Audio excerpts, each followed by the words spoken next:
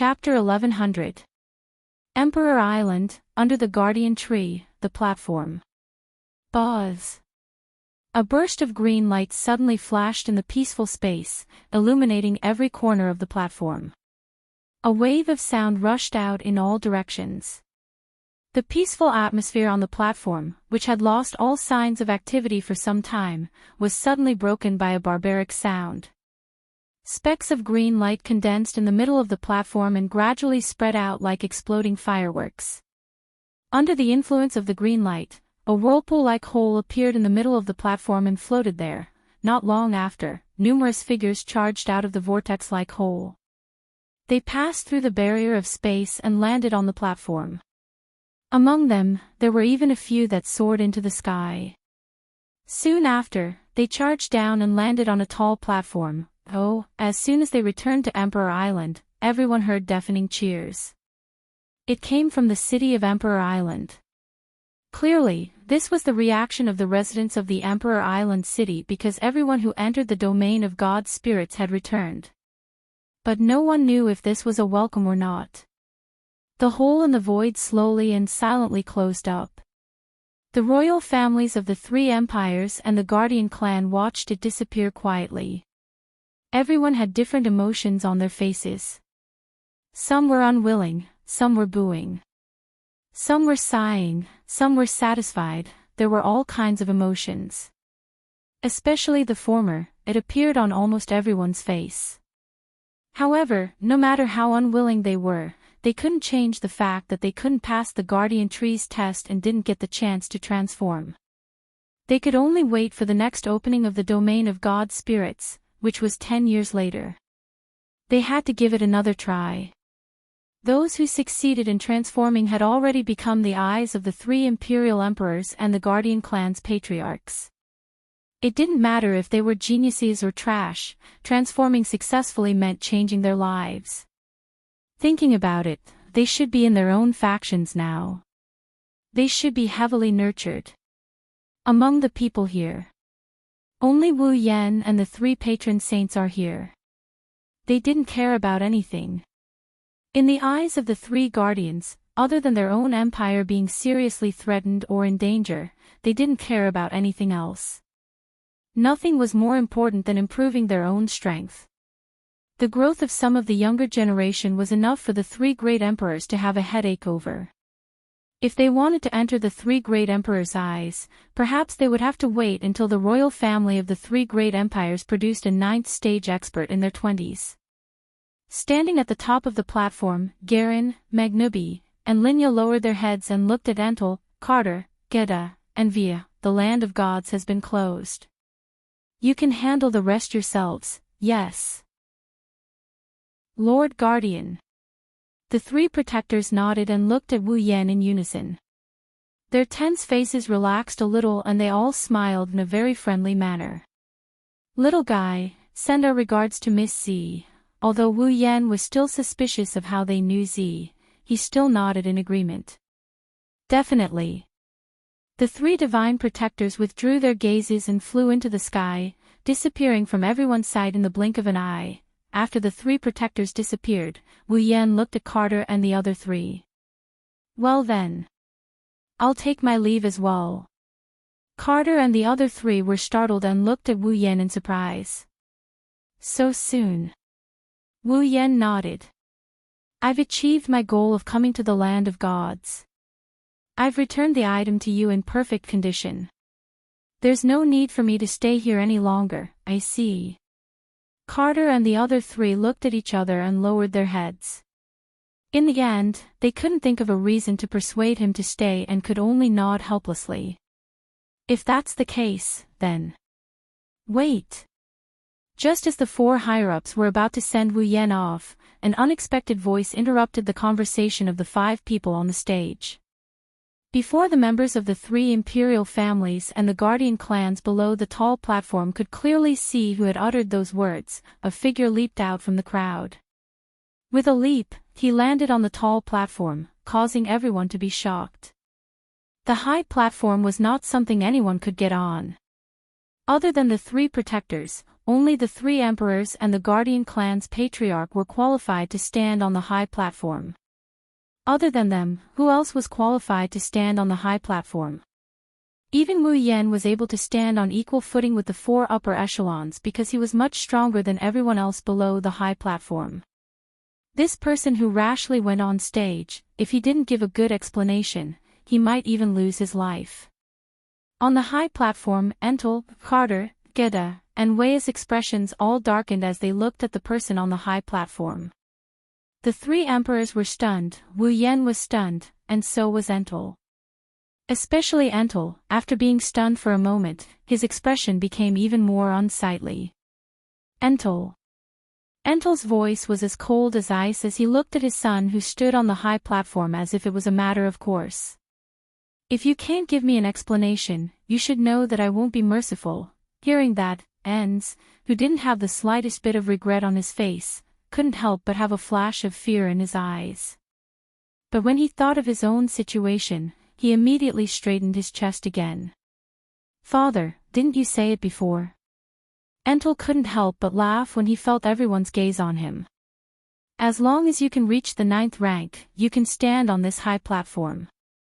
Hearing this, not to mention Entel's group of 4, even the audience below the stage was stunned. What do you mean?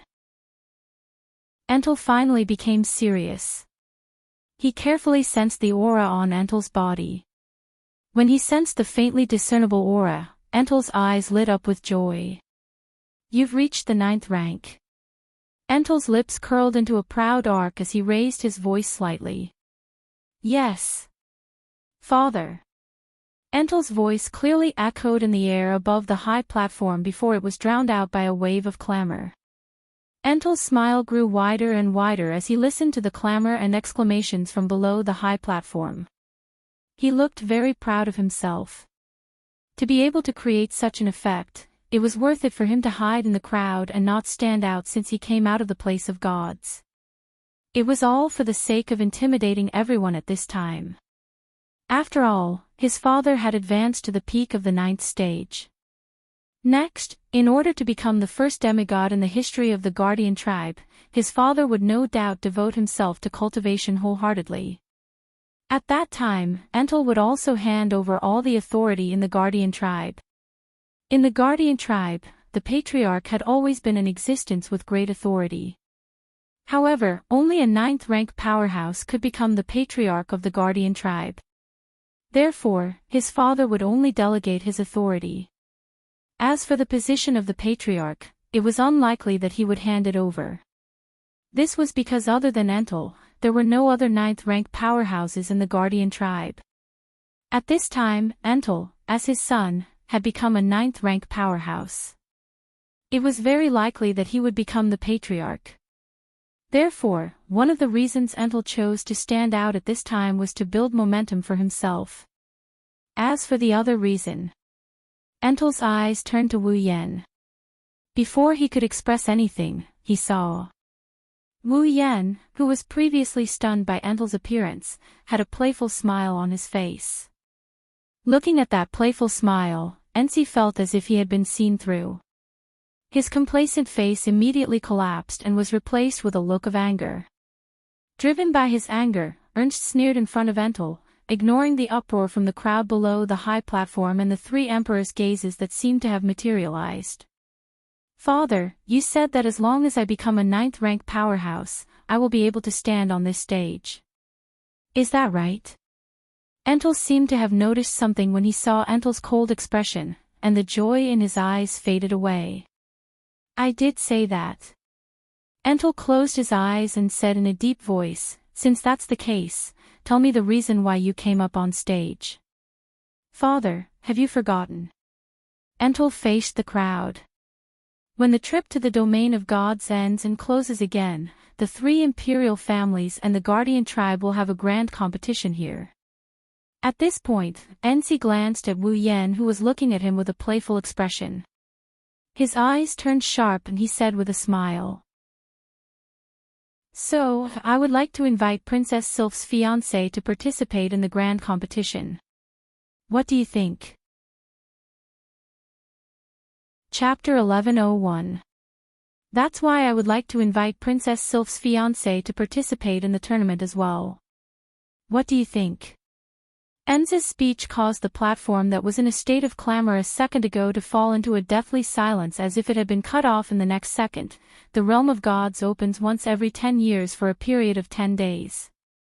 When the 10 days of the divine spirit place's opening arrived and the place returned to its silent state, the 3 imperial families and the guardian clans would hold a grand competition that only those who passed the guardian tree's test and obtained a metamorphosis could participate in. His objective was very simple, and it was to witness with his own eyes the extent to which those who had undergone the metamorphosis had reached.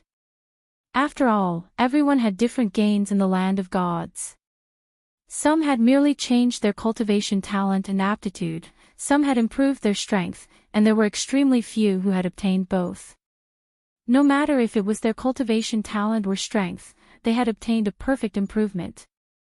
Similarly, everyone's gains are different.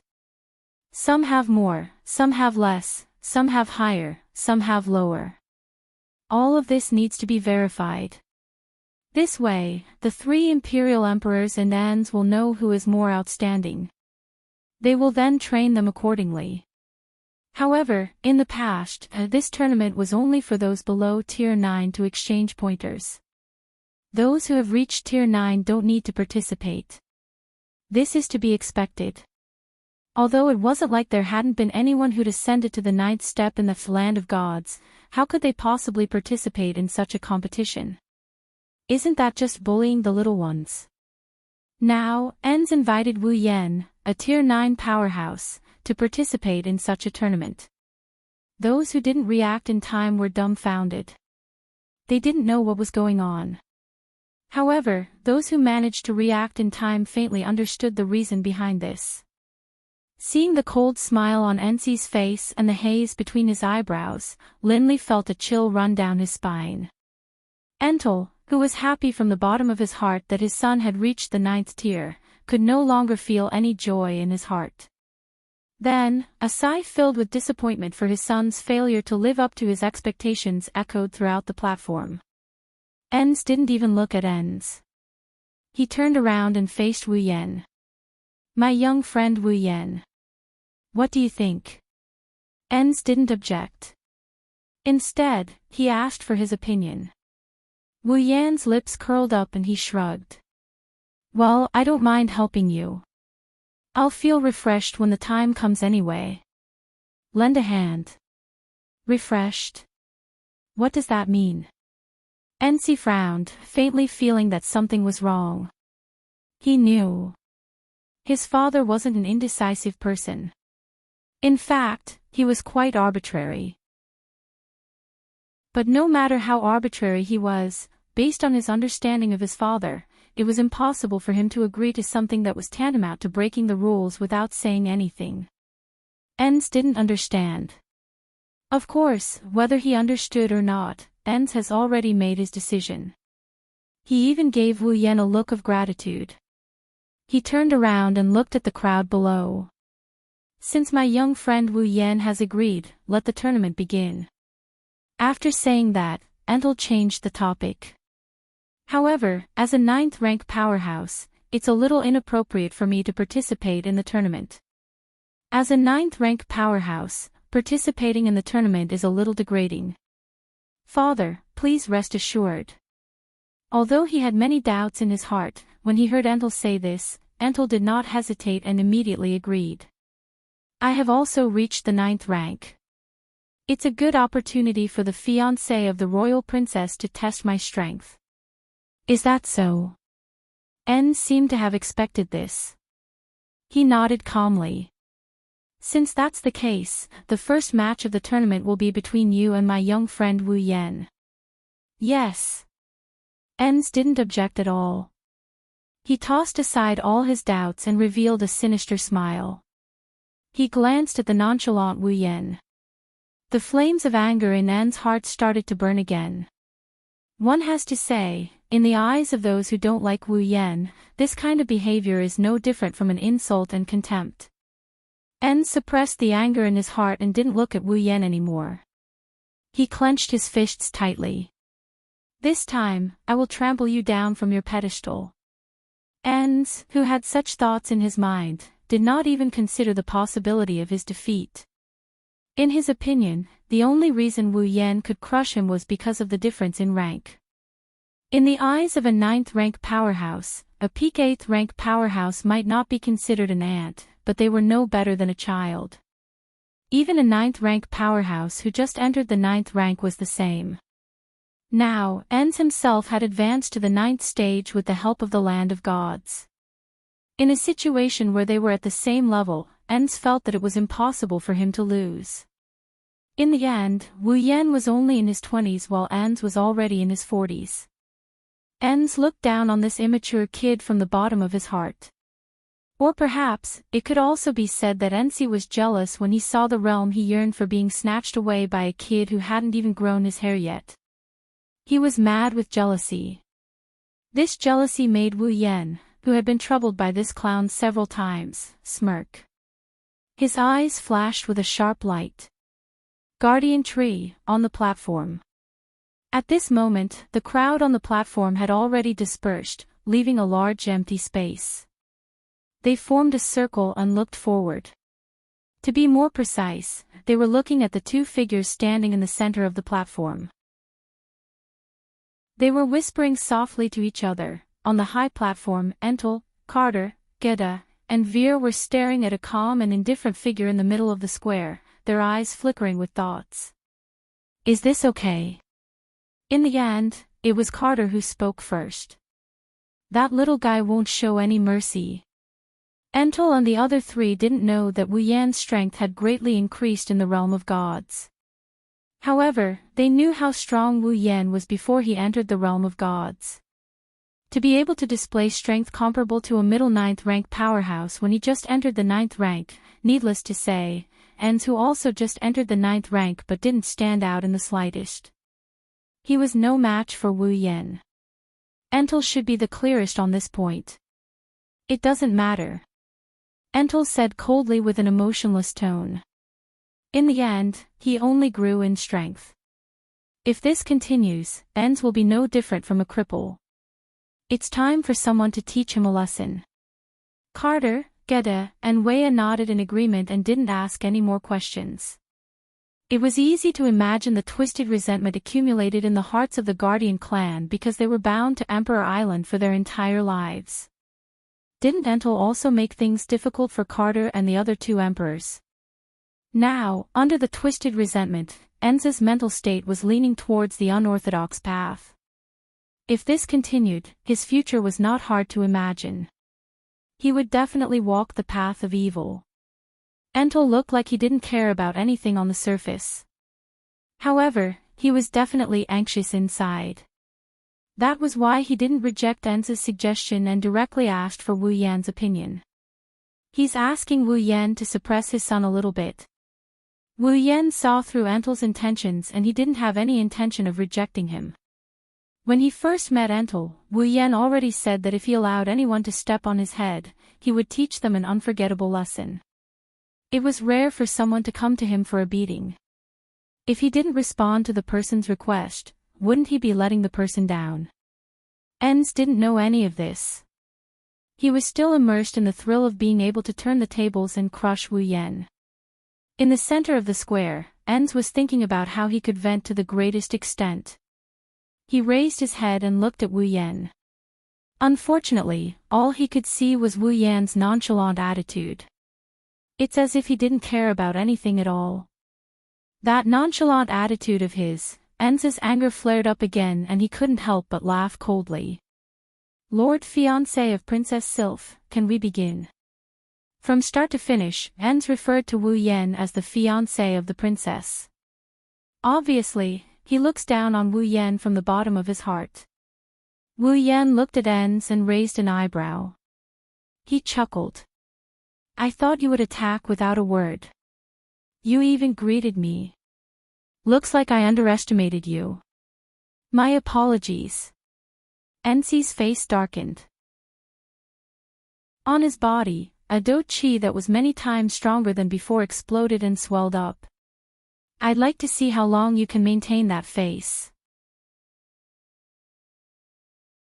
Chapter 1102. At this point, Enz can no longer suppress the anger and resentment in his heart. He took a step forward and a volcanic eruption of combat aura gushed out from his body and engulfed the entire area. He clenched his fist and flipped it over. A rare armament knight sword appeared in Enz's hand. Surrounded by his boundless Do-Chi, the Do-Chi flashed and illuminated a corner of the platform. Upon seeing this, Wu Yan couldn't help but laugh. With a wave of his hand, Nianden's Shana appeared from a crimson spatial ripple and landed in Wu Yan's hand. The next moment, Nianden's Shana's red lotus flame ignited on its blade, causing the temperature of the platform to rise by a few degrees. Gold armament. Feeling the terrifying temperature fluctuating from the red lotus fire, everyone present cried out in alarm. Even Enzi's expression changed, and his face flushed red. The redness wasn't due to the increase in temperature, it was due to embarrassment and anger. In the world of Silveria, a gold armament was something that only rank 9 powerhouses had the qualifications to wear. Only Sylph, a super genius with a strong background, had a gold armament. The rest, like Kaya and Jaffer, did not have a gold armament. Only Tier 9 elites are qualified to wear a gold armament. This is a common phenomenon in the Spalier world. That's why no one was surprised to see Wu Yan take out a gold armament, they only found it strange. Now that they're both Tier 9 elites, Wu Yan is wearing a gold armament while Enz is only holding a rare armament. This gives the impression of a poor emperor or a beggar who became a nouveau riche. And Enz, who was also aware of this. His expression was as ugly as it could get. Originally, Entel would have bestowed him with a gold armament if he had waited a little longer since he had advanced to the 9th rank. Unfortunately, Enz couldn't wait any longer and charged out without thinking. He provoked Wu Yan and ended up like this. It could only be said that he didn't know if the timing he chose was right or not. Resisting the urge to throw away the knight's sword in his hand, Enz growled with a dark face. Against you. Using a rare armament is enough. Wu Yan laughed mockingly and threw Nianden's Shana away under everyone's shocked gaze. A crimson spatial ripple appeared and swallowed Nianden's Shana. Then, a small wave of iron sand gushed out from the spatial ripple. It rolled towards Wu Yan's palm. A pitch-black iron sand sword condensed in Wu Yan's hand. With the tip of his sword pointed to the ground, Wu Yan didn't say a word as he looked at Enzi, who had a terrifyingly gloomy expression.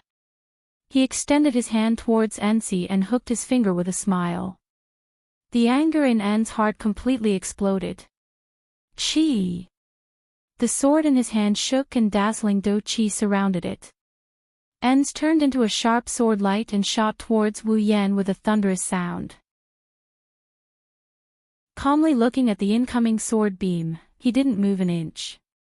He didn't show any signs of dodging, nor did he try to block it. He waited until the sword beam was right in front of him. Only then did he suddenly raise the iron sand sword in his hand, chopping down with all his might. Ding! The iron sand sword carried a dense air current as it slashed through the air and collided with the incoming sword light. There was a crisp sound of collision. The onslaught of the cold sword light came to a halt, and Barnes' figure appeared. Pang! With a muffled sound, the impact hit both of them at the same time. However, their reactions were completely different. Wu Yan's expression didn't change, the corner of his mouth even curled up. However, Enzi's expression changed slightly, he got knocked back a few steps with a muffled sound. The hand holding the sword actually started trembling. It was clear who was stronger in the first exchange. After the trip to the domain of gods, Wu Yan didn't just increase his strength. Under the effects of the miraculous pool water, his physical strength had also skyrocketed. This kid. Enz clenched his teeth and endured the force alone. He stabilized his trembling hand. He does have some brute strength, maybe he heard Enz's words. Wu Yan raised his eyebrows and beckoned Enz to attack. It was a provocation. Enz laughed angrily. He moved and left an afterimage on the spot. When he appeared again, he was not far from Wu Yan. The knight's sword in his hand danced.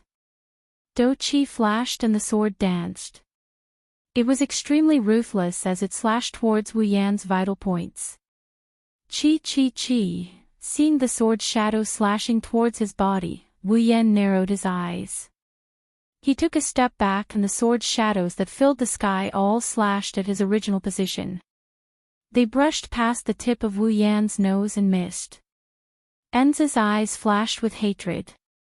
He slammed his palm on the hilt of the sword. The knight's sword in his hand was like a crossbow. It tore through the air currents and attacked Wu Yan's chest. Chi! The knight's sword swept out like lightning. However, just as it was about to hit Wu Yan's chest, a hand flashing with electricity suddenly reached out and grabbed the knight's sword. Xiao! At this moment, Enza's figure rushed over. He raised his fist covered in Doqi and smashed it towards Wu Yan's chest. Every move was fatal. Wu Yan's eyes also turned cold. Magic power suddenly rose from his body and directly rushed towards Enza's attacking figure. Then Wu Yan moved. His figure flashed. Without using space teleportation, Wu Yan flashed in front of Enz with pure speed. His eyes were filled with coldness. Enz, who clearly saw the coldness in Wu Yan's eyes, couldn't help but be shocked. He roared and threw out a punch. Bang! Just as Ench's fist punched out, Wu Yan followed up with a solid punch. His punch smashed into Ench's fist. At the same time, Wu Yan's magic power surged out and destroyed the Doqi on Ench's fist like breaking a twig from a dead tree. Dong! Following such a muffled sound, Enz also let out a muffled groan. On his fist, a slight "kacha" sound entered his ears. Feeling the intense pain transmitted from his hand and the cracked sound, Enzi's forehead was immediately covered with cold sweat. His expression also changed drastically. Not long later, he became ruthless and abruptly raised his other fist. Doqi surged on it. Paw! However, this time, an ordinary hand without any magic covering it appeared out of thin air and grabbed En's hand that was surging with Doqi. Tightly holding Enza's hand, Wu Yan slowly raised his head. His eyes were somewhat cold and contemptuous as he looked at the pale Enz. If you can, please show me some of your strength. A playful smile appeared on his face. He tightened his grip on Ench's hand, causing the other party's fragile palm to once again emit a cracking sound as if it could not bear the burden. Otherwise, it would be too ugly. A Tier 9 powerhouse. A calm voice with a hint of mockery slowly reverberated across the platform. The surrounding onlookers were all dumbfounded. Although they didn't see the previous exchange clearly, the situation was clear as day. They didn't expect Enz to be at such a disadvantage even though they are both Tier 9 powerhouses. From start to finish, Wu Yan didn't use a single combat skill or magic. Yet, he was able to suppress Barnes in a few short exchanges of blows. How can a Tier 9 powerhouse have such a huge gap in strength? Could it be that Princess Sylph's fiancé is not just a Tier 9 powerhouse? Thinking of this, everyone present looked at each other in dismay and saw a hint of shock in each other's eyes. A 20-something-year-old Tier 9 powerhouse, that was already breaking the record of being the youngest Tier 9 powerhouse in Silveria, a title that no one had ever achieved before. Under such circumstances, if Wu Yan isn't just a Tier 9 powerhouse, then what level of talent is he at? The spectators' expressions kept changing. In the end, they looked at Wu Yan as if he was a monster. Chapter 1103. Everyone stared at Wu Yan like he was a monster. Sylph was the only one who didn't seem surprised. Sylph doesn't know much about Wu Yan's strength, but she has seen plenty of Wu Yan's miraculous feats. In Sylph's mind, Wu Yan is at least on the same level as her father. It was definitely not something a person who had just entered the 9th tier could contend against. Needless to say, Ensi's body trembled when he heard Wu Yan's contemptuous comment. His face turned red and his eyes were filled with madness. The next moment, Ensi's combat chi surged violently. "Stop looking down on me." With a furious roar, Ensi's aura increased by a few notches. The do chi on his fist surged like lightning. With a powerful jolt, he ferociously punched at Wu Yan's hand. Bang!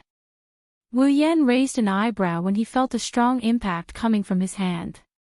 He let go of Ensi's hand and he punched Ensi's chest with his fist. Bang!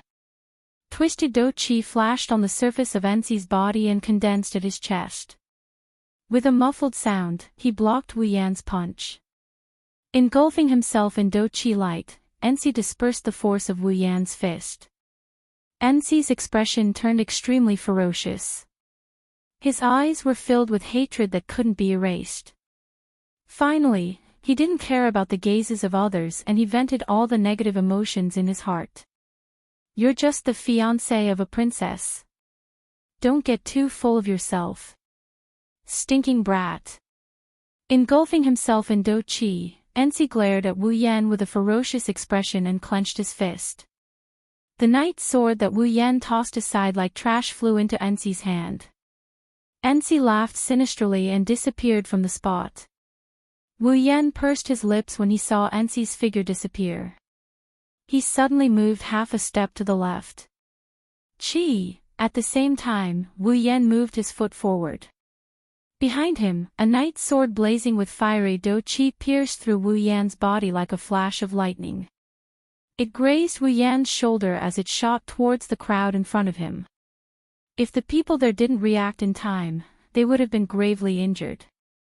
However, after missing its target, the knight's sword abruptly spun around like a boomerang and shot back. Whoosh! The piercing sound of air breaking reverberated in the air. Wu Yan heard the piercing sound of something breaking through the air. This time, it's a different story. Wu Yan moved half a step to the right. The knight's sword brushed past his shoulder and flew past him. But before it could reach the crowd, Wu Yan grabbed the hilt of the sword. With a wave of his hand, the knight's sword in Wu Yan's hand smashed towards Ensi's side like an iron rod. And the stunned Ensi just so happened to appear there. Bang! The knight's sword smashed into Ensi's body and sent him flying. Damn it! Ensi stabilized his body in a sorry state. Even so, he still took a few steps back. His face became gloomier. He looked at Wu Yan with resentment. "It's not over yet." Ensi roared. His eyes were red. He took out another knight's sword while retreating. His figure flashed and turned into a blurry black line, shooting out explosively. Ensi loosened his grip and his body abruptly spun up. His foot viciously kicked the sword hilt that he had loosened. Chi! The pitch-black knight's sword was like a bolt of black lightning under Ensi's ferocious attack. Ensi's sword turned into a stream of light and flew towards Wu Yan. Looking at the black stream of light flying towards him, Wu Yan's body flashed. He stomped on the ground and jumped. The tip of his foot accurately tapped on the flying knight's sword. As if tapping on the ground, he rushed out and appeared in front of Ensi like a ghost. Ha! Ensi's eyes flashed. Do chi on the other knight's sword suddenly expanded. Enveloped by do chi, the knight's sword radiated a crystal-like radiance. It looked like it was made out of crystal. With a surge of power, the knight's sword slashed at Wu Yan who is charging at it. Wu Yan furrowed his brows as he looked at the shining knight's sword in his wine-red eyes. He had an impatient look on his face. "Is this all you got?" Following this sentence, Wu Yan clenched his fist. Blue and white electric current flowed and dyed his fist like a light source. He threw out a punch. His fist, which was covered in blue and white lightning, landed on the incoming crystal knight's sword. With a loud bang, the entire knight's sword trembled and broke into pieces, filling the air with shards. What? Ensi's face changed. How could a rare armament be smashed into pieces with a single punch? How is this possible? While Ensi was in disbelief, Wu Yan smirked. In his hand, the iron sand sword turned into a pitch-black iron sand whip. With a loud whistle, he lashed it out. Paw! The long whip made of pitch-black particles landed on Ensi's chest, and a strong force was released. With a kacha sound, the crisp sound of bones breaking resounded. Ah! The sharp pain from his chest caused Ensi to involuntarily scream. Just as he screamed, a fist covered in blue and white electric current was mercilessly smashed towards his face. Bang! The fist that was flashing with lightning landed heavily on Ensi's face. However, it did not succeed in hitting him. Instead, just before it was about to hit, it was barely blocked by a cluster of do-chi light that had once again condensed together with a low and deep sound. However, before Ensi could even catch his breath, in front of him, streaks of fists flashing with blue and white electric light mixed with extremely terrifying force, like raindrops falling from the sky, all of them poured onto his body. Bang! Bang! Bang! Like a storm, the lightning light fists instantly landed on the do-chi light ball. With a muffled sound, the do-chi light ball continued to tremble. A moment later, with a bang, it exploded. With a cold gaze, Wu Yan raised the fist covered in electric current. Under Ensi's shocked gaze, the fist violently smashed onto his face. Bang! This fist did not miss. It accurately hit Ensi's face. Poochie! A mouthful of fresh blood mixed with a few teeth sprayed out from Ensi's mouth. Like a kite with a broken string, his body flew backwards and heavily hit the ground of the platform. The terrifying force shook the platform, which even a rank 8 warrior would have difficulty leaving a mark on, until it shattered into pieces and cracked like a spider web. Smashing into the ground with such force, Eng spat out another mouthful of blood. His body bounced up high due to the force and the ground. Before he could fall back down, his neck was grabbed by a hand and hung in the air. Holding Ensi's neck and looking at his face covered in blood, Wu Yan smiled. The result is still the same. Master Ensi who has advanced to rank 9, Ensi's pupils shrank when he heard this. After struggling for a while, his eyes finally revealed a trace of fear. Just over 10 days ago, outside the Emperor Island, Wu Yan who defeated the entire Knight Regiment also ended up like this, holding him by the neck. In the end, after more than 10 days, he who has advanced to rank 9 still did not change this result. Just as Wu Yan said, the result was still the same. At this moment, Enz finally understood a little. This person who is holding him by the neck did not put him in his eyes from the beginning. Never from the beginning. Looking at the trace of fear in Ensi's eyes, Wu Yan curled his lips in boredom. His hand held Ensi's neck tightly as if he was holding a piece of trash. With a casual swing, he ruthlessly threw Ensi away. Thang! In the end, Enz couldn't avoid the fate of falling to the ground again. He landed on the platform with a moderate amount of force. His body skidded across the floor for some distance, leaving a trail of blood on the platform. He didn't stop until Enz stopped sliding. Ensi laid on the ground with his limbs spread out. He did not move at all. His eyes were wide open, filled with emptiness. There was even a trace of residual fear. Crushing defeat. Chapter 1104.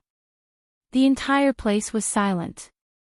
Looking at Ensi who was lying on the ground with his face covered in blood and his eyes hollow like a corpse that died with remaining grievances, both the members of the 3 imperial families and the guardian clans had expressions of pity and sympathy in their eyes. In a way, Enz was actually quite pitiful. As a member of the guardian tribe, even though he was the son of the patriarch and possessed great strength, he could only stay on this island for the rest of his life. This caused him to have a twisted mentality. After waiting for the opening of the domain of gods with great difficulty, Enz used his status as a member of the Guardian tribe to oppress the three imperial families to vent his grievances. However, he ended up kicking an iron plate like Wu Yan. Now, after painstakingly passing the Guardian tree's test and ascending to the 9th level, he wanted to show off and collect his debt. Who knew that in the end, he would end up in an even worse state than before? As the saying goes, a pitiful person must have a hateful side. This sentence can be used the other way around. Enz, who suffered a crushing defeat, proved this point.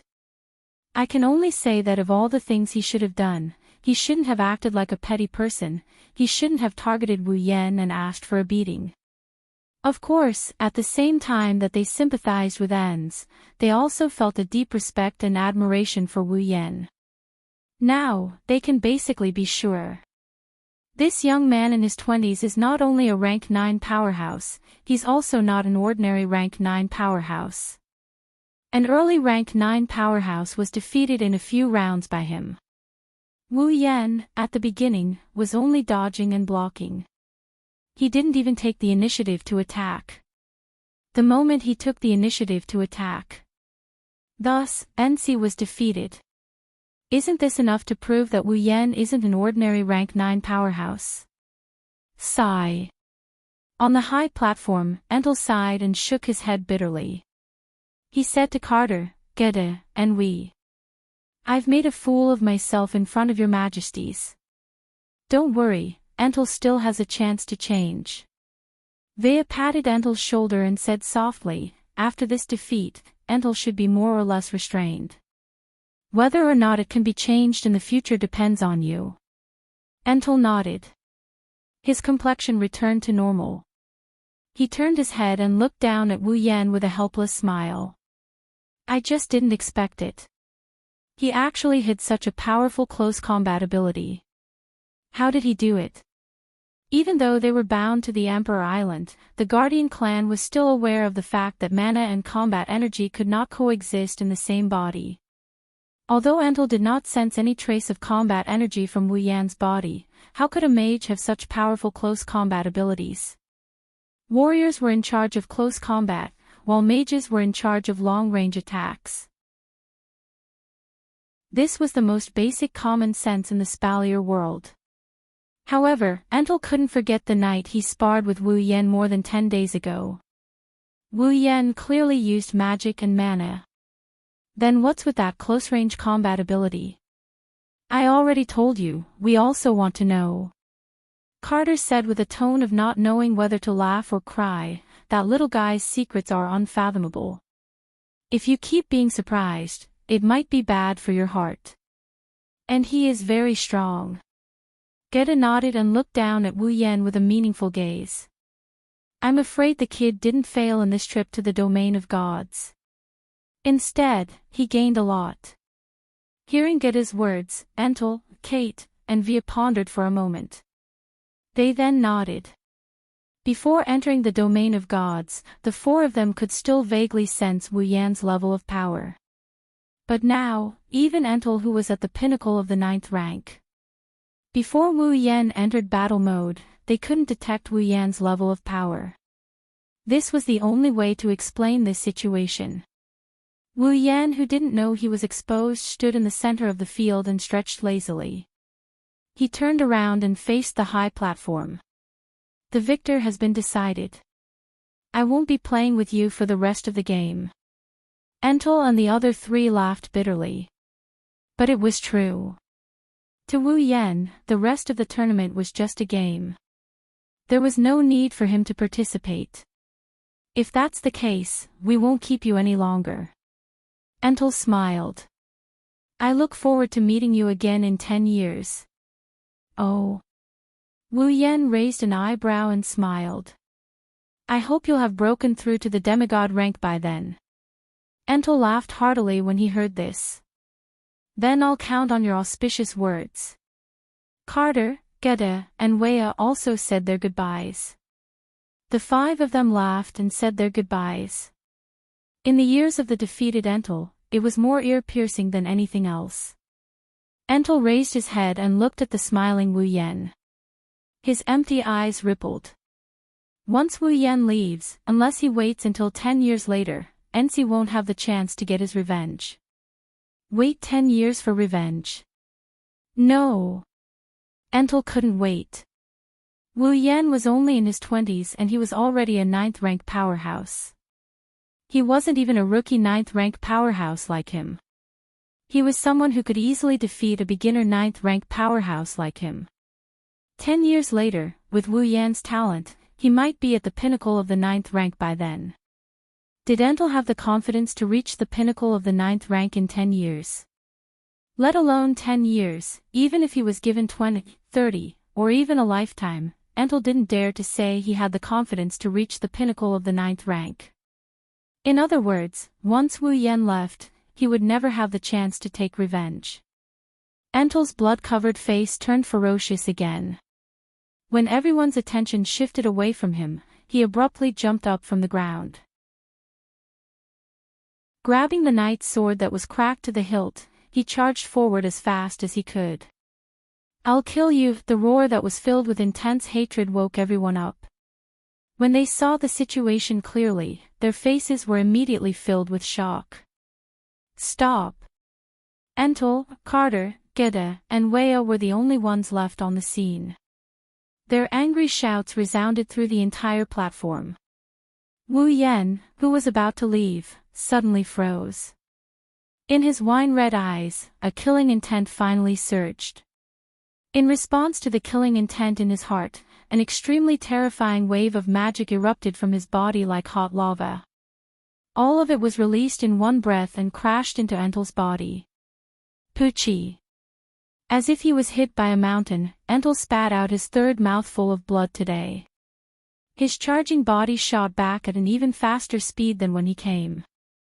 Immediately after, a chain glowing with a faint purple light tightly bound him and pulled him back. Seeing Entel's body bound by the chains of discipline and pulled in front of him, Wu Yan's eyes flashed with a cold light. Holding the iron sand sword in his hand, he forcefully stabbed towards Entel's heart. "Young friend Wu Yan. Have mercy." Entel's voice made Wu Yan stop the iron sand sword that was about to pierce Entel's heart. With a cold snort, he raised his other hand and pointed a finger at Entel's forehead.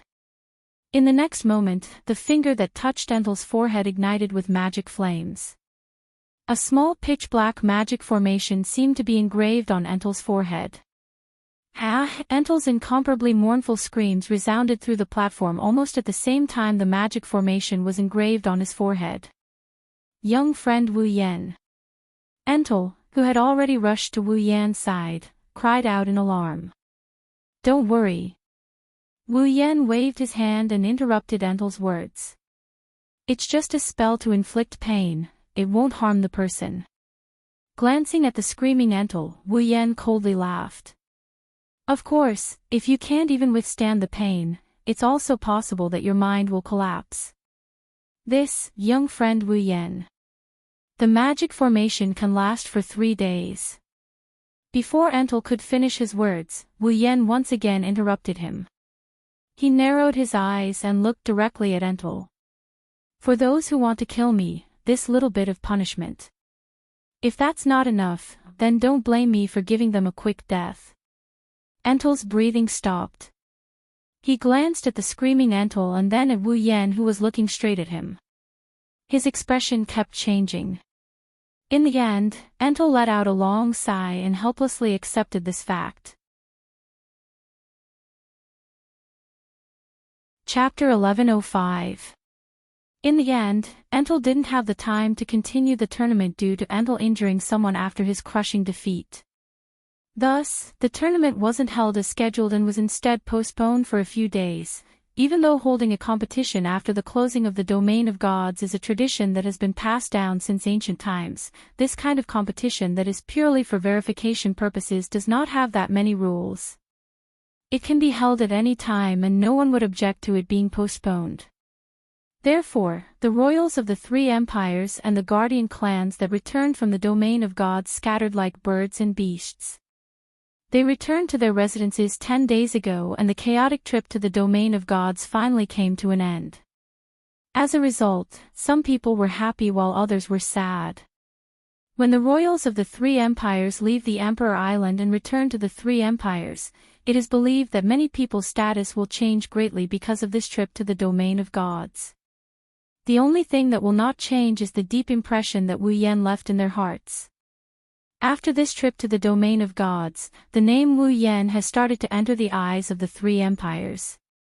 It is no longer just the upper echelons that know of such a powerful person.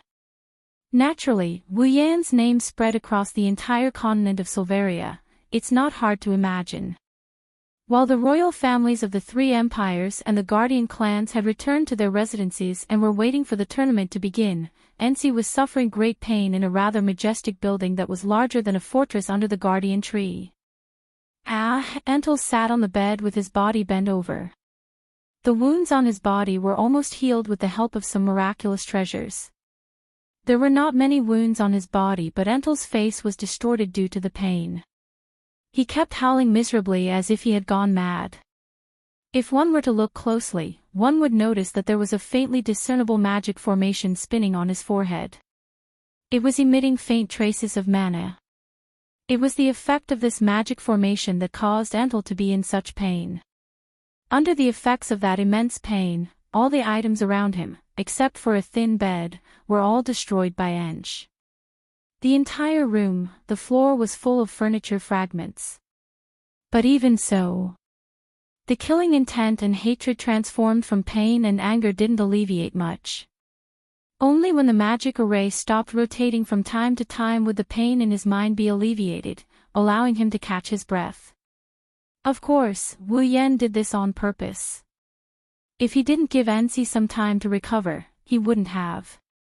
Most likely, not to mention 3 days, it would only take half a day for Barnes to have a mental breakdown from the immense pain, and it was even possible for him to kill himself. Wouldn't that be letting him off too easily? Coincidentally, at this moment, the magic array on Ench's forehead gradually calmed down. The pain slowly faded away. Enz panted tiredly. His whole body was wet as if he had just been fished out of the water. However, every time the pain was relieved, Ensi's mind would involuntarily recall the pair of wine-red eyes that revealed indifference and disdain as if a superior was looking down on him. Then, hatred would rise along with it. But more than that, it was fear. Once he thought about how he was unable to retaliate against that ridiculously young 9th stage powerhouse even after he had advanced to the 9th stage, and how he had been subjected to such cruel torture, En's heart was filled with fear. This fear had already far surpassed the hatred in his heart. Until now, Entel had no choice but to admit himself. He already feared Wu Yan.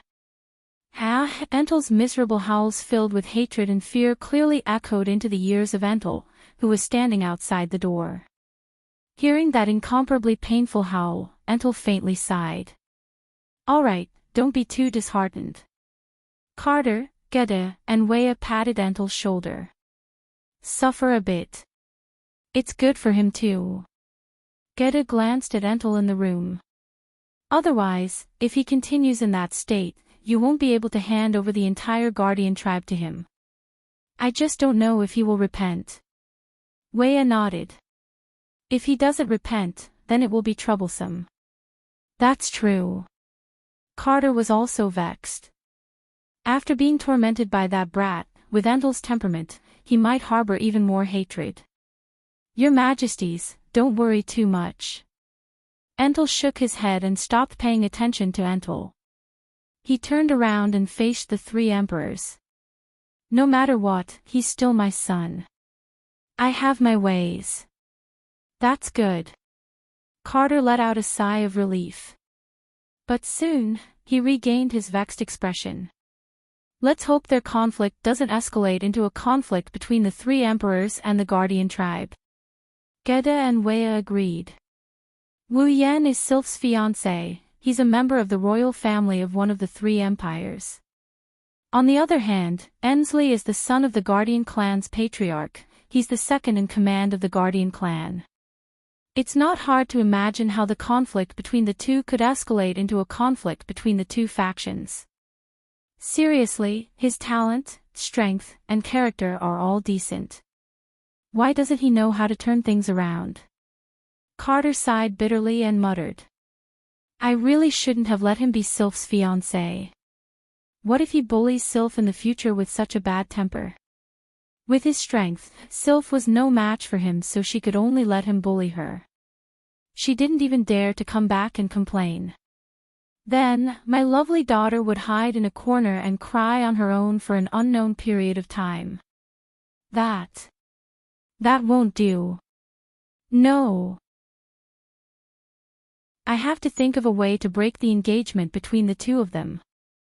Entel, Gedda, and Wea were speechless when they heard Carter's whining. That brat isn't the type to bully a woman. Wea was speechless. Besides, Sylph isn't the type to hide in a corner and cry. How would you know that my lovely daughter has a fragile heart under her cold exterior? Kate retorted vehemently, causing Wea to roll his eyes. So you don't want Wu Yan to become a member of the Ailu imperial family? Why don't you give him to me? I have a lot of little princesses on my side who are interested in that talented brat. By the way, it's the same for me. Gedda smiled. Even if you don't cancel the engagement between Wu Yan and Sylph, those little brats are still interested in it. Why don't you just give him up? Carter was speechless when he heard that. Who wouldn't want to recruit someone like Wu Yan who has both strength and talent, someone with a bright future ahead of him? Not to mention, the three emperors are aware that Wu Yan is backed by a group of Tier 9 powerhouses. He even has the support of a demigod. Who wouldn't be tempted by such a group? Carter also wants to rope Wu Yan into the Ailu imperial family. He did use Sylph's influence to make Wu Yan a member of the Ailu imperial family. Even though he's only her fiancé and that doesn't mean anything, it's still better than nothing. The problem is, Carter doesn't want Sylph to marry Wu Yan. If possible, he would rather have another princess marry Wu Yan in Sylph's place. However, those people aren't even worthy of carrying Wu Yan's shoes. Only a beautiful, elegant, and powerful princess like Sylph can stand by Wu Yan's side. Carter's heart was in a mess. While Carter was racking his brains over the fact that his beloved daughter has a fiancé, he didn't know that Sylph has already fallen into a certain wolf's embrace. Emperor Island, border. Standing at the edge of the beach, Wu Yan looked at the Emperor Island that he spent half a month in. He turned around and he smiled at Sylph, who has been looking at him all this while. Well then, I'll take my leave first. Sylph nodded and looked straight into Wu Yan's eyes. I'll look for you. Wu Yan laughed and patted Sylph's head. Well, I'll be looking forward to it. Wu Yan took a few steps back and with a flip of his hand, a crystal scroll appeared in his hand. He crushed it with one hand. A wave of light enveloped Wu Yan's body and he disappeared from the spot. Sylph stood there quietly and stared at the disappearing figure until the sky turned dark. Chapter 1106. Behemoth Forest, Outpost. Standing outside of the Behemoth Forest, the outpost is still the same as before. Every day, people are carrying out their duties in an orderly manner, doing their best for the Ailu Empire. The chaos caused by Wu Yan's group a while ago is no longer happening. That doesn't mean the outpost is free of troubles, big and small are still present. Last time, under the influence of the black light, one of the outpost's teams was almost completely wiped out. Even though it didn't happen again, the Behemoth Forest isn't a peaceful place. There are still people who die under the jaws of demonic beasts every day. However, this is the outpost's own business, it has nothing to do with Wu Yan's group. As time passed, Wu Yan's group gradually faded out of sight, so much so that no one in the camp noticed that the number of Misaka sisters in the Forest of Tents is decreasing by the day. Many of the tents are now empty. There are less than 1,000 of them left. Chuju, Mikoto, and the other girls clearly noticed the decrease in the number of girls. However, they aren't worried at all. sometimes they even have a trace of satisfaction in their eyes. After all, when the girls leave the outpost, it means the outpost in the behemoth forest will be complete. When that time comes, they won't have to live under someone else's roof anymore. They will have a place to call home in the Spalier world. Since it's a home, all the members of the family must be present, let alone the main pillar of the outpost. While waiting for the completion of the outpost, the girls are also waiting for Wu Yan's return. In their minds. Other than the outpost, there's only Wu Yan's matter left in their minds. As for the purpose of Wu Yan's trip and the so-called calamity, they might worry about it when Wu Yan returns. However, before Wu Yan returns, the girls' minds don't have the capacity to think about anything else. Inside the tent, the girls are discussing the outpost in the outpost. At the same time, they would sneak glances at a magic crystal. Every time they glanced at it, a trace of disappointment would appear in their eyes. However, the girls didn't get tired of it. At least, other than Yukari, who is leisurely sipping her tea, and Kotori, who are discussing the outpost, everyone else is like that. It's not because of how precious the magic crystal is. That magical crystal was merely a grade 8 magical crystal. It might be precious to others, but to the girls, it was just barely worth looking at. There's only one reason why they are so interested in it. This magic crystal is the teleportation point for the return scroll that Wu Yan left here before he left the camp. Once he's done with his business in the domain of gods, Wu Yan will activate the scroll and return to the outpost. That's why the girls are so interested in the magic crystal. They want to see Wu Yan's figure appear there. Phew. Shokuho Misaki let out a sigh of relief. She put down the report she got from the Misaka sisters and flipped her blonde hair.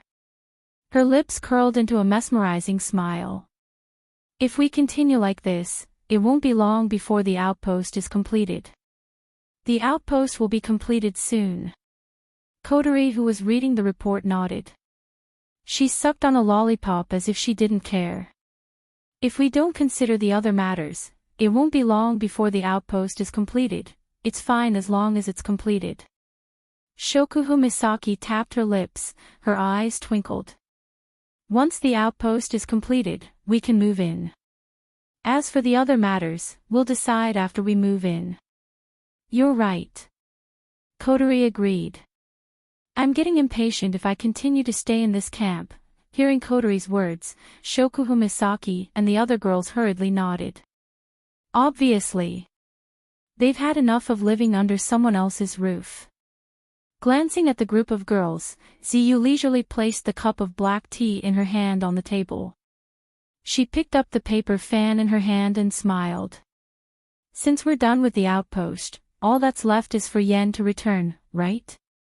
Hearing this, the girls subconsciously shifted their gazes to the magic crystal. Mikoto even complained. He's been gone for half a month, right? Is the outpost in the domain of gods that hard to complete? If it's that easy, we wouldn't have to wait here. Chuju shook her head and sighed. If Yen isn't back, it means the outpost isn't over yet, right? How long will it take? Mikoto said impatiently. It didn't take that long to complete the outpost in the domain of gods. That's because there's a huge difference between the outpost and Spalier world, Misaka-san. Shokuho Misaki smiled at Mikoto. Do you miss Yen that much? Of course not. Mikoto retorted without even thinking. Too bad, no one here believed her words. Well, Misaka-san, it's time for you to practice your patience. Shokuho Misaki teased. Men have to go out and socialize sometimes. What we women should do is wait for him at home. Misaka-san, you shouldn't be so impatient. That's not how a good wife should behave, wife. Mikoto blushed. She turned her head away shyly. Who cares about what social activities he has outside? I'm just dissatisfied that he left us here without caring about us. Yes, that's right, Misaka-san, is that so? Shokuho Misaki ran her fingers through her hair. She covered her mouth with a white glove. She looked at Mikoto with a playful smile. What if Yen doesn't want to come home because he's having an intimate moment with another girl? Mikoto's face froze up, not just Mikoto, even Hinajuku, Astria, and Toka's expression turned unnatural. Astria even smiled bitterly. Mom Master wouldn't do something like that, right? Era, that's not necessarily true. Kurumi's eyes curved into crescents. How Sama wouldn't be so intimate with another girl that he doesn't want to come home. However, it's not like he hasn't brought a cute girl home before. Kurumi's words caused the temperature in the tent to drop to freezing point. None of the girls said a word. The atmosphere was heavy. At the side, Violet, who'd been watching from the side, shook her head, and she seemed to find this situation rather amusing. She stood up and stretched her body, and her exquisite figure was clearly displayed. Looks like we won't be able to wait for Yan's return today. Let's go take a bath first, I'll go with you. Shokuho Misaki stood up. I've been busy the whole day, I feel sticky. Hearing Shokuho Misaki's words, Kotori frowned. She hesitated for a moment before standing up. I'll go as well, let's go together. Yukari looked at the girls in the tent. There shouldn't be any Misaka-san taking a bath right now. How about we go together?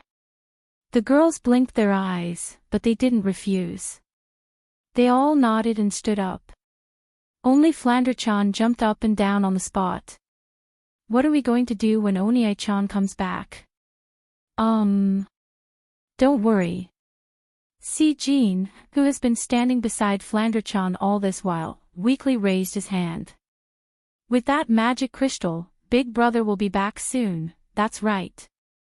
Chuju rubbed Flandre-chan's head and chuckled. So, by the time we get back, Yen might have already returned. After saying that, the girls left the tent. Flandre-chan followed behind them with a confused look on her face, but she soon stopped and looked at the magic crystal. With the magic crystal, will Onie-chan be back soon? Pouting her cute brows, Flandre-chan rolled her eyes and flew over to the magic crystal. She grabbed it and giggled as she followed the girls out of the tent. Chapter 1107. The night is dark. In the Behemoth Forest camp, a lake surrounded by mountains on three sides. A group of girls have already entered the water. Yo-ho! Astria cheered. She swam in the lake like a great swimmer. Her movements were standard and her speed was fast. Unfortunately, it didn't take long for her wings to fill up with water. This increased the burden on her body. Astria, who was swimming with vigor a second ago, sank into the water in the next second. Toka screamed in fright. Seriously? Hinajuku quickly pulled Astria out of the water and scolded her with a scolding tone. Astria-chan, we are here to take a bath, not to swim. Ahahaha. Astria scratched her head in embarrassment. It's because this place is so big that I subconsciously swam. Ah. Before she could finish her explanation, Astria let out a panicked moan. That's because there's a pair of tiny hands on Astria's ample bosom. Ha ha ha. Super caught you. Following the giggles, a pair of small hands grabbed onto Astria's round breasts and started rubbing them impatiently. Astria, who was still in a daze, started laughing. Ahahaha. Ai-chan, it's so itchy. Ahahaha. Oh. The culprit, Kinohara Sayai's lips curled into a mischievous smile. She didn't stop, instead, she started rubbing even more intensely.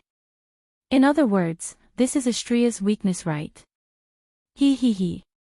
Super caught my. Ahahaha. Don't. Ahahaha. I say, you guys. Mikoto glanced at Astria's voluptuous breasts with a hint of jealousy. You guys are going crazy here, don't run out of energy.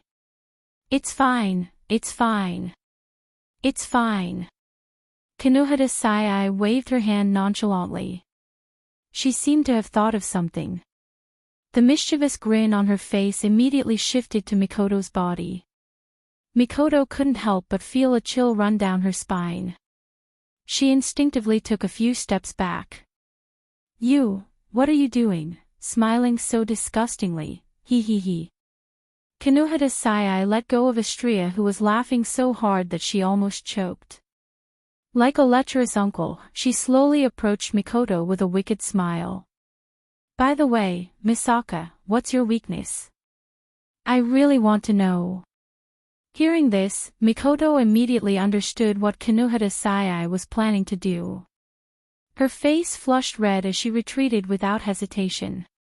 However, she had only retreated a few steps when another pair of small hands grabbed her shoulders, causing her entire body to stiffen. In the end, it seems quite interesting. Frenda's youthful face entered Mikoto's eyes. It even had the same expression as Kinohita Sai's, grinning evilly. Then, I'll come too, super well done. Frenda! Kinohita Sai screamed as she pounced towards Mikoto. Super catch her just like that. Hey! Silk Banner! Stop! And Frenda! You guys! Ugh! Aw! Aw! Instantly, a giggling scene took place at a corner of the lake. Astria was still breathing heavily while Toka supported her to prevent her from sinking. Hinagiku was both helpless and amused at the same time. She turned around and looked at another direction.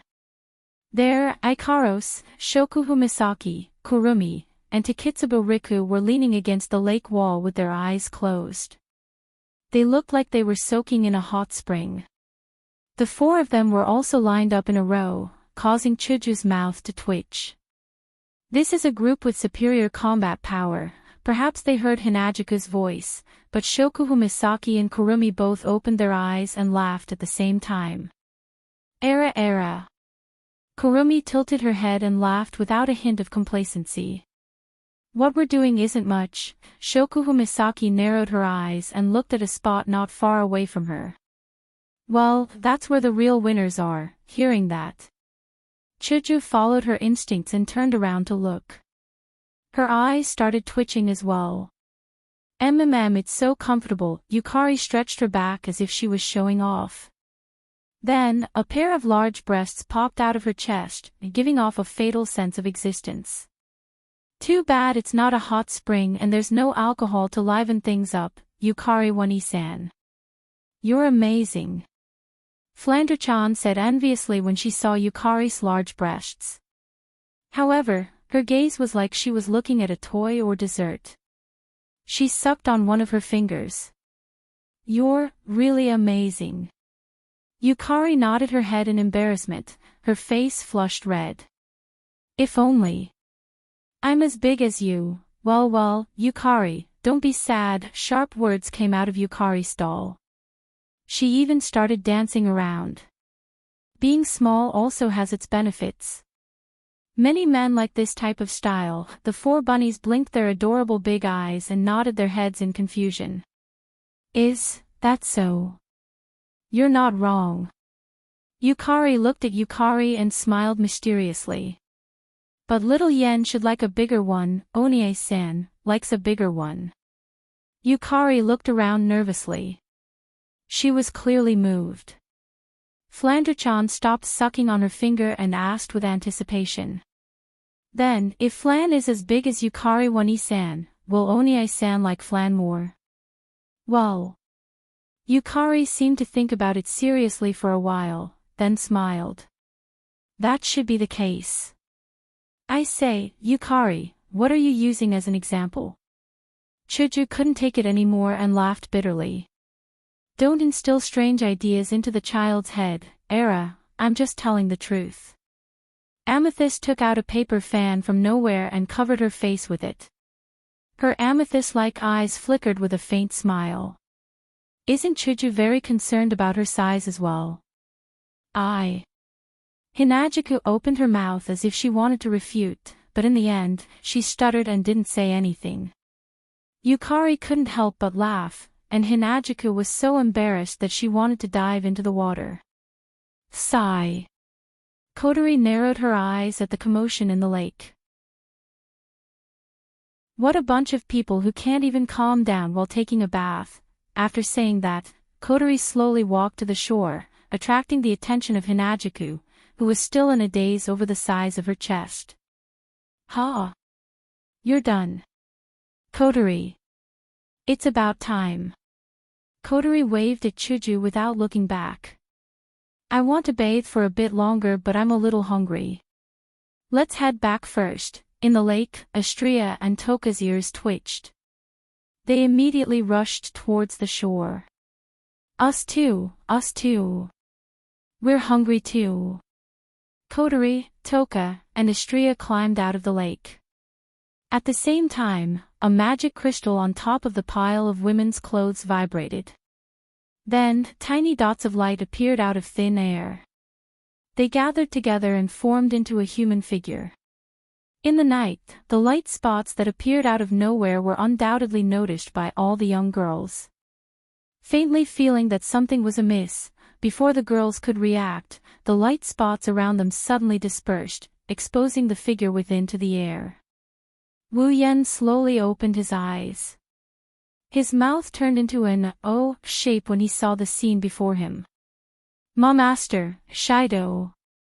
Since Wu Yen appeared at the spot where the girls piled their clothes, Kotori, Astria, and Toka went in that direction. The three girls came face to face with Wu Yen. Yua! Astria and Toka regained their senses and they jumped back into the water. Kotori covered her chest as she glared at Wu Yen. She looked like she wanted to bite off a chunk of meat from him. Yen! In the water, a lot of girls reflexively dove into the water. Hinajuku and Mikoto screamed in anger. Their screams naturally attracted Wu Yan's attention and he looked over.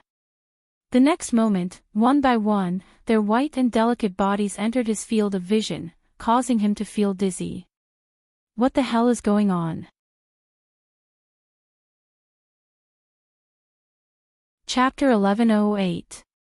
That's the gist of what happened. Inside the tent, Wu Yen told the girls everything that happened on the Emperor Island and the domain of gods. Aside from Sylph, Wu Yen told them about everything that happened in the domain of gods. He had a puzzled look on his face. Wu Yen isn't bothered by the fact that he has to tell them everything. He's more concerned about the lake incident. Wu Yen was lucky enough to pick up a lot of benefits when he came back. However, he still received a lot of condemnation from the girls. Hinajuku and Mikoto wanted to chop him up and electrocute him. Wu Yen is worried that his true ancestor body won't be able to withstand the torture. That's not all. After all, most of the girls have already been intimate with Wu Yen. Their bodies aren't a secret to Wu Yen. Their condemnation is just a cover-up for their shyness. Toka, who hasn't slept with Wu Yen yet, didn't complain because of her feelings for Wu Yen. Flandre-chan and Yoshino, on the other hand, aren't fully mature yet, so they don't mind letting Wu Yen see their bodies. They also don't mind letting Wu Yen see their bodies. However, it's a different story when it comes to Yukari. Yukari is different from the girls who have feelings for Wu Yen. Yukari values Wu Yen, but she doesn't love him. Wu Yan's status to Yukari is the same as Yu Yuzi and Ling Meng. He's a rare friend. Yukari's status in Yukari's heart is already very high. However, it's not high enough to let him see her naked body. That's why, after the lake incident, Yukari forcefully took Wu Yen away and interrogated Wu Yen with her usual smiling face. When it's about time, she led Wu Yen back to the tent. How can Wu Yen not be puzzled? After all, he was still confused. Why did he appear beside the lake where the girls were bathing? Wu Yen was in a daze. He didn't know anything. He wanted to know the reason, but he was scolded by the girls first. Then, he was interrogated by Violet like a criminal. Then, he was brought here to recount what happened in the land of gods. Unknowingly, he learned the reason why Wu Yen was there. He was also forgotten by the girls. Looking around at the girls who were digesting the news he brought back, Wu Yan wanted to look up to the sky and let out a long sigh. If he were to investigate the reason at this time, he would probably only cause the young ladies to be humiliated once again. Thinking of this, Wu Yan decided to let it go. After all, he was the one who benefited from it. When the girls finally finished digesting the news brought back by Wu Yan was almost back to normal. He picked up a cup of black tea and drank it. After I handed the ring of power to the 3 tutelary gods and cleaned up a piece of trash, I came back directly. That's what happened, you handed it to the 3 guardian deities. Shokuhu Misaki pondered for a moment before nodding. That's fine too. It's pointless for us to carry that thing around. Who knows, we might have to lead the charge when the calamity strikes. Handing it over is a good choice. Fortunately, we gained something from the land of gods. Kotori glanced at Wu Yan with a mischievous smile. Otherwise, this trip would have been a waste. I guess I have no choice but to accept my fate. Wu Yan sighed and he shook his head. Even though Ailu left the Ring of Power to the Ailu Empire's royal family, he also left the Ring of Gold to me. Regardless, I still have to make a trip. That's true. Chuju and Mikoto nodded in agreement. It's not good to owe someone a favor. It's best if I have the chance to repay it. Besides, Lulu and Feifei are in Ailu Empire as well. For their sake, I have to make a trip to the land of gods. Wu Yan nodded with a smile. He turned to Yukari who was sipping her tea. Yukari, what do you think? Yukari, it's the same whether we hand over the Ring of Power or not. Yukari replied with a smile. As long as we're in the Spalier world, we'll be bound to the calamity sooner or later. It's only a matter of time before we get involved. Handing over the Ring of Power will only make us face it later. In the end, we can't escape, unless we leave this world. I guess you're right. Wu Yan scratched his face and shrugged helplessly. In the end, I didn't see it as clearly as you did. It's fine, isn't it? She gently put down the black tea cup in her hand and tapped the table with the paper fan in her hand. Her eyes flickered slightly. The guardian tree, on the other hand, does pique my interest. Is it invincible? Mikoto crossed her arms in front of her chest and said with interest, I really want to see what this guardian tree looks like. And the palace at the bottom of the sea. Chuju shook her head regretfully. If only I went with them. If you're not from the 3 empires, not only will the guardian tribe be hostile to you, the guardian tree will also chase you away or even kill you. Wu Yan frowned. I heard it from Sylph and I don't know if it's true, but the guardian tree is level 98. It's a good thing I didn't go with them or it would have been troublesome. Yukari closed her eyes and thought about something.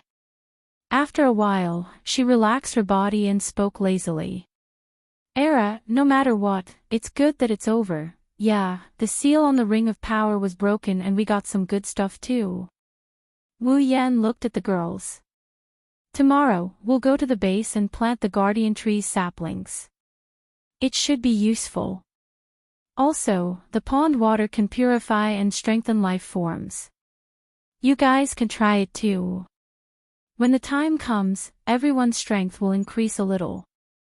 All the girls, including Violet, began to look forward to the pool of water when they heard that. This was especially true for Violet. She had no idea how many years it had been since her strength had increased, so she was looking forward to the pool of water.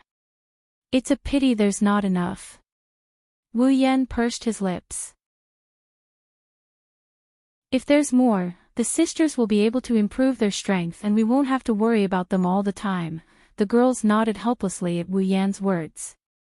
Taking care of the sisters is something everyone is willing to do. After all, the sisters are large in number and they don't have much experience in the outside world. It's not safe for them to live on their own. Also, the sisters started out slower than Wu Yan and the others. Even though they've been hunting monsters and gaining experience points every day, their strength is still far behind. If all of them can reach tier 8, they won't need Wu Yan and the others to watch over them all the time. It'll take some time for the sisters to finish their apprenticeship. Wu Yan stroked his chin. However, since the miraculous pond water can increase our strength, can't the other heavenly treasures also increase your strength, little sisters? Impossible. That's impossible. Shokuhu Misaki rejected the idea. The treasures in the spalier world that can improve one's strength are mostly used to increase one's chi, mana, or cultivation talent. For the sisters who only have Esper abilities, it's useless. It's already incredible that you were able to obtain a pond water that can improve your strength in all aspects. Then, how about we get some armaments for the sisters? Wu Yan looked at Shokuhu Misaki. It shouldn't be hard for us to get armaments with our abilities, right? It'll help the sisters as well. If you can think of it, so can I. Shokuhu Misaki rolled her eyes at Wu Yan. But we still have the same problem. The sisters only have Esper abilities. The spalier world's armaments are mostly staffs. Can staffs increase the sisters' strength? As for the warriors' armaments, swords, spears, and so on, are you giving them to the sisters so that they can charge into enemy lines and engage in close combat? That. Wu Yan choked. We don't have to use the spalier world's armaments, so you're saying that you want to exchange 20,000 sisters for armaments? Shokuhu Misaki said with a faint smile on her face. But do you have enough points? Wu Yan was speechless. Espers sure are troublesome. Kotori pursed her lips. Our world is much more convenient. Even though only a small number of people can use the display device, they're still normal people. Wu Yan flinched. His eyes lit up.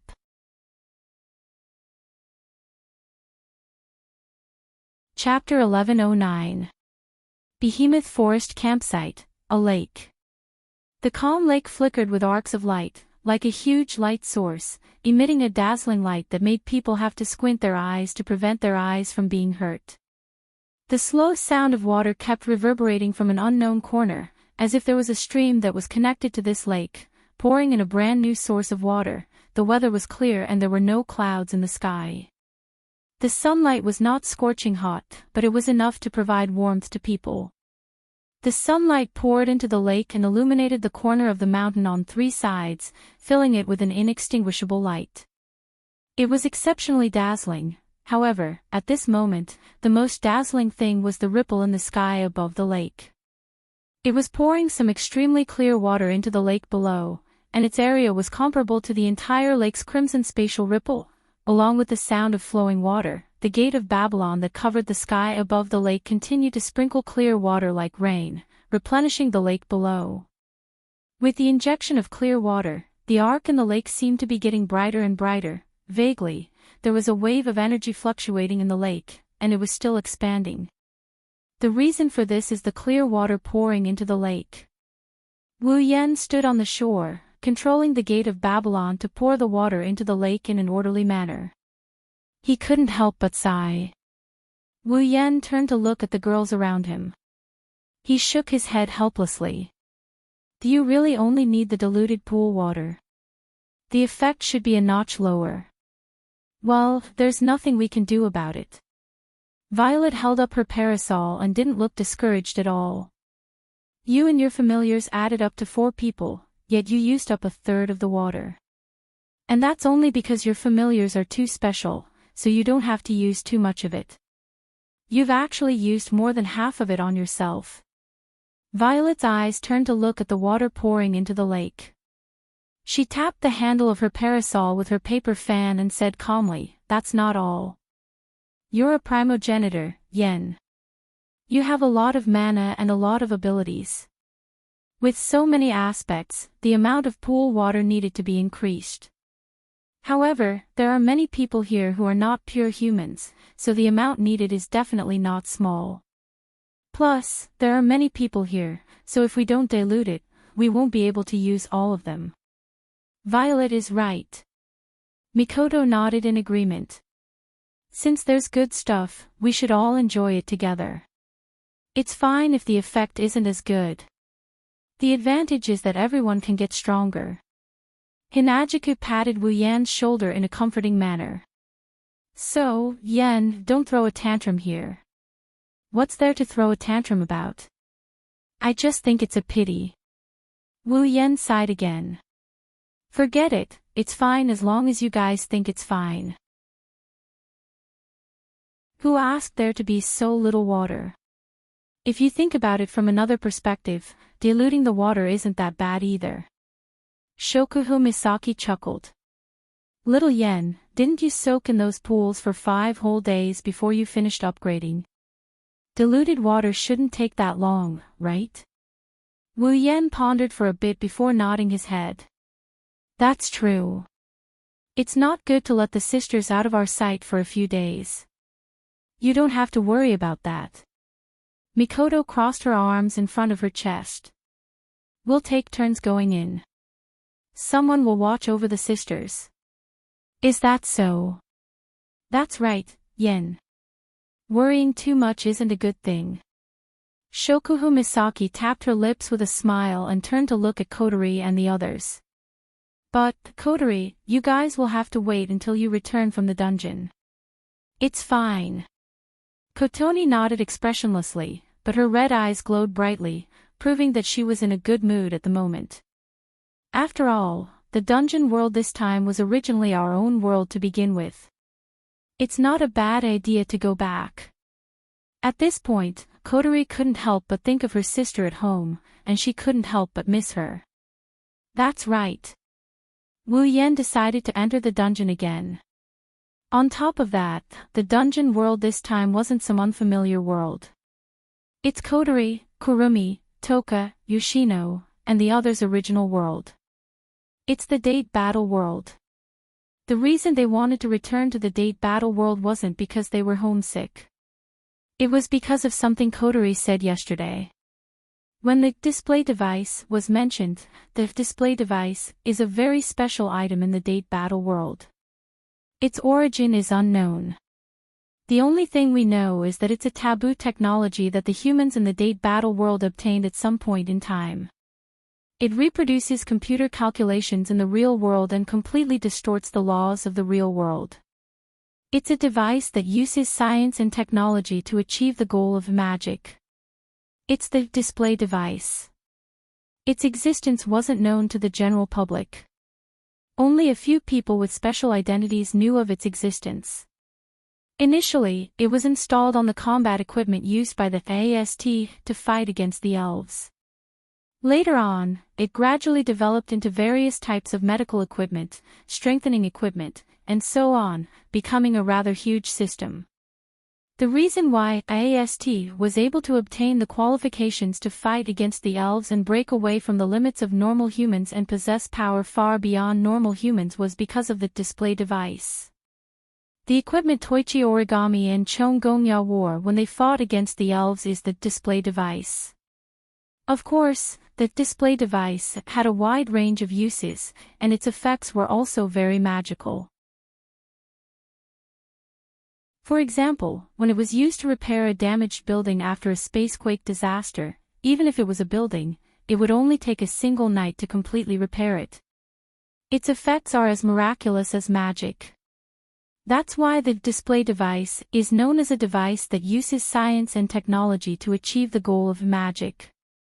People like Toichi Origami and Chongonya who use the display device in battle are also known as artificial magicians. This time, Wu Yen wants to return to the date battle world to obtain a large number of display devices. He even wants to obtain the manufacturing method of the display device. If normal humans can use the display device, there's no reason why the Misaka sisters can't use it.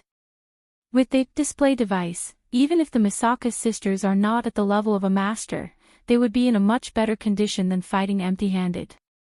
Combined with the Misaka sisters' superpowers, it would be a huge boost to their strength. What's more, the display device is not only useful in battle. It can also be used in other aspects. If it is installed in the base, it will definitely increase the level of the base. Originally, Wu Yan wanted to turn all the Misaka sisters into his blood servants to increase his own strength. Unfortunately, even though giving one's own blood is enough to create a blood servant, if one wants to create a powerful blood servant, one must give the blood servant important organs. Especially the ribs. As the part of a vampire that gives a blood servant, it is the most advanced part. After all, the ribs contain the blood-producing tissue.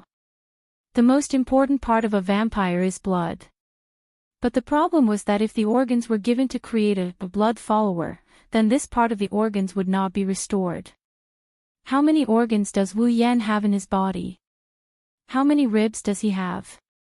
If he only gives the Misaka sisters blood, they will not be able to increase their strength by much since they are around tier 7. So, he can only rely on the display device. After pouring the last drop of water into the lake, Wu Yan waved his hand and put away the gate of Babylon. Then, he looked at the girls. Alright, you girls can go in the order you want. Wu Yan shrugged as he looked at the girls. This time, the ones who will accompany me will be Kotori, Kurumi, Toka, and Yoshina. Kotori, Kurumi, Toka, and Yoshino nodded. The other girls nodded as well. Only Ikaros opened her mouth. Wu Yan couldn't help but chuckle when he saw this. Don't worry, Ikaros. Wu Yan patted Ikaros on the head and said gently. We will be back soon. Ikaros looked at Wu Yan and after a while, she nodded. Chapter 11:10. Heavenly Palace City. Noisy streets, noisy urban areas, and all kinds of noises mixed together, filling every corner of the main street area of Heavenly Palace City. It was so noisy, but it gave people an unexpected sense of vitality, which seemed very peaceful. The sound of horns and smoke were emitted from the vehicles as they drove. On the sidewalk, pedestrians either brushed past each other or stopped to chat. Although not everyone had a smile on their faces, it was still a scene that made people feel at ease. Heavenly Palace City in Date Battle World isn't like Itagami City in Bloodbath World. Even in summer, the temperature is moderate, it's not too hot nor too cold. It's also not like Itagami City, which is filled with vampires, beastmen, attack magicians, and so on. Here, there are only ordinary people. At least, that's what it looks like on the surface. However, in the next moment, a phenomenon that was absolutely impossible to occur in a world where only normal people existed, appeared. Whoa! On the street, an extremely harsh alarm sounded without any warning in Heavenly Palace City, causing the glass windows of many buildings to shake.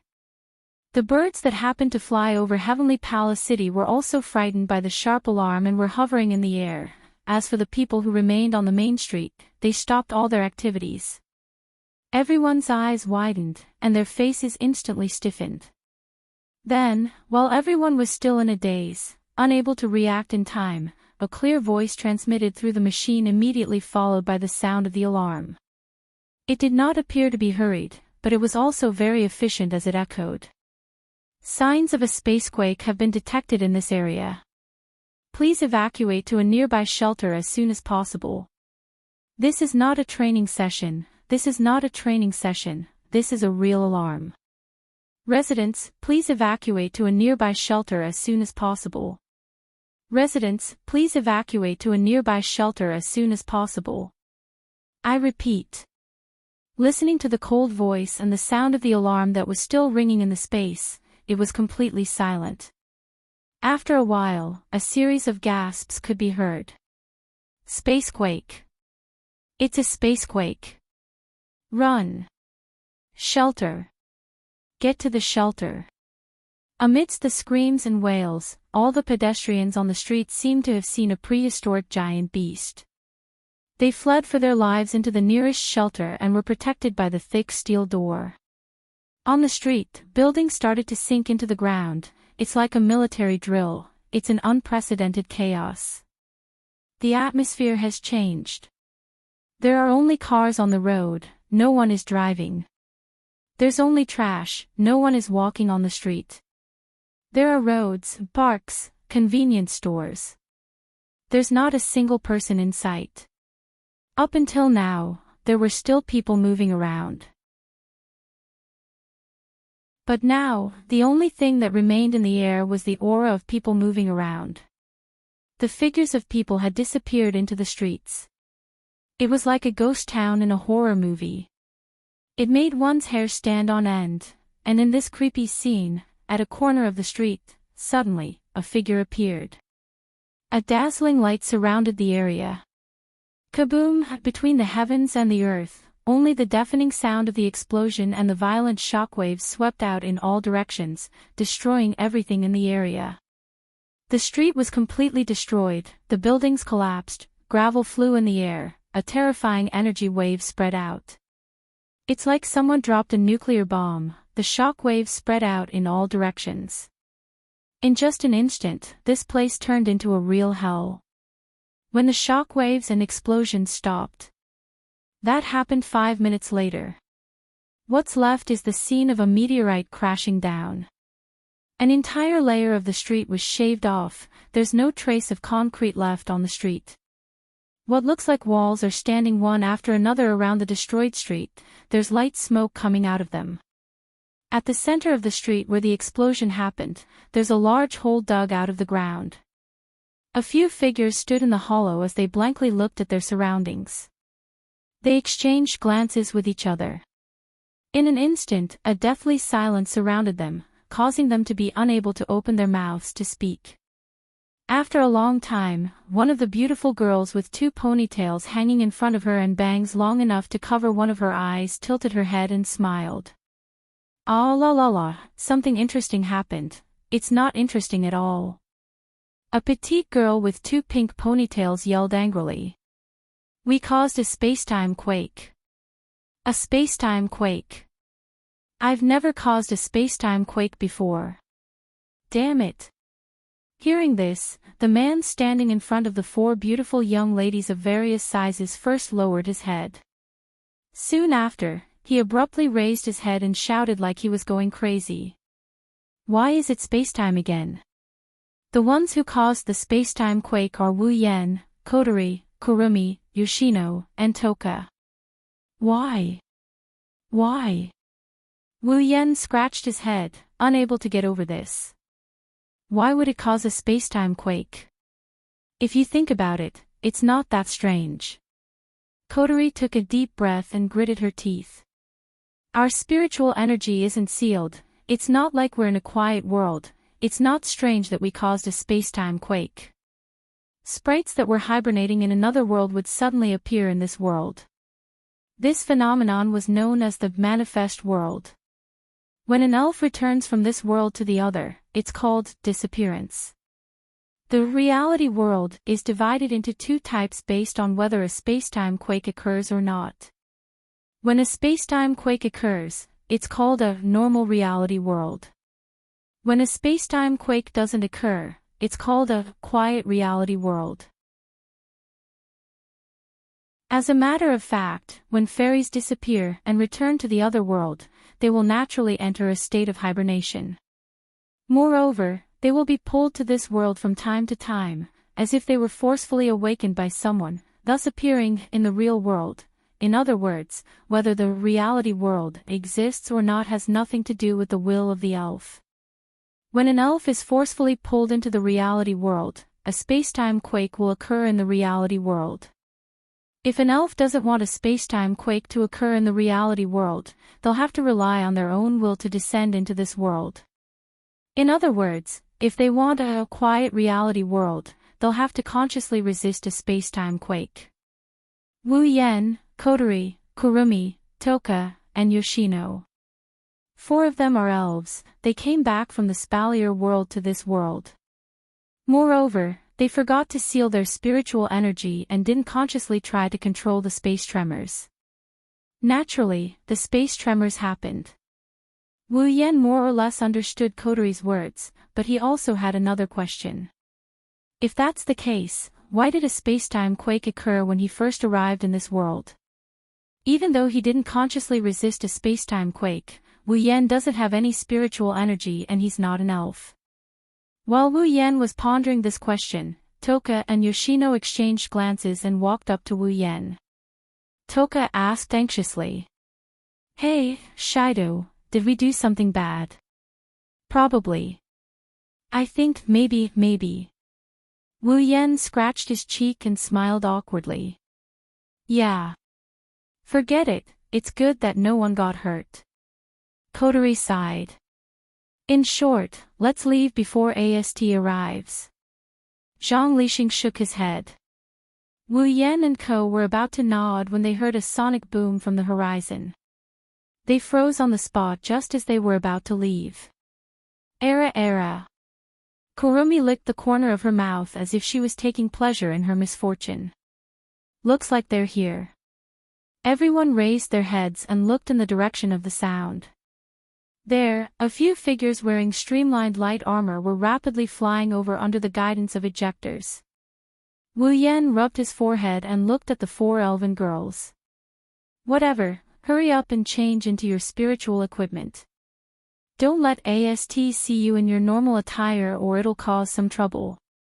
The 4 girls nodded, and in the next moment, flames, black gas, purple light, and icy mist enveloped their bodies. When they reappeared, the 4 elven girls had already changed into dazzling spiritual equipment.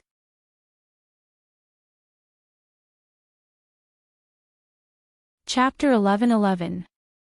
As soon as she arrived at the scene of the spacetime quake, she saw 5 figures standing in the hole. Unfortunately, before Kite Origami could see the true faces of the 5 figures, a scorching flame, a rich black light, a dazzling purple light, and a cold white light soared into the sky one after another, causing the group of AST members, including Kite Origami, to squint their eyes out of reflex. Even their flying speed had slowed down a little.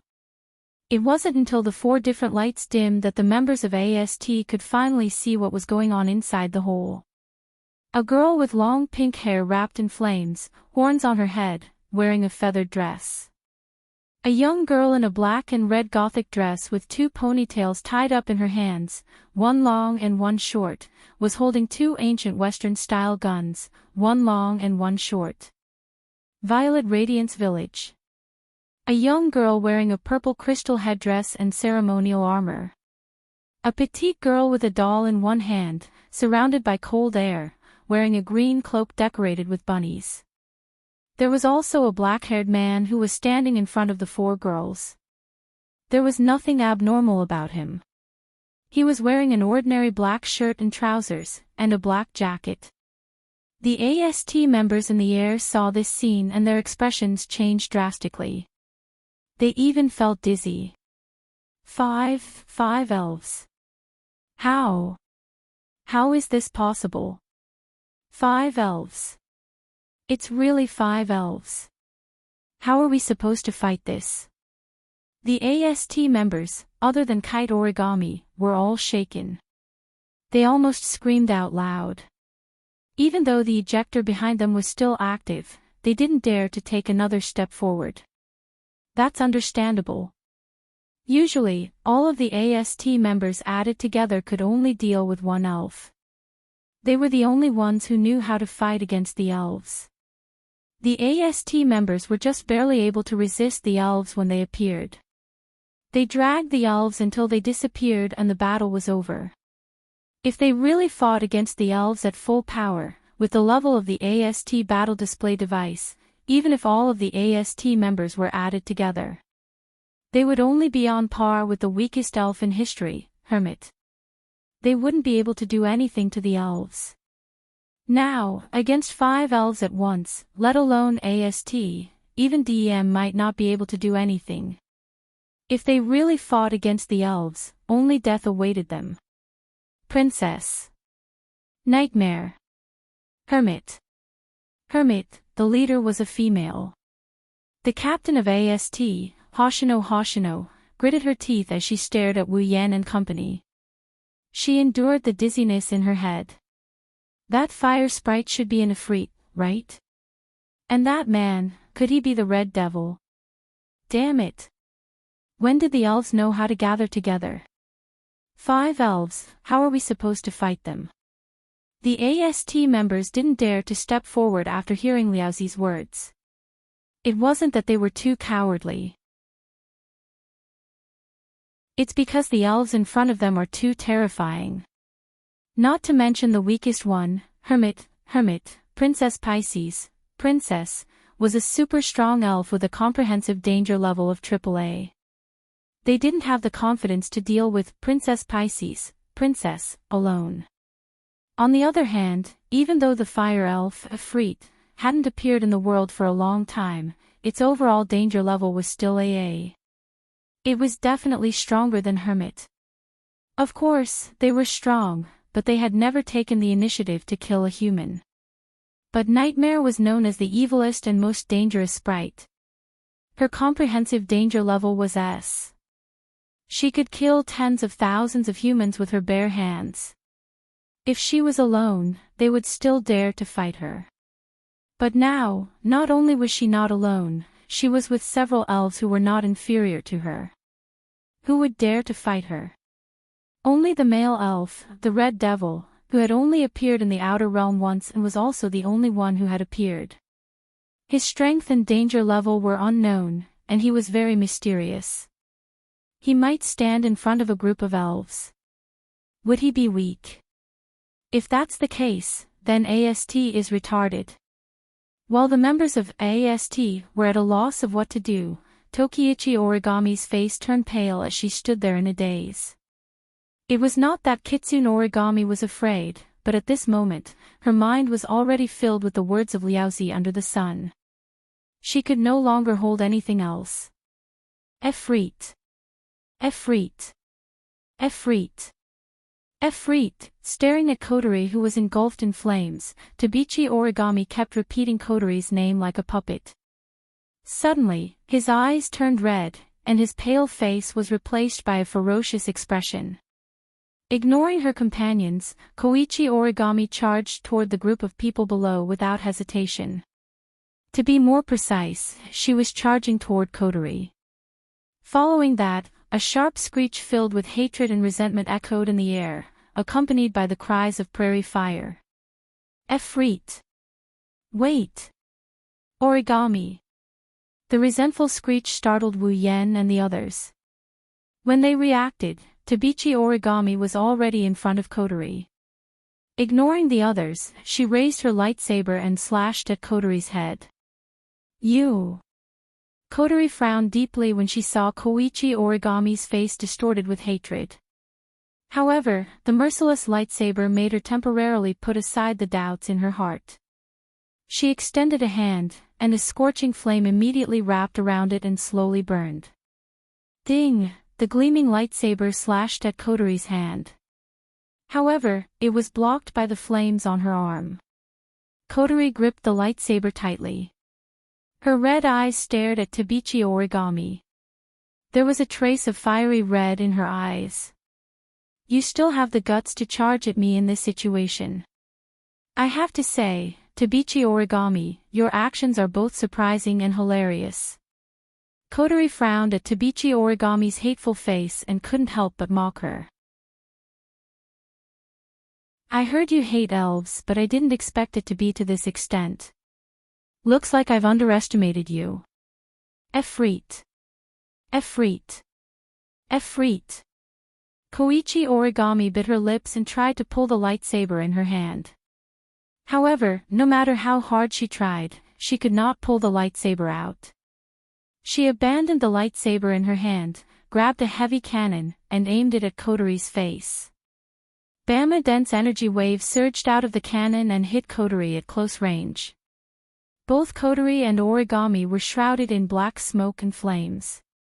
Origami. Looking at the black smoke that couldn't be seen clearly, Liaozi clenched his fists tightly. That idiot! Prairie Fire turned around and yelled at the AST members behind him. What are you looking at? Go help them. The members of AST were shocked. They hurriedly operated the ejector and flew down. However, after flying for a short distance, a figure appeared in front of them. Era. Kurumi walked slowly in the air as if she was taking a stroll in the garden. She turned her head around and a wicked smile hung on her beautiful face. Although I don't know what's going on, it seems to be very complicated over there. Can you please not go over and disturb them? After saying that, Kwang San's red eyes flashed with an ominous glint. Otherwise, I'll be very angry, very angry. Nightmare. Sun Liaoxi's expression changed. She didn't dare to pretend that she didn't hear the evil elf's words. At the same time, the black smoke gradually dissipated, revealing the situation inside. Kotori, who was engulfed in flames, wasn't hurt at all. Tabichi Origami was strangled by Kotori. She was hanging in the air and struggling in pain.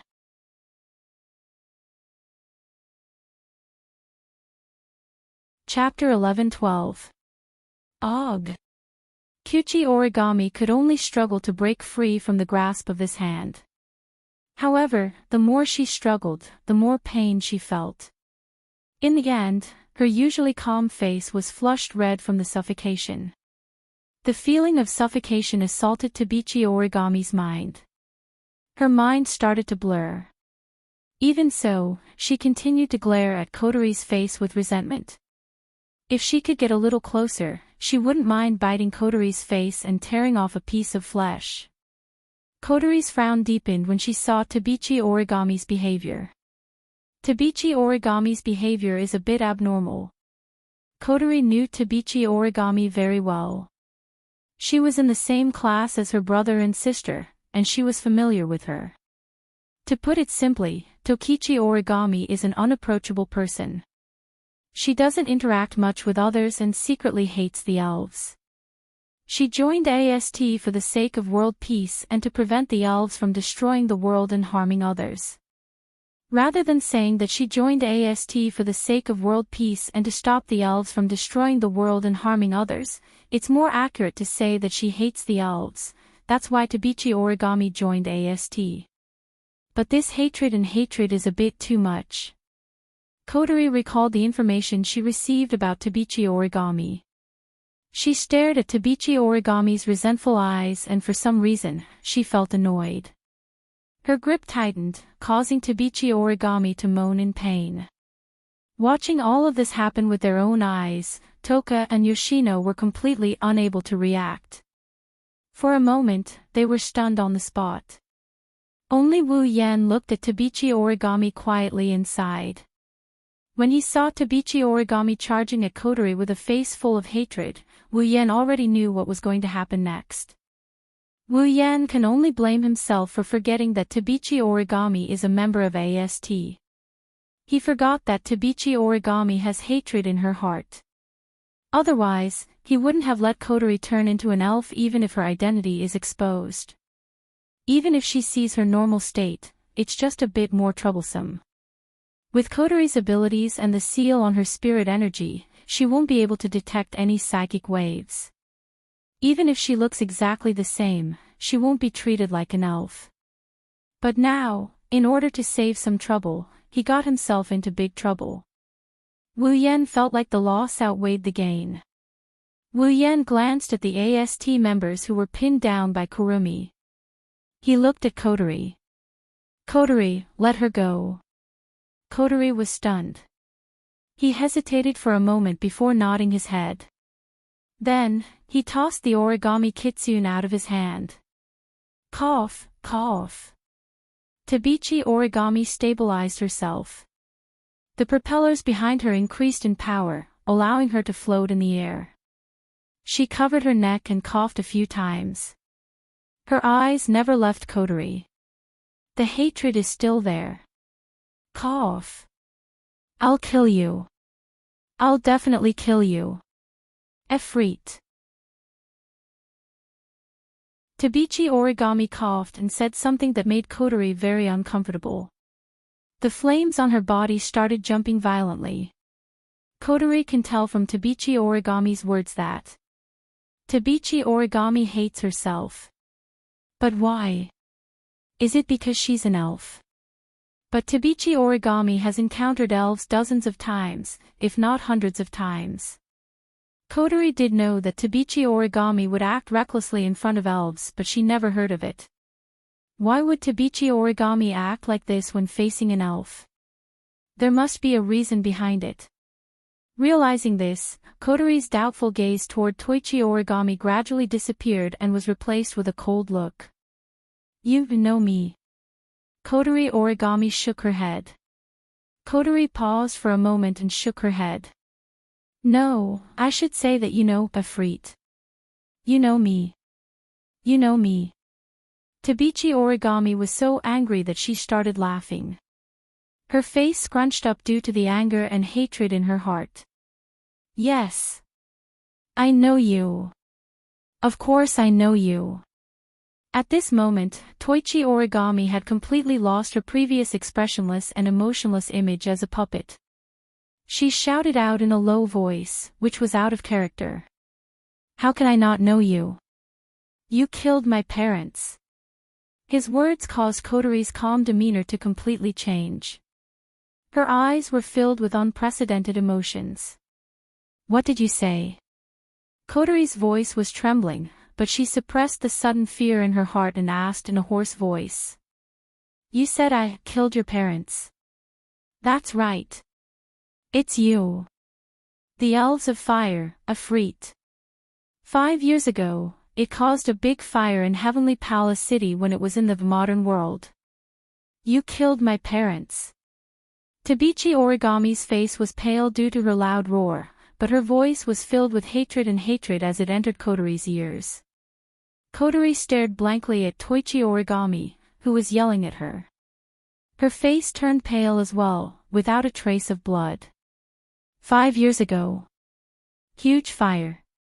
Wasn't that when I was transformed into an elf and obtained the power of an elf?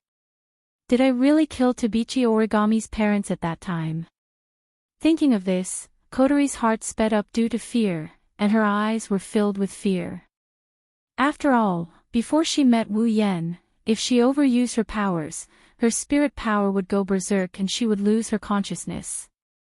She would turn into a monster that only knows how to destroy things. 5 years ago, perhaps when he went berserk, he unknowingly killed some people. That's hard to say. Such a thought flashed through Kotori's mind, causing her body to tremble. At this moment. Because she's a fire spirit, she's the murderer of your parents. A voice that was terrifyingly calm compared to Kotori and Tokichi's voice suddenly rang out. At the same time, a terrifying flame that incinerated the atmosphere and caused the surrounding temperature to rise by several levels abruptly appeared. Then I'm sorry, I'm probably involved in killing your parents. Tabichi origami turned around and looked at the source of the voice. She was stunned by what she saw. Red flames shot up into the sky like serpents. Wu Yen was bathed in flames. His wine-red eyes looked at Tabichi origami with pity and sympathy. Tabichi origami was stunned. 2. Fire elves. Wu Yan's pity and sympathy deepened when he saw Tabichi origami's stunned expression. Tabichi origami understood his gaze and took a few steps back. Her expression turned vicious. If that's the case, then I'll kill both of us. Wu Yan narrowed his eyes and smiled. Do you think you can do it? I have to do it even if I can't. Tabichi origami yelled and raised her cannon again. This time, she aimed at Wu Yan. I'll kill you. What a joke. As this emotionless voice drifted into Kite 1 origami's ears, Kite 1 origami was startled. Before she could react, a figure had already appeared in front of her. The figure extended his hand and pressed down on the heavy cannon in her hand. His wine-red eyes immediately met Kite 1 origami's gaze. If you can kill elves with aggro, then there's no need for an AST. Wu Yan grabbed the cannon with all his might and he flung it out. Tabichi origami, who was holding the cannon, was sent flying. When Tabichi origami steadied herself and looked down, Wu Yan and Kotori were nowhere to be seen. Even Toka and Yoshino were nowhere to be seen. Even Kurumi, who stopped the AST, was nowhere to be seen. At the scene, only a faint sentence was left, echoing in the air. Believe it or not, the elf who killed your parents isn't Kotori, it's someone else. Tabichi Origami's expression changed. She scanned every nook and cranny of the place, but she couldn't find Wu Yen and company. Looking at the members of Sunrise Prairie Fire and AST flying towards her, Origami Kitsune gritted her teeth and clenched her fists tightly. Itsuka. Shido.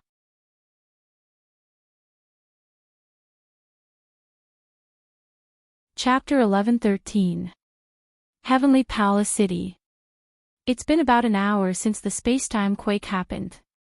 At this time, the spacequake alarm had been lifted, and the residents who had been protected had also come out of the shelters one after another.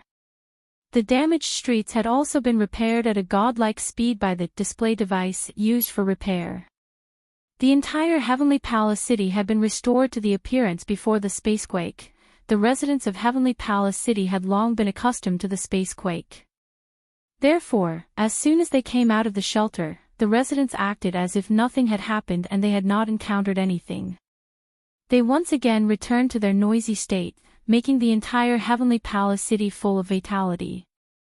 If one only looked at the surface, no one would have thought that just an hour ago, in this corner of the city, which looked like hell, there was also a medium-sized riot. Of course, the people walking on the street didn't know that one of them was the culprit who caused the spacetime quake.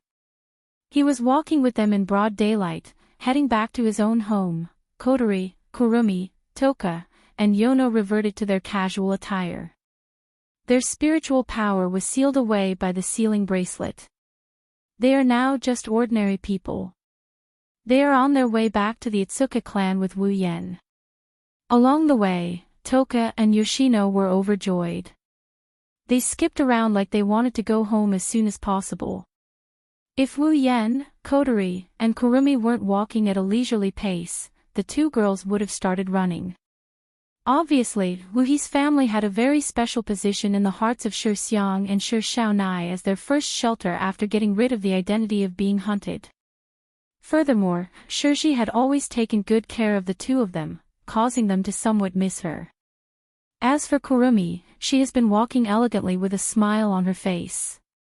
Her eyes narrowed as she smiled. She didn't say anything, she just kept walking. However, if you look closely, you'll notice that Kurumi would sometimes glance behind her. Then, she would quicken her pace a little to put some distance between herself and the two behind her. She even stood behind Toka and Yoshino to prevent them from noticing what's going on behind them. Wu Yen gratefully smiled at Kurumi. Then, he looked to his side. Kotori is there with her head lowered. Her entire face is covered by her bangs so no one can see her expression. However, one can vaguely see Kotori's petite body trembling. Wu Yen stared at Kotori for a while before turning around. He looked ahead and spoke to Kotori with a voice that only she can hear. Are you still concerned about what Toka Origami said?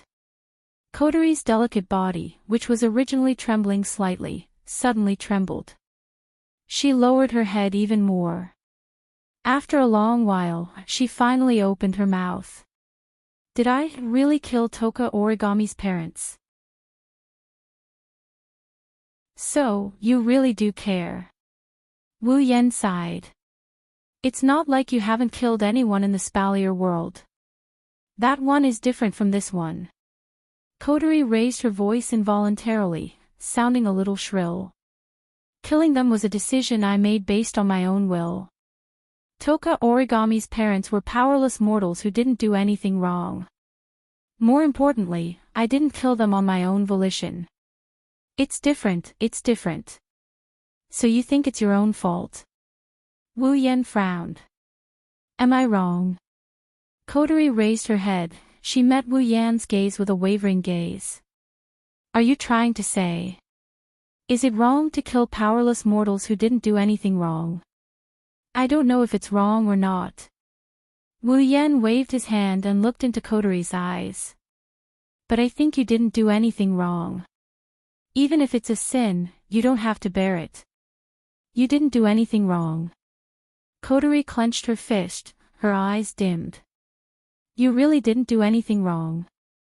Even I don't know about it, but Toka Origami saw it with her own eyes. Saw it with her own eyes. Wu Yan glanced at Kotori. Are you sure she saw you kill her parents with her own eyes? Kotori's footsteps paused, and her brows furrowed. What do you mean?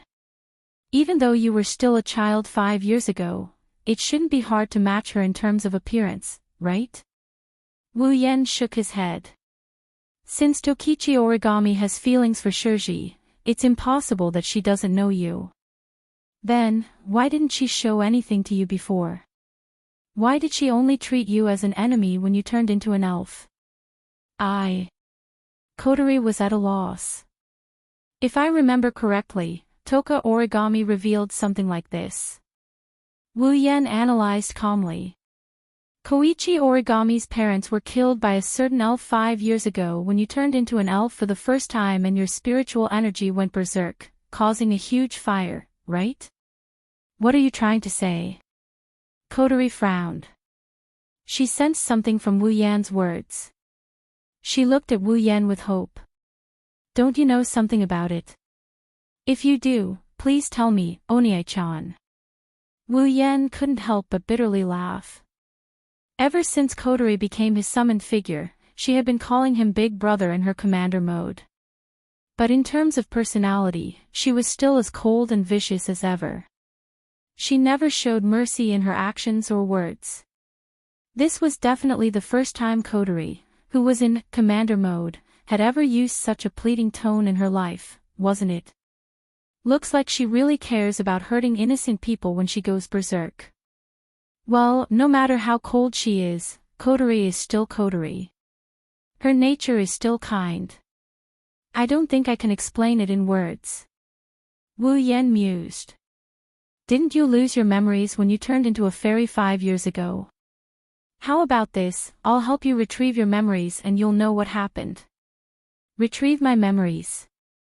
Kotori was shocked. Her expression turned serious. Can you do that? Piece of cake. Wu Yan smirked. Not to mention retrieving your memories, I can even create a new one for you. You're dead if you do that. Kotori glared coldly at Wu Yan. Listen up, if you dare to fabricate a new memory for me, don't expect me to forgive you. What if I help you retrieve your memories and prove you're innocent? Wu Yan's tone turned playful. How do you want to repay me? My adorable little sister. I'll repay. Kotori's eyes darted around, she didn't dare to look at Wu Yan's playful face. Her cheeks turned red as she spoke shyly. If that's the case, you can do whatever you want. Wu Yan looked at Kotori in disbelief. He couldn't believe that those words came out of Kotori's mouth. But soon, Wu Yan smiled, it was a joyful smile. Remember what you said, Kotori-chan, you can't go back on your words. You're so annoying. Kotori glared at Wu Yan. I've always kept my word. If you dare to fabricate a new memory, I'll... Yes. Wu Yan shrugged. Don't worry, I won't do anything stupid. That better be the case. Kotori snorted coldly and quickened her pace. Her cheeks were still flushed red. Obviously, saying, you can do whatever you want, is a challenge for Kotori who is in her commander mode. Wu Yan retracted his smile when he saw Kotori's reaction. He released a sigh of relief. At least Kotori has returned to her normal self, he achieved his goal.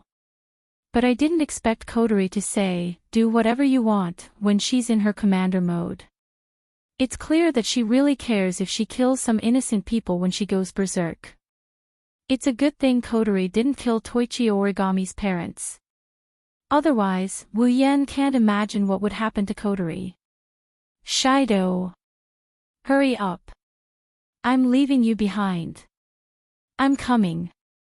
Wu Yan reined in his thoughts and quickened his pace when he heard Toka's excited shouts.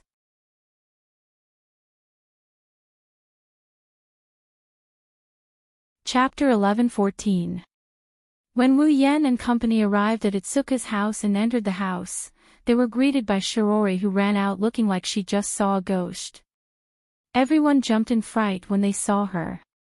After a period of chaos, Shirori finally calmed down and explained the situation to Wu Yan and Ko in a trembling voice. After Shirori finished her explanation, Wu Yan's group found out that the reason why Shirori acted like she saw a ghost was because of them. This is a dungeon world. The time ratio is 100:1 compared to the Spalier world. If Wu Yan leaves the dungeon world, the time will stop flowing. So, Shirori didn't know that Wu Yan's group left this world for quite some time. The problem is, when they left this world, Toka and Yoshino were with Shirori. So, the time in the date battle world stopped at the time when Shirori, Toka, and Yoshino were still chatting. In the Spalier world, Wu Yan summoned 4 elf girls. Toka and Yoshino left Shiori's side. When they returned to this world with Wu Yan, time resumed. The result was, both Shirji and Shirji suddenly disappeared right in front of Shirji's eyes. Poor Shirori, who was still immersed in chatting with Toka and Yoshino, the next second, 2 living people disappeared in front of her. How could she not be afraid? Shirori didn't dare to stay here alone. She ran off to look for Wu Yan, Kotori, and Kurumi. Shirori found something amiss when she looked for them. The 3 of them had also disappeared. Such a strange phenomenon scared Shirori so much that she almost fainted. She wanted to escape from Itsuka's house. She was afraid that even the people on the street outside would disappear. If she was the only one left in the world, she would collapse. So, Shirori could only tremble. She held on to the fear in her heart. She ran back to her room. She hid under her quilt and didn't dare to come out until she heard Wu Yan's group shouting, "I'm back." She ran out with tears streaming down her face. Wu Yan and Ko blushed with shame when they found out what happened. They can only console Shirori, who is in a state of panic. They can't explain what is going on with this supernatural phenomenon. Left with no other choice, Wu Yan used his skill to erase Shiori's memory to calm her down. When everything calmed down, Shirori led Toka and Yoshino to prepare dinner. Wu Yan was brought into the room by Kotori, who couldn't wait any longer. Kurumi came along with them as well. Of course, the 3 of them didn't want to do anything that would make them feel better. They just wanted to help Kotori retrieve the memories that she lost when she turned into an elf 5 years ago. Itsuka, Kotori's room. Wisps of burning mana flames jumped on his fingers, as if they were cheerful fairies dancing in the air. Wu Yan grabbed the strand of magical flame and flicked it. The magical flame shot out like a bullet and hit the ground. Then, a platinum-colored magical formation appeared with the magical flame as the center. Wu Yan nodded and looked at Kotori. Stand in the magical formation. Stand in this magic circle. It can help you reconstruct the memory before and after your elven transformation 5 years ago.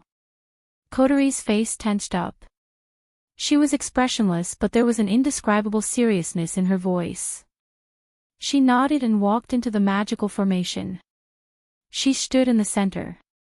Bzzz, the platinum-colored magical formation flashed with a barrier of light. With the boundary of the magical formation as the boundary, it enveloped Kotori. Then, the ripples of mana started to expand and Kotori slowly closed her eyes. At the same time, Wu Yan and Kurumi closed their eyes. This magical formation has an additional effect.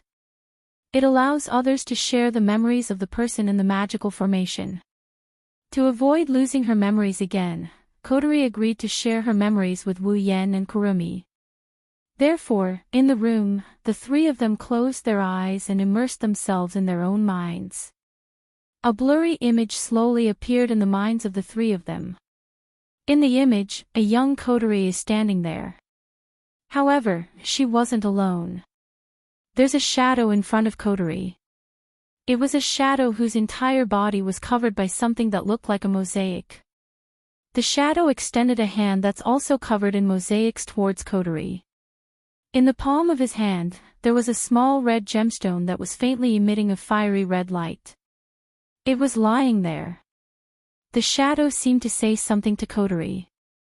Kotori slowly reached out her hand and touched the red gem. The moment Xiao Qinli touched the red gem, it turned into a ray of light and merged into Xiao Qinli's palm. Then, Kotori's body began to burn with scorching flames. Her clothes started burning from the bottom and turned into ashes. It turned into a strange, feather-like pinkish-white kimono. She was wearing a feather kimono that was so beautiful it seemed like a fantasy. She was bathed in boiling flames. In the video, Kotori's face was twisted in pain. Not only that, but around Kotori, bright red flames began to burn. Kotori seemed to have reached the limit of her endurance, and she began to cry out. As if it had received some kind of command, the flames suddenly expanded and spread wildly in all directions. The park, the houses, the shops, the buildings, and even the streets were all covered by the merciless flames. Xiao Qin, on the other hand, seemed to have been tied to a pillar. Her hands were spread wide open as she screamed in pain. She looked like a saintess who was being burned alive. As she screamed, the flames around her shot out in all directions like a flamethrower. By the time Xiao Qin finally stopped screaming and calmed down, everything around her had already been engulfed in a sea of fire and was slowly burning away. Everything within his field of vision was burned to ashes. Moreover, the fire was still gradually expanding its scope. Seeing all this, Kotori's face once again showed a pained expression. She collapsed to the ground, covered her face, and cried bitterly. Large drops of tears flowed from her eyes, dripping onto the ground, and were directly evaporated by the scorching flames. The shadow stood there and watched. Until a certain moment, it suddenly raised its head and looked at the sky. Then, it immediately disappeared. Almost at the same time, a figure descended from the sky and landed in front of Kotori. Kotori threw herself into the person's arms as if she was grasping at a life-saving straw. Not long after, the two talked about something and the person gave Kotori a red bracelet before disappearing. That person was Wu Yan, who accidentally returned to Heavenly Palace City 5 years ago. When Kotori put on the bracelet and sealed all her spirit energy, Wu Yan disappeared. The shadow appeared in front of Kotori again. The shadow kept looking up at the sky and didn't say anything for a long time. When her spiritual energy was sealed and her spiritual equipment turned into flames, Kotori covered her body and took a few steps back in fear. The shadow seemed to have realized something and looked at Kotori. Then, the shadow reached out its hand. This time, there was no gem in its hand. Its palm was no longer in front of Kotori. Instead, it pressed down on Kotori's head. A faint light flashed from the shadow's hand. Kotori, who was struggling, stiffened. Her eyes closed and she fell to the ground. He raised his head and looked at the sky. The shadow disappeared once more. The fire that spread throughout Heavenly Palace City seemed to have lost its power. As Kotori fell, it gradually dimmed. Many buildings and streets that were burned to ashes were exposed to the air. Everything disappeared. The image of Heavenly Palace City, which was almost burned to ashes, emitting light smoke, became the last scene in this memory fragment.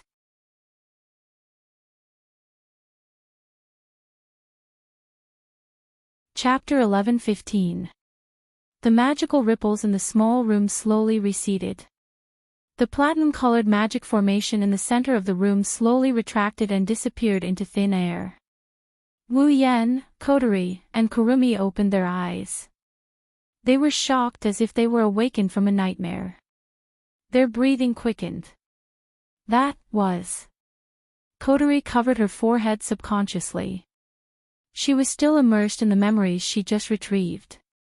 Her red eyes were trembling violently. Even her pupils were dilated. I remember now, the reason why I turned into an elf. Compared to the dazed Kotori, Wu Yan's expression was full of frustration. So that shadow was there the whole time. Why didn't I notice it? Despite saying that, Wu Yan couldn't do anything about it. What could he do? When he returned to Heavenly Palace City 5 years ago and saw Kotori, it was just an accident. It was not something he could control at all. There was only a short period of time. He was not free when he came, and he was not free when he left. Even if he found the shadow, he probably couldn't do anything. However, Wu Yan wasn't happy that the shadow that caused Kotori to turn into an elf had watched him disappear from Heavenly Palace City 5 years ago. That shadow. Korong-san frowned slightly and then relaxed her brows. She relaxed and muttered. So that's what caused Kotori to turn into an elf. Wu Yan and Kotori flinched when they heard Kurumi's words. Kotori quickly asked after she recovered from her daze. Kurumi, do you know it? Kurumi nodded but quickly shook her head. I don't know it. I only met it a few times before House Sama came with me. This. Kotori took a deep breath and suppressed the agitation in her heart, calming herself down. Then do you know who it is? Kurumi shook her head. I said I met it a few times but I only talked to it a few times. I only know it was covered by a blurry shadow every time it appeared. It has never revealed its true form. As for what purpose it has and what it usually does, I have no idea either. Kurumi nodded. Kotori fell silent. Wu Yan glanced at Kotori. Then he looked at Kurumi. Kurumi, how do you know it? In the beginning, it came to me by itself. Kurumi narrowed her wine-red eyes and tried to recall what had happened. She slowly opened her mouth. It seemed to know a lot of things. It also knew that I was gathering a lot of time to launch the Bullet of 12. It was also the one who gave me the information that you were studying in Lichon High School, lived in Wuhi's house, and had Shixiang and Sifunai with you. It gave it to you. Wu Yan narrowed his eyes and he continued. You're saying you transferred to Zenhai to look for me because it provided you with the information you needed. That's right. Kurumi sighed. Speaking of which, it's thanks to it that I was able to get information from the outside and successfully integrate myself into human society. Hearing this, Kotori frowned. So you don't know anything about it? Sorry. Unfortunately, I don't know much about it. Kurumi looked at Kotori. Almost every time, it took the initiative to find me. The information it provided me was all given by it for free. I once suspected its purpose, but what it did was not harmful to me at all. So, I don't know why it did this. Kurumi glanced at Wu Yan when she said this. But it seems to be interested in House Sama. I even suspect it was its plan to meet House Sama. It's interested in me. Wu Yan raised an eyebrow and smiled. Is it because I went back in time and sealed Kotori's Reiki? Kurumi. Kurumi pondered for a moment and nodded. Apart from this possibility, there shouldn't be anything else. After all, in this world, the only one who can seal the power of the elves, besides Shirji, is Husband. On top of that, Lord Husband also possesses a strength that is comparable to or even surpasses the elves. If I didn't become Lord Husband Summoner, I probably wouldn't have known what kind of existence Lord Husband is in my entire life. That's true. Wu Yan lowered his head and pursed his lips. It has done so many inexplicable things behind my back. It must have its own purpose. To it, an inexplicable existence like me should have disrupted its plan. It's not strange for it to pay attention to me, even you don't know the true form of that shadow. Kotori turned to Wu Yan. Don't you know a lot about the dungeon worlds? Ha! Didn't I tell you when we were in the Bloodlust Frenzy world? I don't know everything about the dungeon worlds. Wu Yan bitterly smiled. Even though I know a lot more about this world compared to the blood-devouring frenzy world, unfortunately, that shadow is a mystery. Even I can't figure out what it is, You always drop the ball at the most crucial moments. How useless are you? Kotori harumphed coldly. At least I know why it turned me into a Reiki and why it gave the core of Reiki's Reiki to a human. That. I really don't know. Wu Yan turned his head away and he said this out of the blue. But I do know that there's another Reiki in this world like Kotori. She was given a Reiki by the shadow and turned into a Reiki. Kotori was shocked. She grabbed Wu Yan's collar and yelled angrily, "What did you say? Why didn't you tell me about such an important thing?" Wu Yan tilted his head back to avoid Kotori's saliva and pursed his lips. "What can I do if I tell you? Do I even need to tell you?" Kotori yelled angrily, "Of course you have to communicate with her and seal her Reiki." "I can't do anything about that." Wu Yan shrugged and explained before Kotori exploded, that Reiki hates men for some reason. She likes cute and pretty girls. Kotori's anger froze. Ah law. Kurumi also opened her mouth in surprise. In other words. That's right. Wu Yan looked at Kotori and he teased her. Just like Lana, she's a Yuri lover, I can't handle her. Or, Kotori, are you going to sacrifice your looks? Kotori choked when she saw Wu Yan and Kurumi looking at her with strange gazes. She got angry and yelled at Wu Yan. I don't care. The task of communicating with the elf is yours. You have to take her down. Ha! Wu Yan's weird expression froze on his face as he exclaimed in surprise. Didn't I tell you she's a Reiki lover? That's your business. Kotori put her hands on her hips. You've successfully conquered a lot of people. Don't tell me you can't handle a Reiki. I really can't. Do you think I'm the god of strategy? Wu Yan complained loudly. That's changing a person's sexual orientation.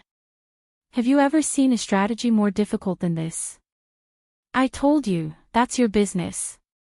Kotori narrowed her eyes and waved her hand impatiently. Do you still want a Reiki or not? Wu Yan flinched and he quickly nodded. Kotori grinned maliciously. If that's the case, you have to do your best to complete Ratatosker's mission. That way, I can apply for a Reiki from the higher-ups. Ugh. Wu Yan's lips twitched and he put on a fake smile. I can also go steal the AST or DM's display device. Ratatosker's parent organization, Escapades Electronics, has a more advanced Reiki technology than DEM. Kotori looked at Wu Yan with a faint smile. Is that okay? Wu Yan didn't have anything else to say to that. Kotori nodded in satisfaction.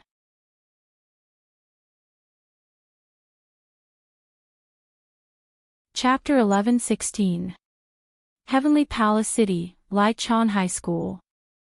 Walking down the corridor towards the classroom, Wu Yan yawned in exhaustion. Shirori frowned and started reprimanding him. Shido, can you wake up a little? Even I feel sleepy seeing you like this. Can't help it, it's not my fault this time. Wu Yan scratched his cheeks and he bitterly shrugged. It was too late last night, I didn't get enough sleep. Too late. Shirori blinked. She looked at Toka who was munching on a piece of bread and Kurumi who was hugging Wu Yan's arm intimately. She blushed when she saw Wu Yan on the left. Kurumi blushed when she saw Wu Yan on the right. Shido. Shirori purposely coughed while looking at Wu Yan from the corner of her eyes. I can't say too much about your private life, but I hope you can control yourself. Otherwise, as your sister, I will be troubled. That statement of yours makes me want to retort in all sorts of ways. Wu Yan's lips twitched. In your eyes, do I have to do something so impure in my private life? Isn't that right? Shirori closed one eye while squinting her other eye. She continued to squint at Wu Yan. Then let me ask you, Shido. What was it that made you fall asleep last night? Wu Yan opened his mouth. He wanted to say something but he couldn't find the words to say.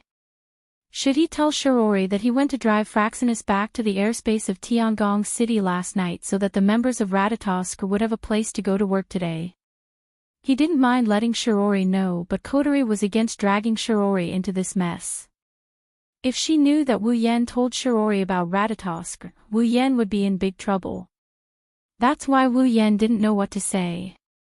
In Shirji's eyes, this kind of behavior left her speechless and unable to refute. Sigh. Shirori let out a sigh of disappointment and quickened her pace. Shido, you're Kotori's brother. You're not my real brother. I'll tell Kotori everything about you. Shirori sped up and disappeared at the end of the hallway as if she wanted to get away from the pervert. Watching Shirori disappear from his sight, Wu Yan covered his face with his hand. He looked at Kurumi, who was hugging his arm.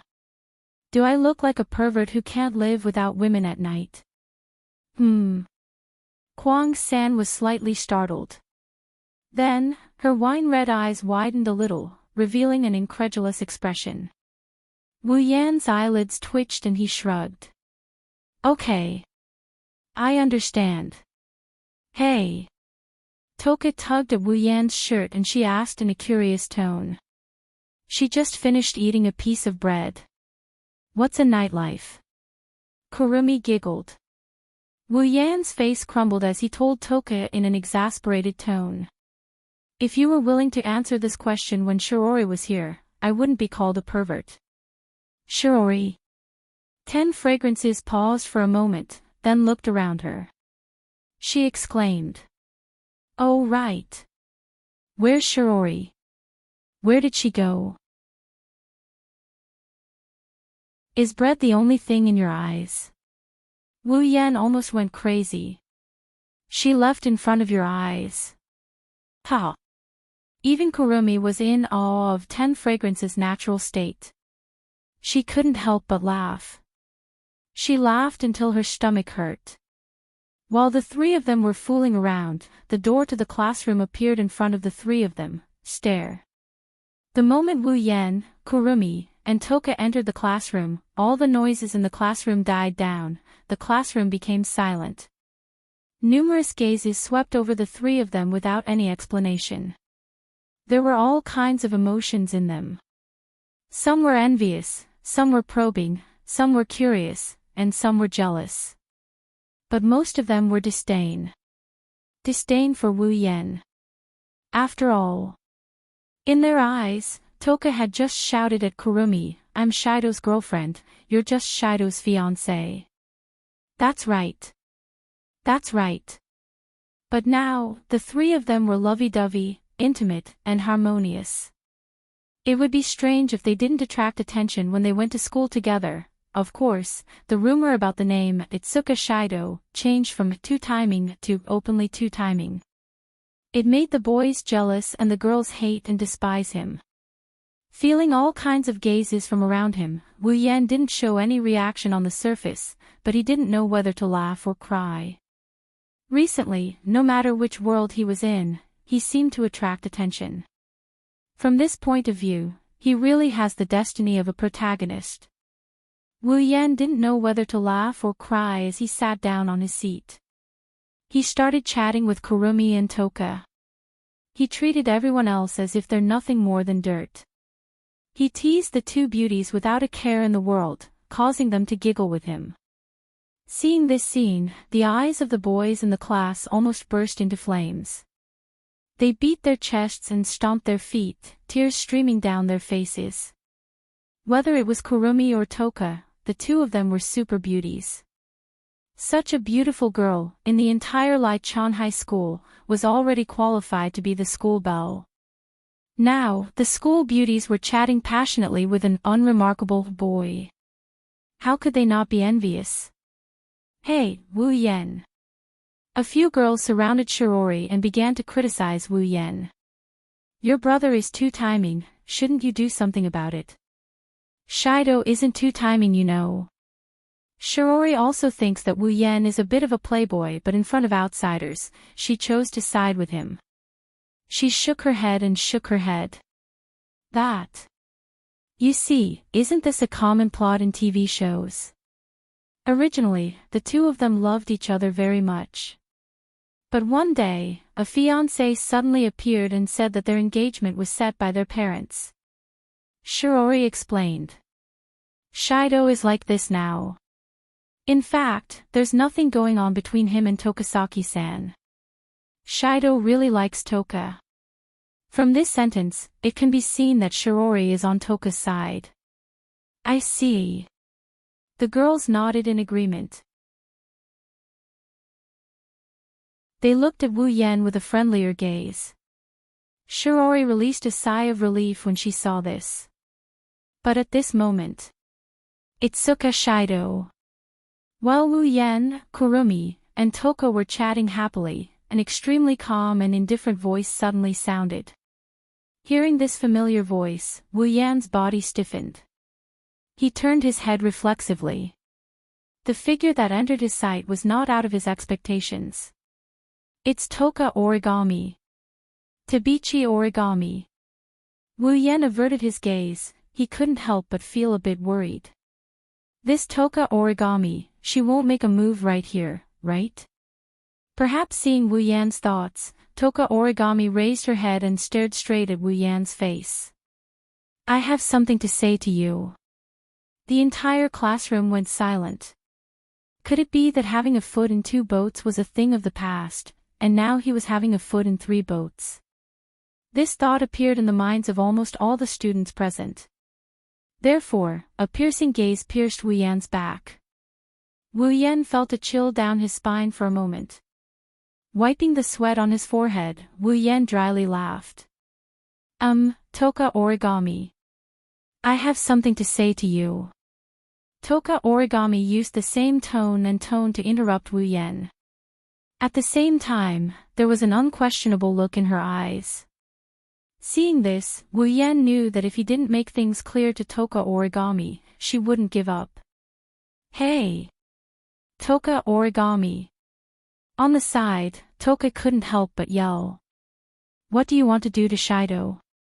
Toka Origami ignored Toka and continued to stare at Wu Yan. This made Toka a bit angry. I say, you. Toka. Patting Toka's shoulder and giving her a reassuring look, Wu Yan walked out of the classroom. Toka Origami immediately followed. As soon as the two walked out of the classroom, the entire classroom became noisy. Shirji. Many female students looked at Shirji. Are you sure your brother only likes Okami? Shirji smiled embarrassedly and tiredly laid on the table. I don't care.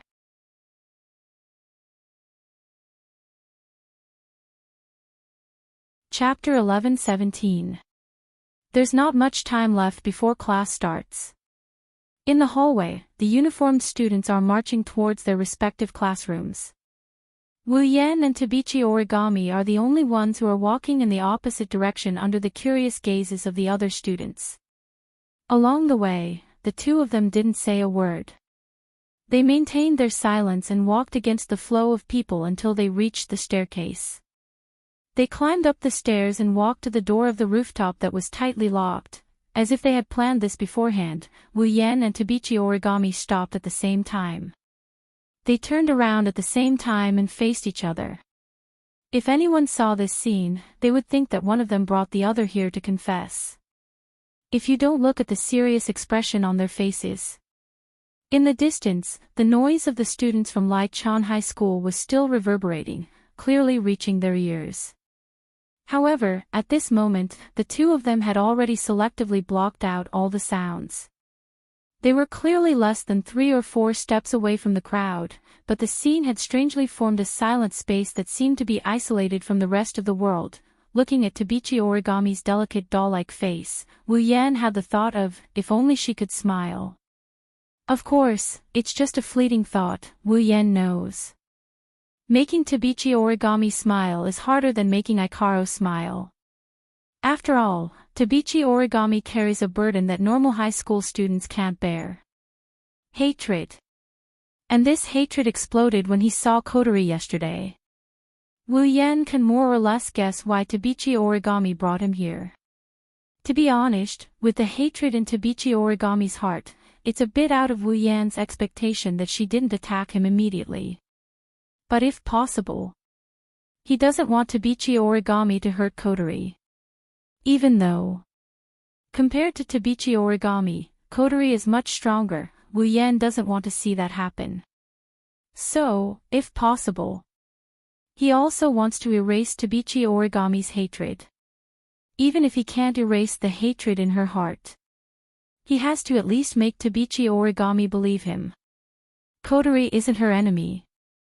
But with Tabichi Origami's personality, she probably wouldn't believe what he said. Wu Yan can only try his best.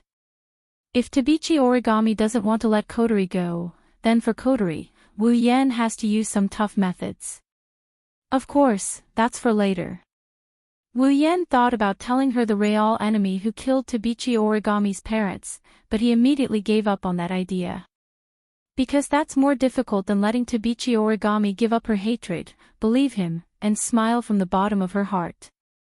If she knows the truth, Tabichi Origami might completely lose her motivation to survive and collapse. The only thing he can't say is the truth. Even if he did say it, Tabichi Origami wouldn't believe him. She might even view him as an enemy and misunderstand him. Now, Wu Yan can only go with the flow. Amidst the dead silence, Tabichi Origami kept her emotionless gaze on Wu Yan. Wu Yan didn't say anything and didn't look like he was going to open his mouth. It's not clear if Tabichi Origami got impatient or she couldn't take it anymore, so she went straight to the point. What did you mean by what you said yesterday? Staring straight into Wu Yan's eyes, Tabichi Origami spoke as if it was a routine. Wu Yan could feel Tabichi Origami's gaze sharpening. Wu Yan raised his head and smiled. Since you chose to ask me, can I take it that you believe me? No. I didn't believe you. Koichi Origami said without hesitation, it's just that I can't tell which one of the two fire elves is the real murderer of my parents. In other words, both of you are my enemies. That's an unexpected answer. Wu Yan closed his eyes. Since you didn't choose to believe me, why did you still ask me? If Kotori is your enemy, then I will protect her, but if I am your enemy... Wu Yan slowly opened his eyes and looked straight into Tabichi Origami's eyes. Do you think I will confess my crimes? Hearing this, Yuichi Origami's face finally changed a little. She clenched her teeth tightly and clenched her fists. Tell me. Her delicate face became a little ferocious and pained. She raised her voice as if she was questioning and pleading. 5 years ago, was it you or Kotori who killed my parents? It has nothing to do with Kotori. Wu Yan said calmly as if he didn't notice Tabichi Origami's expression. Kotori is a human. Due to some fortuitous encounter, she obtained the power of a fairy and turned into a fairy. She didn't want to cause the fire 5 years ago. Wu Yan shook his head while ignoring Koichi Origami's shocked expression. From the moment she obtained the power of the elves to the moment I sealed Kotori's power, Kotori stayed in the same spot and didn't move a single step. Therefore, she didn't kill anyone. A human obtained the power of a fairy. You sealed it. Tokichi Origami's eyes fluctuated violently. He gritted his teeth and gradually increased the strength of his teeth. Do you think I'll believe that? I clearly saw a fairy at that time. Let's not talk about whether you saw it or not. Wu Yan waved his hand and interrupted Tabichi Origami. Even if you did, are you sure it was Kotori you saw? Tabichi Origami paused, she furrowed her brows. That day, I saw the silhouette of the elf who killed my parents. How can you be sure it was Kotori just by looking at her? Wu Yan glared at Tabichi Origami. Tabichi Origami couldn't help but take a few steps back. You didn't even see her face, how can you be so sure? Tabichi Origami's expression changed, she bit her lips. You're right, I didn't see the fairy's face, but how can you prove that Kotori has nothing to do with this? Are you the one who killed my parents? No matter how I look at it, it's just a lie you made up to protect Kotori. Tabichi Origami pointed at Wu Yen. If you didn't do it, then show me proof, otherwise, I won't believe you. Following Origami's words, the atmosphere in the room suddenly became heavy. Looking at Yuichi Origami pointing at him with one hand, but her teeth were constantly biting his lips, and she was still using force. He was afraid that if this continued, it would not be strange for her lips to be bitten by her. It's easy to imagine how painful it is for Tabichi Origami to lose her parents. Under such pain, if Tokichi Origami were to find out the true identity of the murderer who killed her parents, that's too cruel. Wu Yen smiled bitterly. You're right, I can't prove that Kotori didn't kill your parents, but you can't prove that Kotori killed your parents either, right? Wu Yen lifted his head and looked at Tabichi Origami. Or do you plan to kill the wrong person rather than let them go? Kill me and Shirji's sister and suffer the same pain of losing a loved one as you do. Sure. Koichi Origami's face instantly turned pale. She lowered her head and used her bangs to cover her face. She was unable to say anything else. Wu Yen didn't say anything else. He just stared at Toichi Origami, trying to figure out something from her expression. However, he could only see Toichi Origami's slender shoulders trembling uncontrollably. Clearly, Origami Kite was also struggling. Wu Yen didn't know what happened between Tabichi Origami and Shirori that made Shirori so important to Tabichi Origami. However, it's still a good thing that he managed to turn Tabichi Origami's mind upside down. It wasn't until a long time later when the class bell rang that Tokichi Origami took a deep breath and raised her head. Her face once again returned to normal. I will find the murderer. Leaving these words behind, Yuani Origami walked away without looking back. Wu Yen leaned against the wall and looked up at the ceiling. He sighed. Temporary peace is a good thing.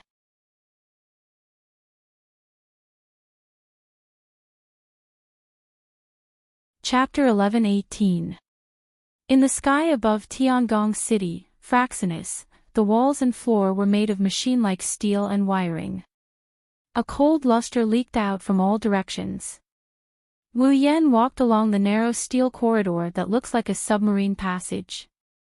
His footsteps echoed as he walked towards the end of the corridor. There was a small electronic panel on the side of the door. After a while, Wu Yen was less than a meter away from the door. He didn't stop, he continued walking forward. The electronic panel beeped and the door opened automatically, revealing the situation inside. Just like the bridge of a spaceship, starting from the door and going from the outside to the inside, the floor extended into a semicircular shape, forming a large room. In the center, there was a high platform with a steel chair on the platform. On the left and right sides of the platform, there was a gentle staircase. Going down the stairs, there were 2 rows of seats on both sides equipped with high-tech precision instruments. A group of Ratatoskr members were sitting there and operating the instruments. They didn't seem out of place at all. It seemed like the members of Ratatoskr didn't know about this. Right now, the airship they were on, Fraxinus, wasn't in this place until last night. Even its existence had changed.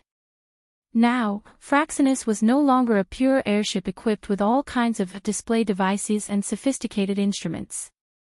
Instead, it had turned into a relic. It's a noble relic that is as strong as a golden armament. Putting other aspects aside, just the body's defense alone had increased by quite a bit. Come to think of it, even if it was directly attacked by some powerful offensive display device, it should be able to withstand it.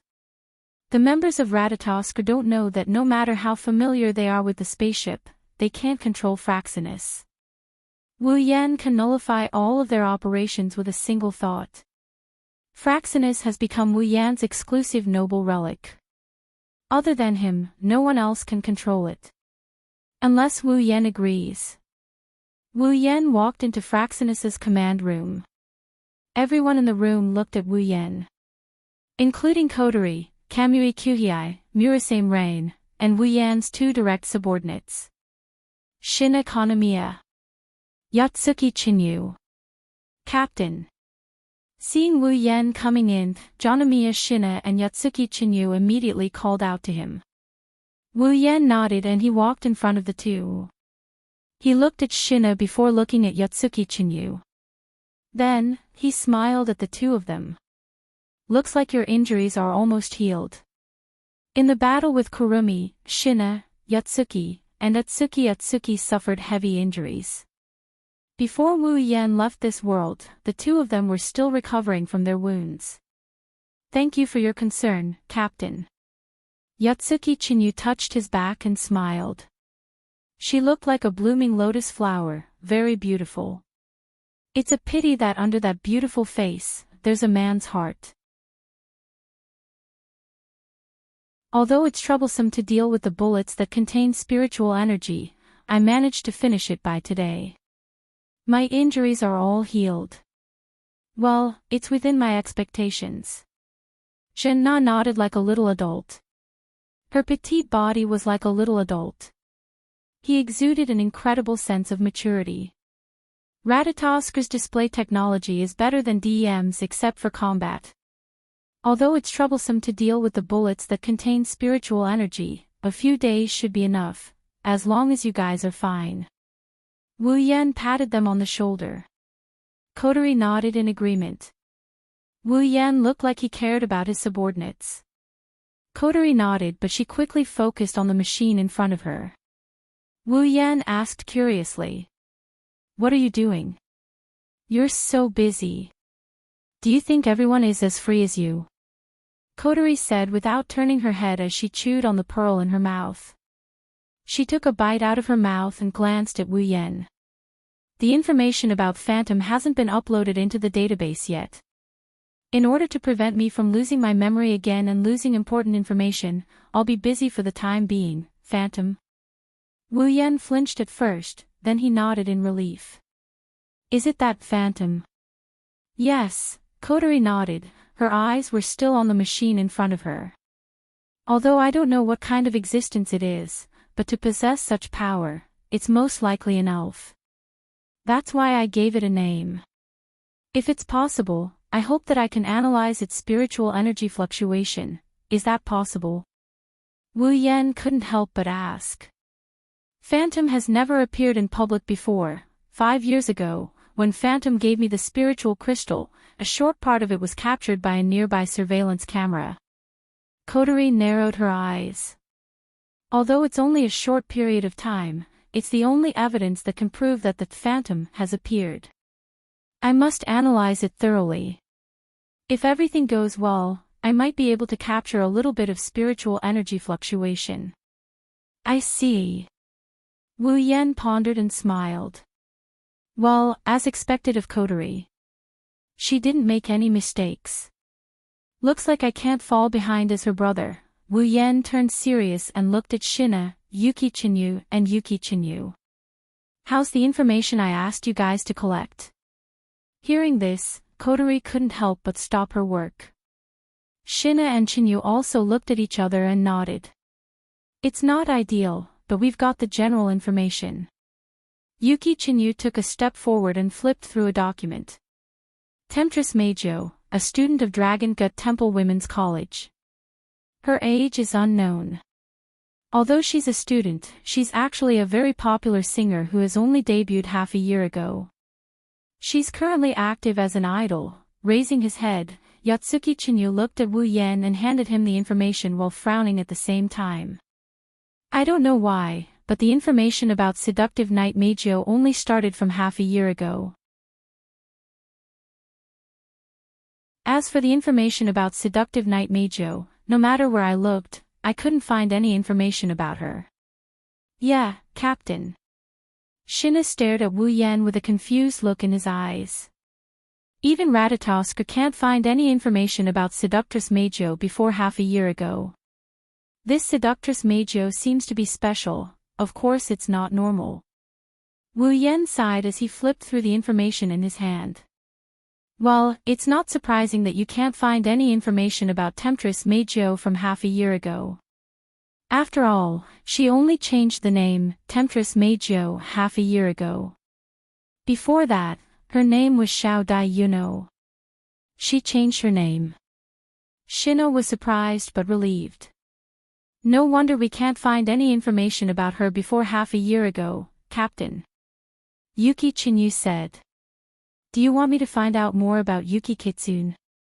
Wu Yen pondered for a bit before nodding his head. Find out more about Yuki Kitsune and give it to me by today. Yes, Captain. Captain. Yue Chinyu answered and immediately ran out of the command room to collect information. It was only then that Kotori spoke up. Seductress Majo is a human like me who's been given fairy powers? Shino was shocked. Wu Yen looked at Kotori and nodded. You should know her true form as well. Her identification name is Diva. Diva. Kotori paused for a moment and said in surprise, so Temptress Majo is the diva who appeared once half a year ago. That's right. Wu Yen shrugged. Everything about Seductress Majo started half a year ago, do you understand now? She turned into a fairy half a year ago. Kotori's eyes flashed. So, what do you plan to do? What should I do? Wu Yen scratched his cheeks as he looked at a piece of information in the file. Anyway, let's get to know her first.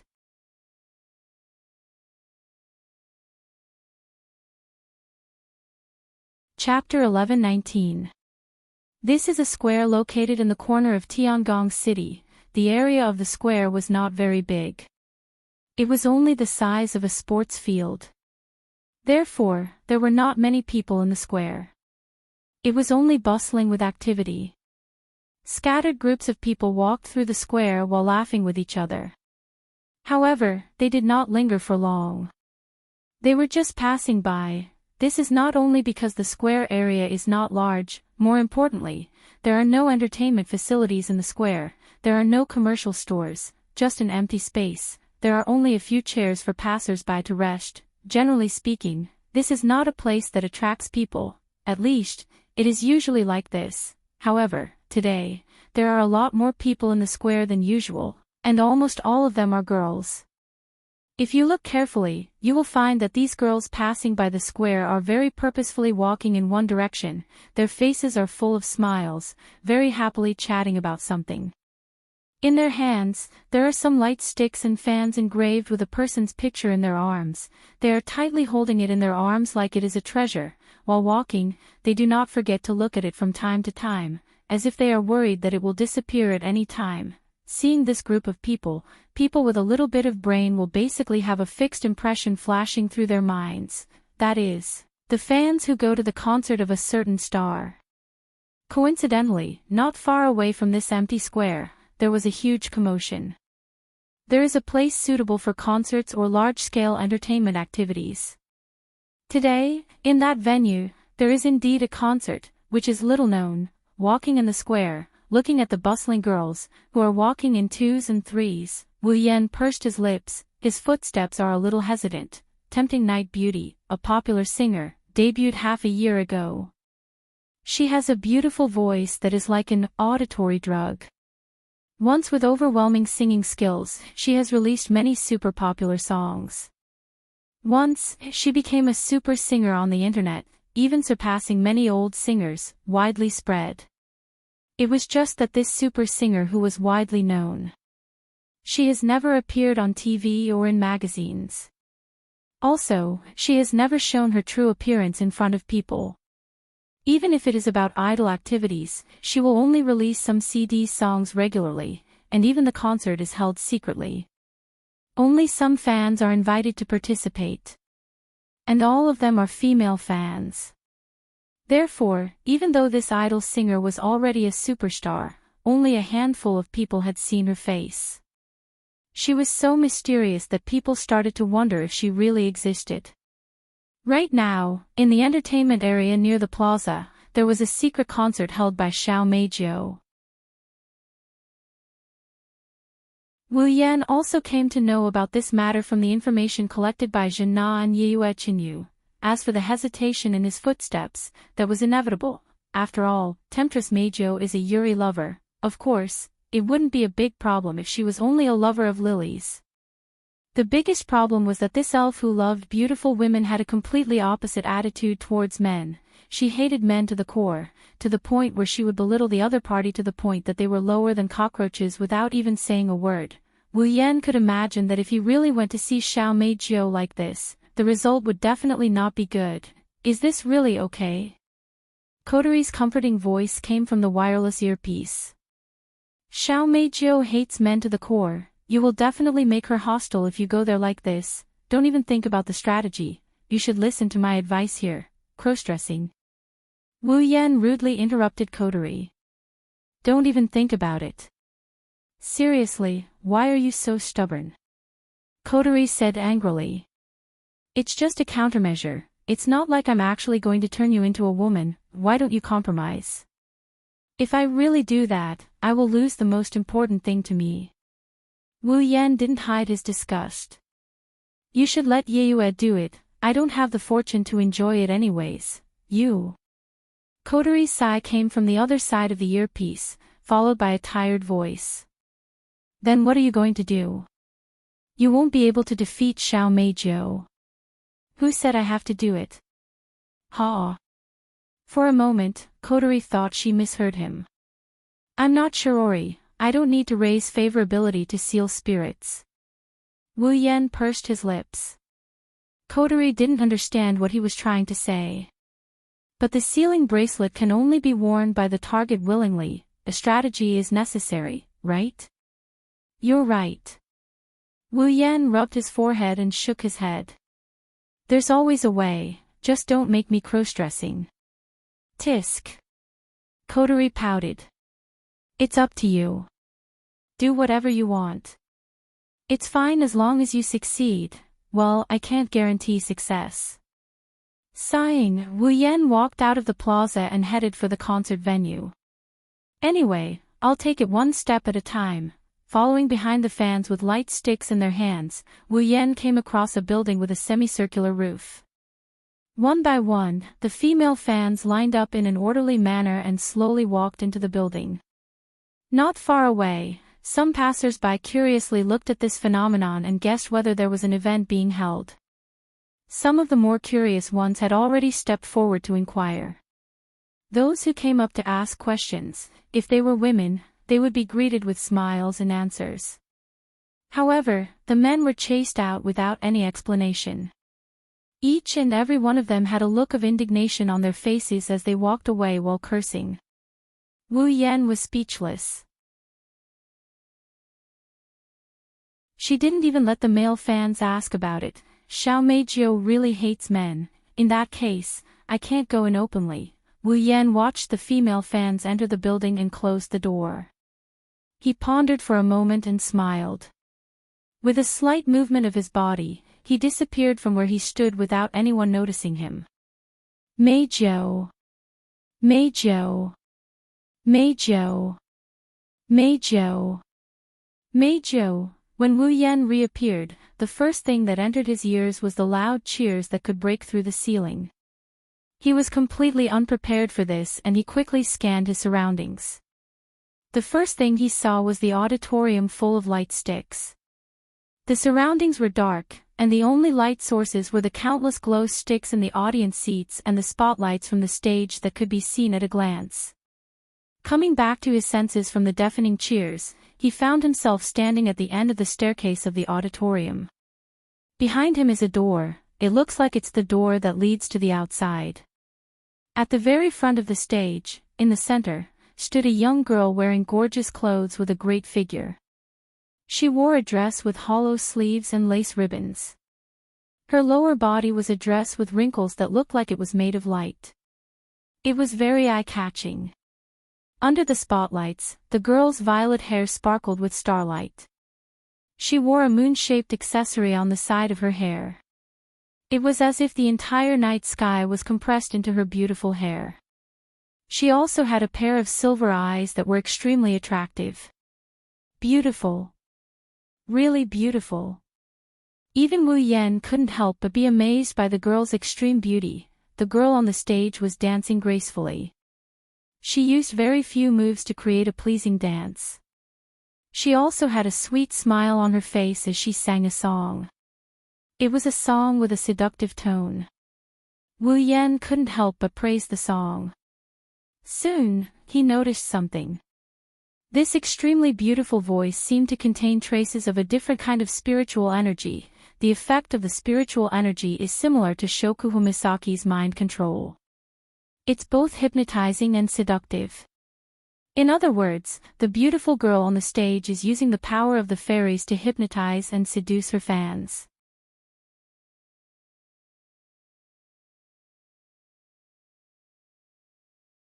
Chapter 11:20. The intoxicating singing voice reverberated in the vast space, filling every corner. The most beautiful voice in the world continued to turn into ripples and undulated.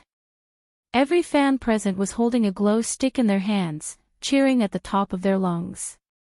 Traces of infatuation remained in their eyes. Listening to the invasive singing that kept trying to drill into his mind, he frowned as he looked at the crazed looks of the fans in the audience.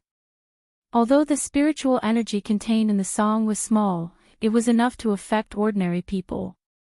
The fans present must have been affected by the song to some extent, which was why they were cheering so crazily, right?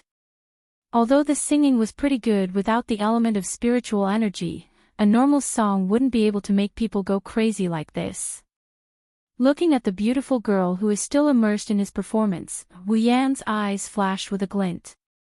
Night Tempter Meijo, level 73. Is she Night Tempter Meijo? Wu Yan didn't know if Kotori shared the information he got from the system. Kotori's low voice came from the other side of the earpiece. He could faintly hear her grinding her teeth. Could it be that she's wearing spiritual equipment? Why is she showing it in front of so many people? What is she thinking? TSK, who knows? Wu Yan pursed his lips. Maybe they're using the stage effects as an excuse to hype up the atmosphere. Maybe she doesn't care about her elf identity being exposed. That Night Tempter Meijo is too reckless. Kotori snorted. What are you going to do? What am I going to do? Wu Yan scratched his face. He had a headache. Although he was here, he really didn't know how to get in touch with Xiao Meijo. Night Tempter Meijo is like a virus. She doesn't even want to look at him, let alone touch him. Wu Yan sighed as he watched the beautiful figure of Temptress Meijo dancing and singing on the stage. Why does such a beautiful girl have such a troublesome personality? He is even harder to deal with than Kwang-san. Didn't you take care of Kurumi too? Kotori's voice turned vicious. So, you'd better be straightforward and take in that lesbian girl. What you said is very interesting. Wu Yan almost fell to the ground. You're the only one in the world who would ask her husband to take in other girls. Shut up. Kotori, who had been speaking in a menacing tone a second ago, snapped. At this second, Kotori's voice was filled with shame and anger. The other members of Ratatosk gasped in shock and Konosuke Kyuhei screamed like the sky was falling down. Kotori yelled out loud. Hurry up and get rid of her. Can't you at least let me be mentally prepared? Seducing Xiao Meijo is too difficult. Wu Yan smiled bitterly. Suddenly, the beautiful song that had been reverberating in the air came to an abrupt stop. As the song stopped, the cheers of the fans in the audience also stopped. Instead, it was replaced by whispers full of doubts. Sensing something amiss, Wu Yan lifted his head and looked at the stage. His gaze met with a pair of rigid bright silver eyes on the stage. Wu Yan's heart skipped a beat. Seducing Xiao Meijo, who was singing and dancing with a smile on her face, was looking at him. The smile on her face stiffened, and her dancing movements froze on the spot along with her body. Only a pair of beautiful big eyes rippled uncontrollably, until finally, it turned into utter disgust. Under everyone's bewildered gazes, seducing Xiao Meijiu stopped dancing and lowered her head. Her bangs that were at the same height as her eyebrows covered her expression. The fans in the audience screamed in shock. The audience was in chaos. Bad news. Koteri's raised voice sounded through the earpiece. Seducing Xiao Meijiu's favorability is dropping at an unimaginable rate. It's infinitely close to zero. No. It's already in the negatives. Wu Yan's expression darkened. In the end, it's still like this. Just then, a sweet voice sounded like a mosquito and miraculously entered the ears of everyone who was in the midst of the commotion. Then, everyone could see it. Seducing Xiao Meijiu raised her head and stared at Wu Yan as if he was a disgusting insect. She screamed.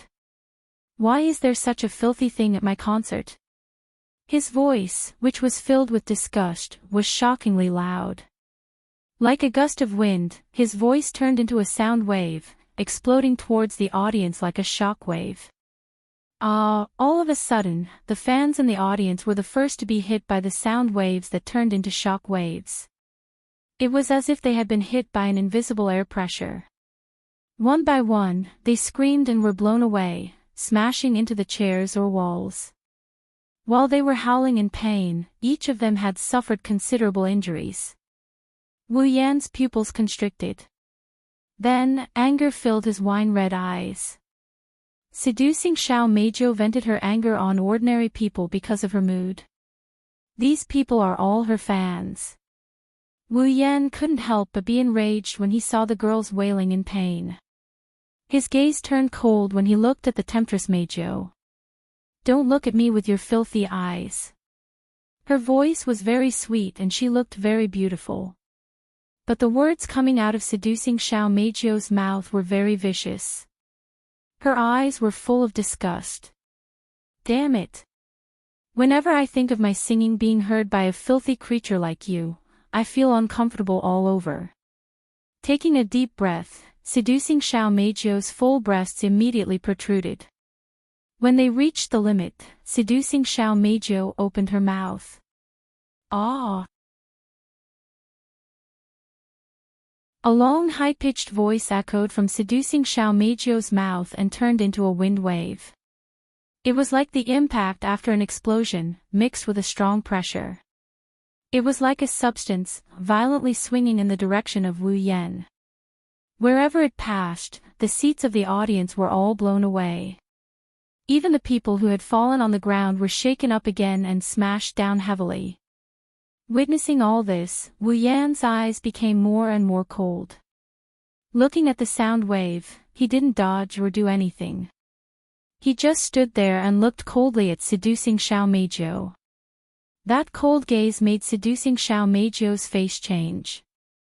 She couldn't help but feel a little timid. Finally, the sound waves hit Wu Yan's body. His clothes and hair fluttered in the wind, but his body didn't move at all. Like a statue standing tall in the middle of a storm, he didn't move at all. What? Seducing Xiao Meijiu's eyes widened a little, and she couldn't help but step back. He didn't move under her voice that contained offensive spiritual power. This had never happened before. Even those magicians of AST couldn't do it. How did this man do it? Could it be that he is the magician of AST? But he didn't wear those equipment on his body. Or, is he also an elf? While thinking this in her heart, seducing Xiao Meijiu wanted to raise her head and look at the man again. But when she raised her head, the position where the man originally stood was already empty. Night Temptress Meijiu was startled. Before she could react, a rough voice that only men would have, that made her extremely disgusted, resounded from behind her. Where are you looking at? Seducing Xiao Meijiu's body stiffened, she quickly turned around and looked behind her. On the other side of the stage, Wu Yan stood there straight, facing seducing Xiao Meijiu. There was a faint smile on his face, but there was no smile at all. Obviously, Wu Yan was a little angry at seducing Xiao Meizhou's actions. You. Seducing Xiao Meizhou furrowed her brows. She didn't hesitate to distance herself from Wu Yan. It's not because she's afraid, it's because she hates men. She subconsciously distanced herself from Wu Yan. The two's actions were captured by Kotori and the others in Fraxinus through the big screen. Kotori's expression turned heavy. Even Onie-chan is angry, this is going to be troublesome.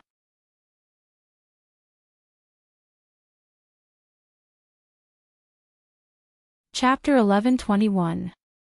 In the command room of Fraxinus, the members of Ratatosk raised their heads and looked at the two of them on the big screen. Seductive Beauty's favorability bar is still dropping. They started to panic a little. Commander, a member of Ratatosk said in a panic. The diva's spiritual energy fluctuations are starting to become unstable. If this goes on, it's very likely to cause a space quake. Captain. Jin's fist clenched and unclenched, then clenched and unclenched again. His usually serious face was now filled with nervousness. In fact, it wasn't just him. Beside him, everyone, including Kotori, was nervous. This doesn't look good. Kotori bit hard on the pearl in her mouth, trying to use the sweetness to ease the tension in her heart. If this continues, Seductive Meizhou's favorability will drop, we won't be able to continue the battle. Captain isn't going to fight Seductive Meizhou, right? Yatsuki Chinyu's expression is uncertain. He shouldn't be that reckless, right? Captain. That might not be the case. Kotori frowned. Because she saw something she hated, she vented her emotions on ordinary people.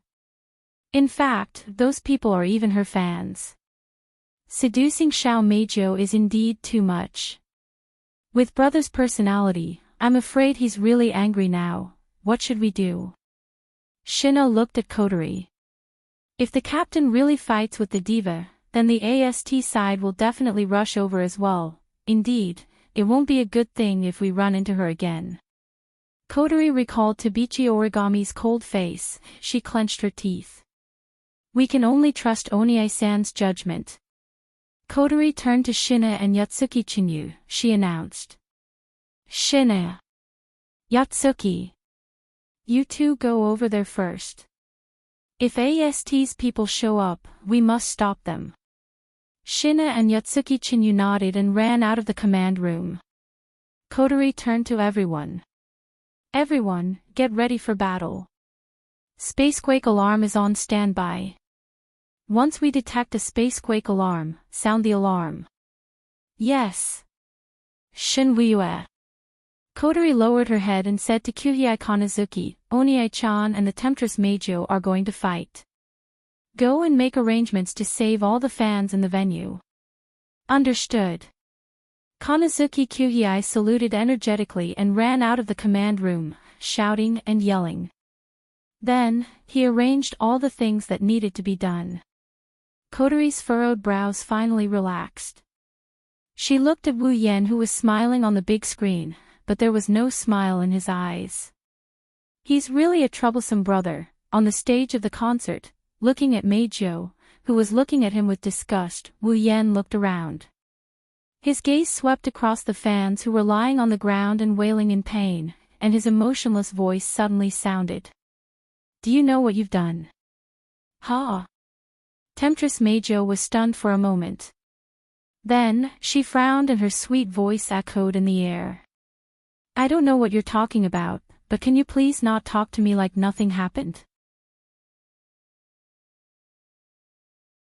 It's super disgusting. They're all your fans, aren't they? Wu Yan ignored Mikoto's words and he continued talking as if he was minding his own business. His face was calm. You're a popular artist. Is this how you treat your fans? Meizhou's brows twitched. She followed Wu Yan's gaze and looked at the audience. She looked at the girls who were groaning in pain on the ground.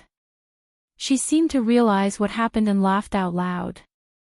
Then, a sentence that caused Wu Yan's expression to freeze up came out of Mikoto's mouth. Along with her innocent laughter, her words spread across the stage. Are you kidding me? Since they're my fans. Of course, they have to accept all of me. I can do whatever I want. Just as she finished speaking, the smile on Temptress Majo's face froze. She keenly felt that the atmosphere at the scene seemed to be a little different. It made her feel like she was in a deep quagmire and couldn't breathe. Because they're your fans, you can do whatever you want. They have to accept it. Wu Yan looked at Majo calmly. Even if it's you who inflicts pain, they have to accept it gratefully. Is that what you mean?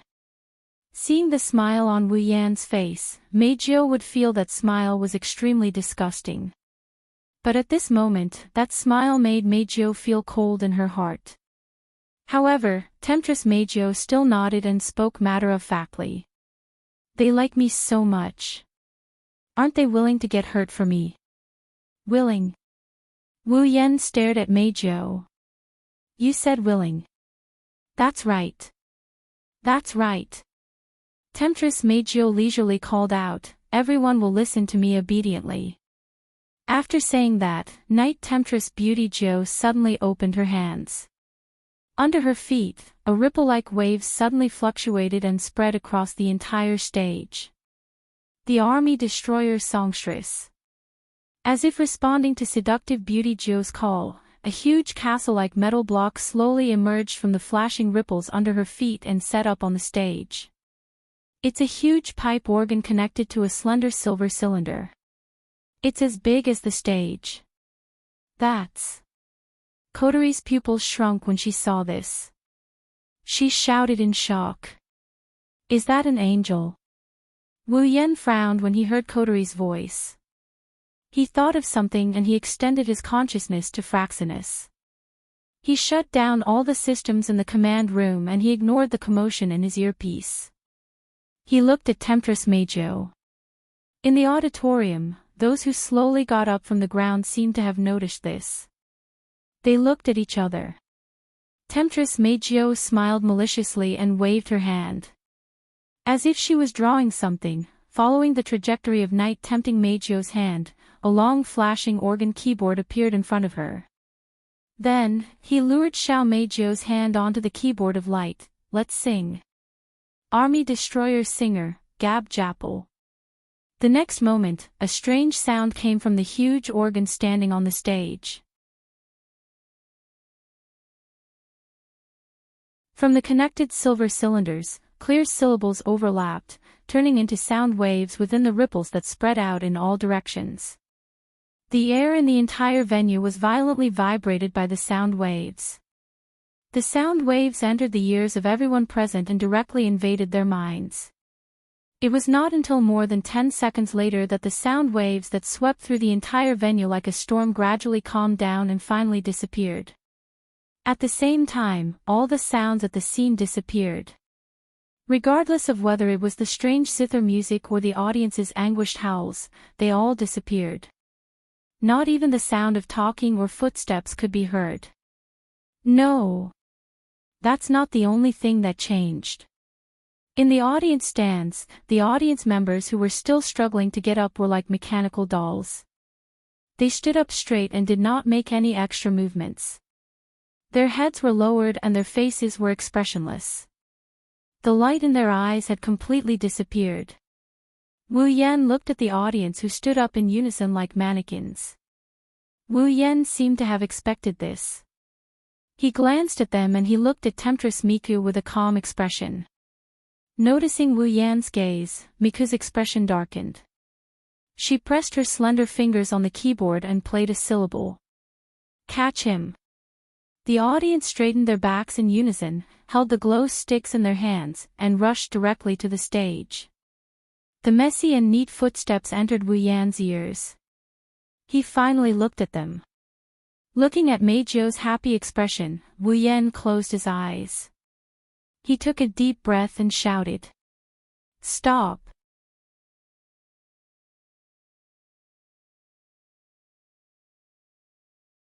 Chapter 1122. Army Destroyer Singer, Gab Japel. The angel that seduced Meijo. It was a huge organ with a keyboard of light. It could play different kinds of music, and depending on the music, the effect would be different. Because Night Temptress Meijo's ability was to control sound, once Night Temptress Meijo made a request, with her voice infused with spiritual energy, normal humans without spiritual energy would be unable to resist and obey. And the existence of the angel, the army destroyer singer, raised Seduction Meijo's ability to the limit. In just an instant, thousands of people in the venue fell into Seduction Meijo's control, just as Seduction Meijo had said. Everyone would listen to her obediently. Because Meijo had the ability to control them. Even if she really wanted them to die, these fans who had turned into puppets would not hesitate. This is what Yakumo Meijo wanted to convey to Wu Yen. In fact, if Wu Yen did not cut off Fraxinus's voice in time, then everyone in Ratatoskr would have fallen into Meijo's control and would not be able to turn around. Such behavior was simply too vile. Even if Wu Yen knew about Meijo's situation in advance, and also knew why Meijo became like this, he could not help but get angry. Killing Meijo was definitely not something Wu Yen could do. But as for the actions of seducing Xiao Meijo, he also looked down on her. Wu Yen couldn't help but feel a sense of disgust towards this carefree, incomparably arrogant seductress who treats others like toys. Even if there's a reason for this, he couldn't help but feel a bit angry. Freeze! Looking at the sea of people rushing towards him, Wu Yen coldly shouted. Suddenly, the syllables mixed with traces of magical fluctuation spread through the entire venue. In the next second, all the people who were rushing over like zombies, as if they had heard the supreme command, all froze on the spot, and could no longer move. How could this be? Temptress Meijo's bright silver eyes fluctuated violently. Her face was full of disbelief. Then she glared at Wu Yen hatefully. What did you do? What did I do? Wu Yen sneered. All I did was control their behavior. Compared to you who controlled their minds, what I did was much worse. You, originally, before coming here, and even after coming here, I have been thinking about it. What method should I use to contact you without arousing your hostility? When Meijo was about to say something, Wu Yen suddenly changed the topic and interrupted her. Meijo froze for a moment, as if she heard something funny, her face tensed up in disbelief. Contact me. Stop joking. Let dirty men like you come in contact with me. I might as well just die. As expected. Hearing the words that tempted Night Meijo, Wu Yen nodded without changing his expression. That's why I've been very distressed, but now, thank you, what you did, I don't need to be distressed anymore. Hearing this, alluring Night Meijo took a step back. In her heart, a bad premonition arose. She couldn't help but ask out loud. You? What do you mean? The meaning is very simple. Wu Yen narrowed his eyes. For the current you, I don't want to have peaceful contact with you anymore. Do you want to accept my lesson obediently, or do you want to struggle desperately, and then choose the way to negotiate? Choose for yourself. Meijo's face was angry, she was so angry that she laughed. You're just a human. Do you think you've won? Sorry, I'm not a human. Wu Yen sneered. The real human should be you, right? When she heard Wu Yan's first sentence, Meijo was already stunned. When the latter sentence also fell into her ears, her expression completely changed. In the end, it turned into thick shock. You know about me, of course I know about you. Everything. Wu Yen waved his hand and interrupted Meijo's words again. But I've also said that I have nothing more to say to you now. Who will say anything to you disgusting men? Meijo's face was gloomy, and she shouted with some resentment. Since you know so much, then take these secrets and die for me. Army Destroyer Singer, Rondo. As if she wanted to vent her resentment towards Wu Yan, Meizhou stomped her foot fiercely. A circle of flashing ripples centered on Meizhou's foot, and it kept fluctuating and swaying on the entire stage. In the next moment, a large number of silver cylinders emerged from the flashing ripples on the stage as if they were protecting their master, and also as if they were surrounding their enemy. In an instant, the entire stage was filled with silver cylinders. It wasn't until they extended to a certain extent that those silver cylinders stopped. Then, like a microphone, the front end fell in the direction of Wu Yan. Only one of them was like a microphone aimed at Meizhou's mouth. Meizhou raised her body, took a deep breath, and faced the silver cylinder in front of her, and made a high voice that was enough to echo deep in the ear.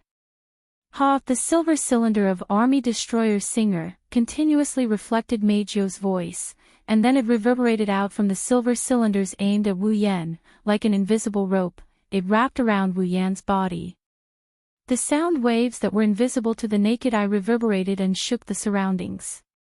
Wu Yan only felt that his body seemed to be pressed down by something heavy from all directions, squeezing in the middle.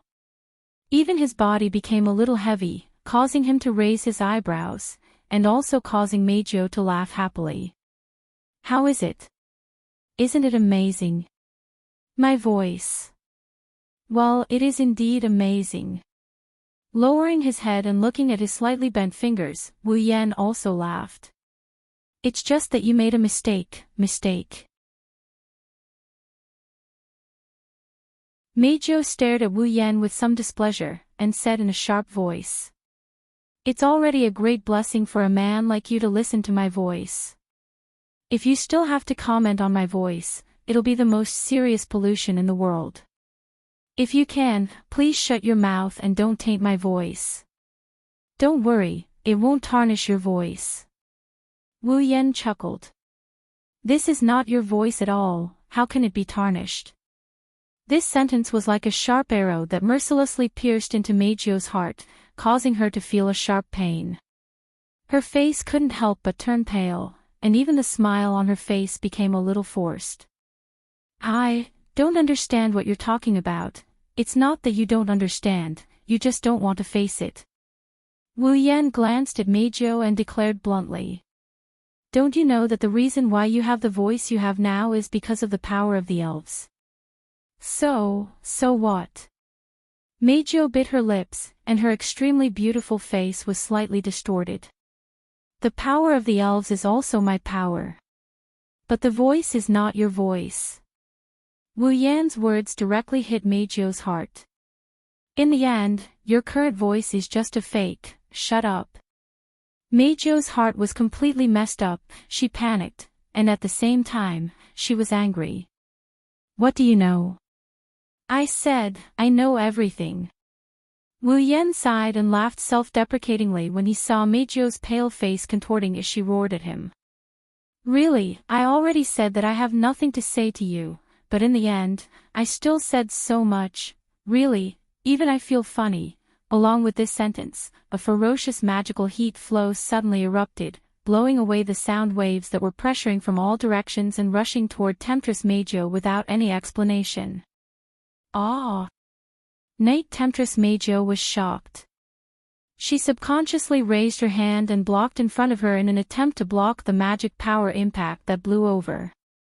But when she thought that her body was about to be hit by a huge impact, the magic power heat flow that was rushing toward her suddenly disappeared without any warning.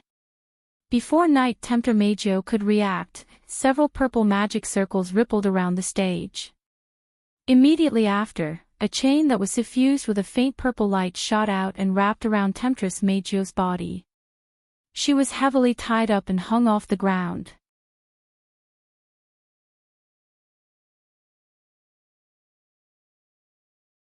Chapter 11:23. With a series of clanking sounds, the stage that was filled with silver cylinders not long ago was immediately filled with chains that glowed with purple light. Temptress Meizhou didn't even realize what happened. Her plump body was firmly bound and she lost her sense of substance under her feet. By the time she reacted, she was already suspended in the air. In the blink of an eye, the situation reversed. What is this thing? Temptress Meijo couldn't help but struggle. Traces of spiritual power emerged from her body and supported her body, causing her extremely plump body to instantly possess strength that surpassed that of a human. Unfortunately, such strength, in front of the lock of discipline forged by the gods, only caused a crisp sound of collision. Let alone breaking it, it was impossible for her to break free. It's better to save some strength. Seeing Temptress Meijo constantly struggling, Wu Yan walked over the many silver cylinders on the ground and slowly walked in front of Temptress Meijo. He looked directly at her pair of bright silver eyes. With your strength, it's impossible to break free from the lock of discipline. Temptress Meijo's struggling figure stopped. Looking at Wu Yan standing in front of her, she couldn't help but feel a little scared. You? Who are you? Hearing Temptress Meijo's question, Wu Yan couldn't help but laugh. Don't you think it's too late to ask this question? Asking the identity of the person who came, no matter how you think about it, should be something you should do from the beginning. However, Temptress Meijo is different. From the beginning, when she saw Wu Yan, she didn't ask anything and directly attacked him without saying a word. It's not until now that she was restrained that she asked.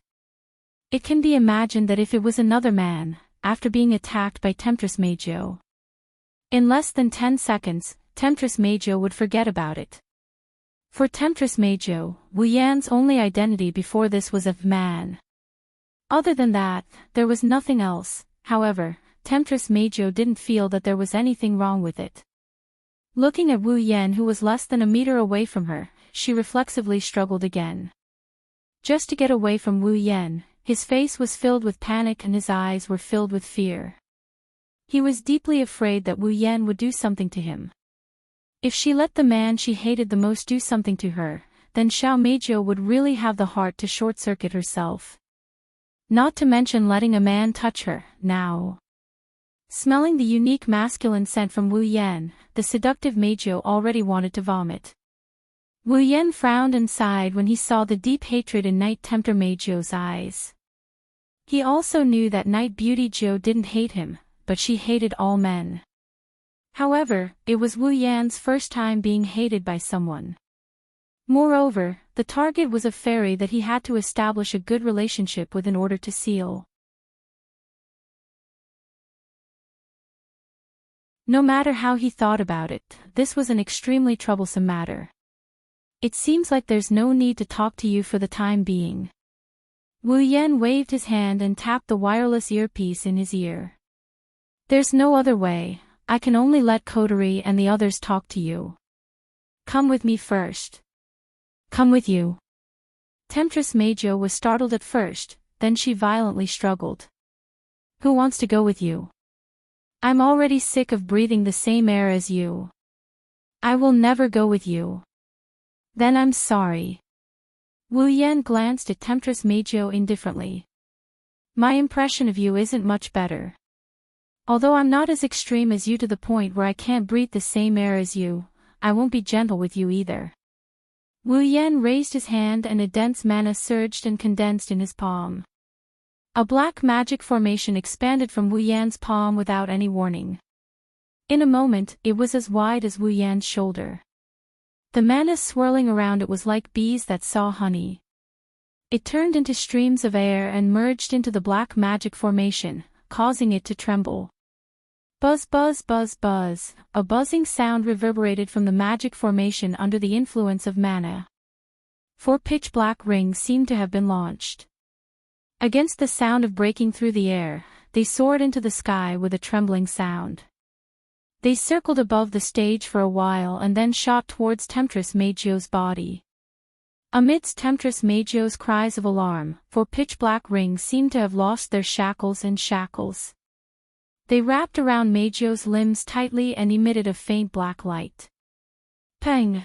Almost at the same time when the 4 rings were wrapped around her, the Army Breaker singer, on the stage and the silver cylinders that covered the entire stage exploded and disappeared. Night Beauty Jo also felt that the spiritual power in her body could no longer be mobilized.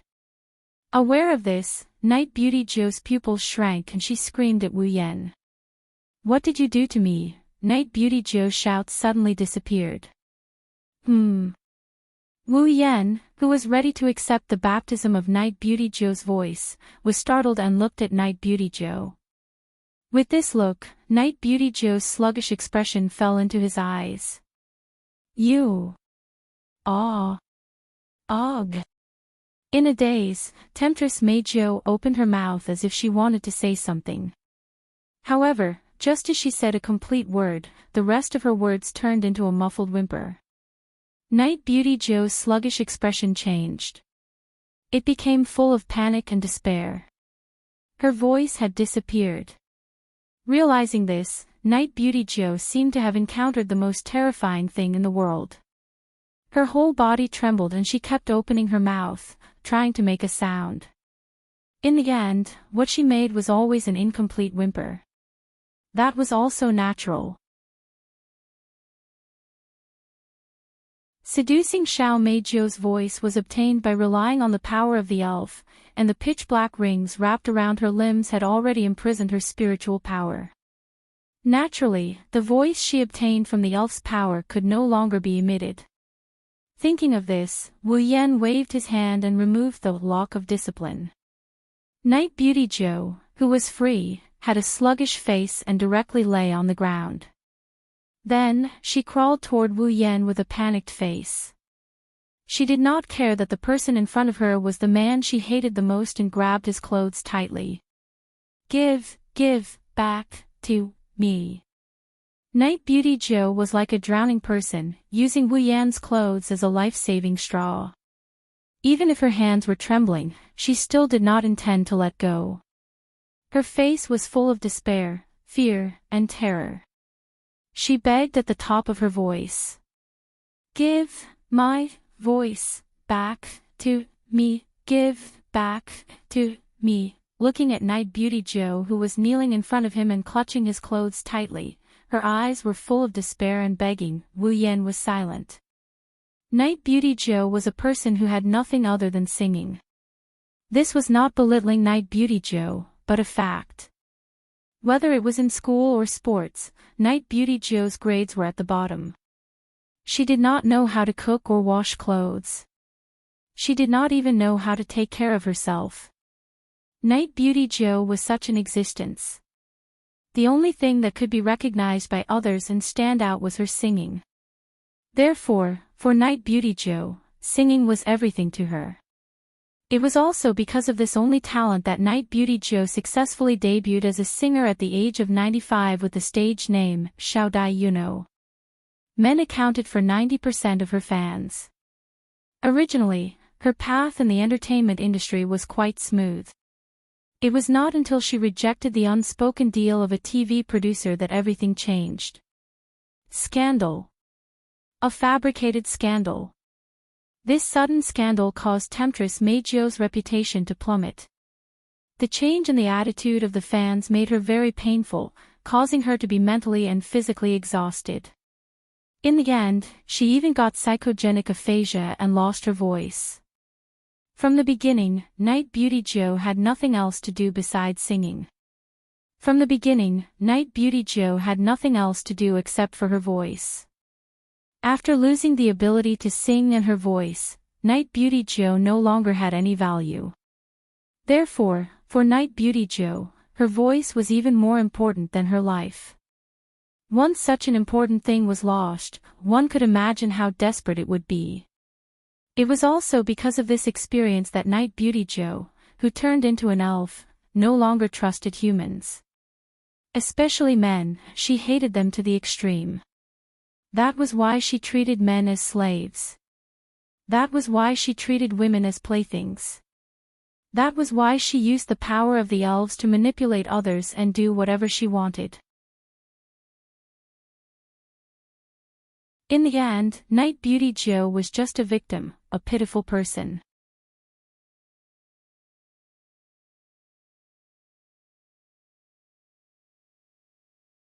Chapter 11:24. If she lost her voice, she would lose her value. This point of view had long been deeply ingrained in her heart. In addition, she had already gone through such a painful experience and lost her voice again. The despair and fear in her heart were even greater than before. When she thought that she might be betrayed by humans again, her pretty face turned pale and lost all color. Please, give me back my voice. She wanted to say this sentence more than once, but she could not say it completely. She could only maintain her pale face and frightened eyes. She grabbed Wu Yan's clothes like a beggar, causing the entire stage to reverberate with intermittent, hoarse cries full of pleading and fear. Give. Give. Me. Lowering his head, looking at the begging temptress in front of him, Wu Yan's anger toward her arrogance was involuntarily extinguished. All his emotions turned into a bitter smile. A pitiful person must have something hateful. Temptress Meijo really fully demonstrated the authenticity of this point of view. Squatting down, Wu Yan made eye contact with Temptress Meijo's frightened and pleading eyes. He did not have the mood to teach her a lesson. Even his tone could not help but soften. I don't have any malicious intentions towards you. I just came to find you because of some things. Hearing Wu Yan's words, Temptress Meijo did not feel relieved. Her face was still full of panic and pleading. For Temptress Meijo, Wu Yan's intention was not important. What was important was her voice. She only knew that the man in front of her had taken away her most important voice. The helpless Temptress Meijo could only do her best to plead. She begged Wu Yan to return her voice, because, other than her voice, she had nothing else. Give me back. Hearing the pleading of Temptress Meijo, Wu Yan sighed and faced her. If you are willing to come with me, then I will remove the shackles on your body. I will return your voice to you, how about it? Hearing this, Temptress Meijo did not hesitate and did not resist like before. She nodded desperately, making Wu Yan feel pity for her. He couldn't help but reach out his hand. Wu Yan patted Night Tempter Meijo's head. As Night Tempter Meijo trembled and suppressed her fear, Wu Yan spoke gently. Don't worry, I won't do anything to you, and I won't take away your voice. You're not completely useless. Hearing this, Temptress Meijo was stunned for a moment. She suddenly raised her head and looked at Wu Yan. Her eyes were filled with disbelief as a storm raged in her heart. Apart from his voice, he was useless. If he lost his voice, he would no longer have any value. There was no more singing. No one will love me. Without any sound, no one would protect her. Without music, no one would believe in themselves. Shouldn't that be the case? However, what was this man talking about? What could he say to himself who had already lost his voice? Not completely useless. Is that so? She stared blankly at Wu Yan, who was touching her head. His face was no longer cold as before. Instead, he had a gentle smile on his face. Temptress Meijo was at a loss. Why did she have a voice?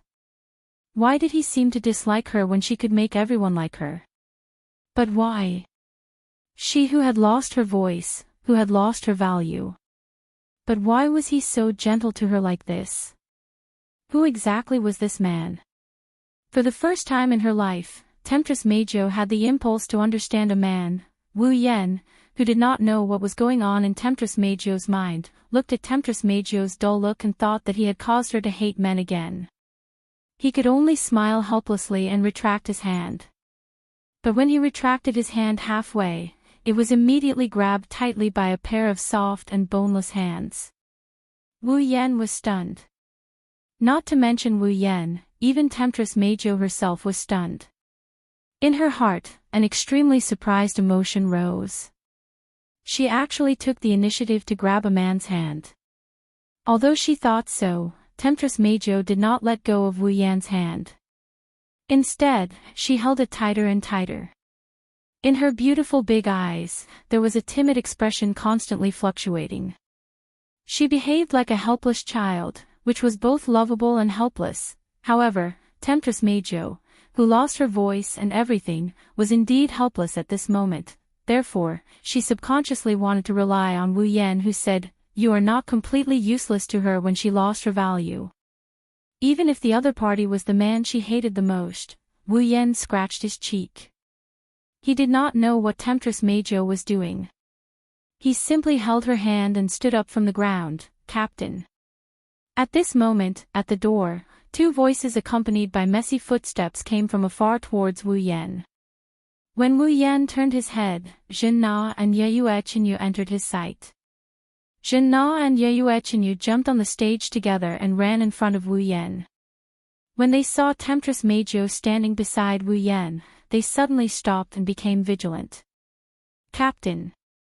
Jin Na looked straight at Temptress Meijo and asked Wu Yan without turning her head. "Are you okay?" Wu Yan smiled and shook his head. "I'm fine, but you two came at the right time." Looking around at Temptress Meijo's fans who were frozen by his words, Wu Yan pursed his lips. The audience here has seen how Knight Meijo was tempted to use the power of the elves. Use the display device that can erase memories to erase them. Jin Na and Yue Chenyu noticed the audience who were frozen on the spot. They were surprised. What happened to them? Well, they are temporarily frozen by me. They were controlled by Temptress Meijo before, but... Glancing at Temptress Meijo, who didn't know what to do, Wu Yan said to them. "Temptress Meijo's spirit power was sealed by me. They are awake now. What about her?" Jin Na frowned and looked at Temptress Meijo again. Temptress Meijo couldn't help but shrink her body. Now, Temptress Meijo not only lost her voice, she also lost her fighting ability. Facing Jin Na and Yue Chenyu, who were on guard against her, she didn't dare to be as arrogant as before. She can hate someone because of a small matter, she can also fall in love with someone because of a small matter. Without her power, she won't be at a disadvantage. Temptress Meijo's values are very similar to a child's. It's extreme but also very cute. It should be fine here. Wu Yan said helplessly. "I will bring Temptress Meijo back to Fraxinus. We will talk about the rest later, got it?" Jin Na and Yue Chenyu looked at each other and nodded. They started erasing the audience's memories. Wu Yan held Temptress Meijo's hand and walked towards the exit of the venue. At the same time, he restored Fraxinus's sound capturing system.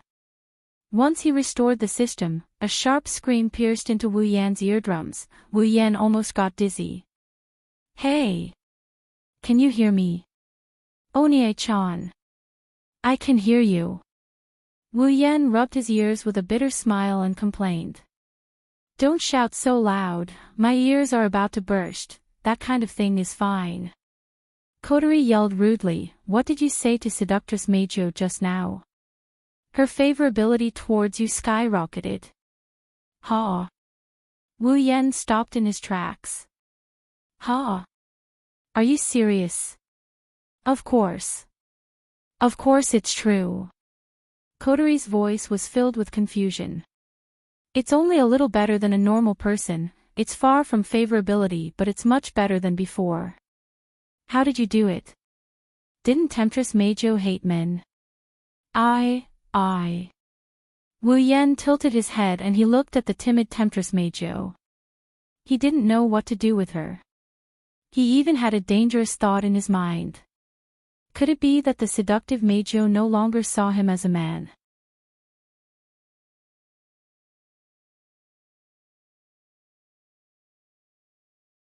Chapter 11:25.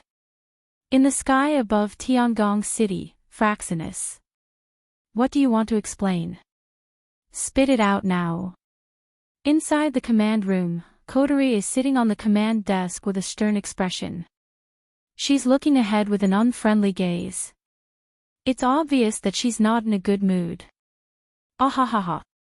Wu Yan looked at Kotori's unfriendly expression and smiled awkwardly. He looked around at the members of Ratatosk who were staring at him with an unnatural expression. This made Kotori even angrier.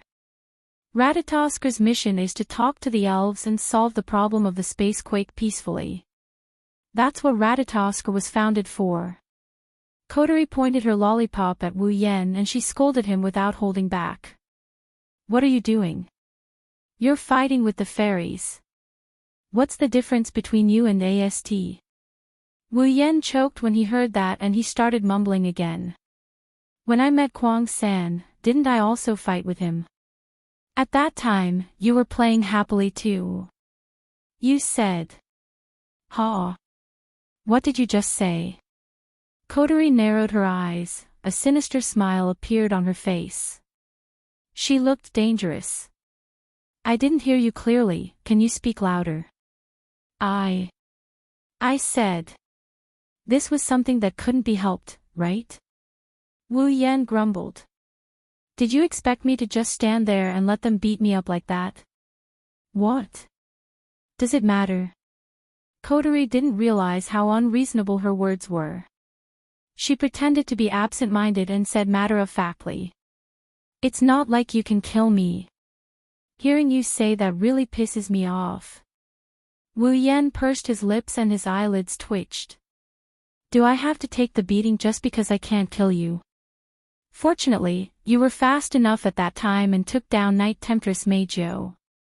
Otherwise, with Night Temptress Meijō's mental state at that time, it was very likely that her spiritual power would become unstable. Kotori glanced at Wu Yen. At that time, thousands of people in the audience might die because of you. That should make you happy, right? Don't make it sound so serious. There's always a way, right? Wu Yan's smile is a bit forced. Isn't the end result good? Good. Good. Kotori looked at Wu Yen with a half-smile. Thousands of people were manipulated, the concert venue was damaged to a certain extent, and we even had to wipe the memories of the people who died. Spacequake hasn't happened yet. Tell me, what's good about it? Why do I feel like you're picking on me? Wu Yen smiled bitterly. Didn't I successfully lure Xiao Meijō back? Kotori's expression changed. Kotori's expression eased up a bit. She tilted her head and looked at the girl who was grabbing Wu Yan's clothes. Standing behind Wu Yen, seductress Miko, who appeared to be a bit timid, raised an eyebrow. Is she really the seductress Meijō who attacked you and the audience at the concert without saying a word? Kotori turned to Wu Yen. Why do I feel like you're not as strong as you look on the screen? Instead, you look like you're being bullied. Did you do something you shouldn't have done to her? Am I that thirsty? Wu Yen resisted the urge to drag Kotori down from the podium and give her a good beating. He glanced at the nervous Miku and he sighed. This girl is also a person with a story. She is very reliant on the power of the current fairy. It's normal for her to behave like this when I suddenly imprisoned her spiritual power. Story? Kotori gave Yakumo Miku a deep look. Yakumo Miku had a pained look in her eyes when she heard Wu Yan's words. Kotori pursed her lips when she saw Wu Yan's expression. I won't ask about the story for now. The most important thing is to deal with Miko. Kotori looked at Wu Yen. How do you plan to seal her spiritual energy? Sealing her spiritual power. Wu Yen turned around to look at Meijō. Meijō shook her head frantically and her eyes were filled with pleading. Wu Yen bitterly chuckled at this. According to the current situation, it's impossible for Xiao Meijō to willingly seal her spiritual power. It's impossible to seal her spiritual power for the time being, that's true. Kotori had a headache. What do we do? Do we just leave it like this? Is there no other way? Well, I do have a lot of ways to seal spiritual energy. Wu Yen shrugged helplessly when he saw Meijō's pale face. But if I seal her spiritual energy without her consent, I'll be no different from AST as you said. Wu Yen looked up and met Kotori's eyes. Moreover, tempting Knight Meijō's reliance on the power of the sprites is too heavy. If I really forcefully seal her spiritual power, it is very likely that she will have thoughts of suicide in her heart. I can't do that, suicidal thoughts. Kotori's face turned serious. Is it that serious? Wu Yen shrugged. He handed the information about Miko and Yukino that Shina, Yatsuki, and Yukino collected for him to Murasame Rain. Murasame Rain understood and handed it to Kotori. As Kotori flipped through the documents in her hand, her expression became more and more serious. The atmosphere in the command room became heavier and heavier. When Kotori put down the documents in her hand and revealed a helpless expression, everyone looked at each other in dismay. Mikoto seemed to have guessed what the document in Kotori's hand contained. She clenched her teeth and started whistling faster. To the temptress Meijo, her past was an extremely painful experience. Because she rejected the hidden rules of the deal, the ugly producer fabricated a scandal. Because of a scandal, she was betrayed by her fans who loved her so much. She lost her voice because of her disappointment in humans and despair. All of this, to a young girl, was too cruel. What's more, she was just a young girl who was good for nothing other than singing. To Meijo, the power of the elves was not so much a power as it was a means to support her survival. Under such circumstances, how could Night Temptress Meijo give up her fairy power? The problem is, if a fairy's mood is unstable, her spiritual power will be unstable as well. She might cause a space quake and bring disaster to this world. No one would be willing to let such a huge ticking time bomb run around. Didn't Kotori and the others choose to seal their spiritual energy? Sealing the spiritual energy of an elf who absolutely could not lose her elf power. Ratatosk was faced with such a contradictory problem. I didn't think things would get this troublesome. Kotori frowned and unconsciously bit the lollipop in her mouth. I only sealed her spiritual power, I didn't seal it. Miko still has her own spiritual power, she just can't use it. Wu Yen pointed at Miko's clothes. That's why Miko's spiritual power is still intact. I can't make up my mind. Can't we cure Miko's illness? Kotori asked Wu Yen. If we cure her psychogenic voice loss, the problem will be solved, right? Yes. You said it's psychogenic. Wu Yen shook his head. No one can cure her other than herself. Suddenly, everyone in the command room fell into a state of silence, including Temptress Meijo, who lowered her head. Her expression could not be seen. Looking at the distressed looks on everyone's face, Wu Yen patted his cheeks and pulled himself together. Let's put the matter of sealing Miko's spiritual power aside for now. Temptress Miko's eyes lit up. Wu Yen looked at Kotori. Kotori, can you give me some time? Yes. Kotori hesitated and nodded helplessly. Please, Onie-chan.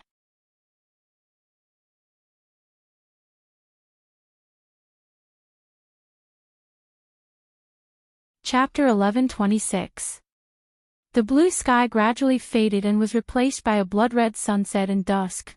Colorful clouds were floating in the sky, and the sunlight from the setting sun shone down on the streets, reflecting the faces of the pedestrians. Although it was already dusk and night was about to fall, the streets were still full of pedestrians. They were either housewives who had just bought the ingredients for dinner or students who were walking towards the residential area with a bag in their hands. It was quite lively. However, the night has been faintly visible and the sky is gradually dimming. It is believed that soon, the people on the streets should be replaced by a group of night owls wandering in the night of Heavenly Palace City. It didn't take long for the pedestrians on the streets to become sparse. Similarly, it didn't take long for the eyes of the few pedestrians on the streets to be taken away by a man and a woman who were holding hands. To be more precise, it should be said that it was taken away by the woman who was holding hands. Her eyes were full of amazement, wearing a gorgeous dress of light. The yellow and white color of the dress emitted a faint light under the light of the setting sun. It was very dazzling. The long violet hair fluttered up and down with the owner walking up and down, giving the illusion that every strand of hair could be seen clearly. It was quite eye-catching. Of course, what was more eye-catching was the girl's beautiful face that was suffocating and the hot body that was so full that few people in the world could compare with her. Such a girl who had the appearance and the body. Even the clothes of the girl were so dazzling, how could the girl not be eye-catching? Some passing students even had their eyes wide open, hearts almost jumped out of their eyes, including some female students. Fortunately, the true identity and appearance of the girl have never been made public. Otherwise, if people knew that the super popular idol, Temptress Beauty Jo, was in front of them and was holding hands with a strange man, then there would be a huge riot on the scene. And tomorrow, there should be a lot of paparazzi and news reporters to carry out a huge operation to dig up the male lead of the scandal, in fact. Not to mention others. Even Temptress Beauty Jo herself was shocked by her current situation. Her bright silver eyes stared at her hand that was held by Wu Yan. Temptress Meijo's mood was very complicated. Obviously, she hated men the most. Just being close to a man would make her want to vomit, let alone being touched by a man. But it was this kind of him. Now. Instead, she let a man hold her hand. Yet, there were no signs of disgust. Was this really him? Her gaze still didn't leave the hands that were held together. Tempting Meijo was a little dazed. She also knew that she was very weak after losing her elven powers. He was so weak that he couldn't help but look for a human who had disappointed him to rely on. But was this kind of weakness enough to make her want to rely on the man she hated the most? No. That's not it.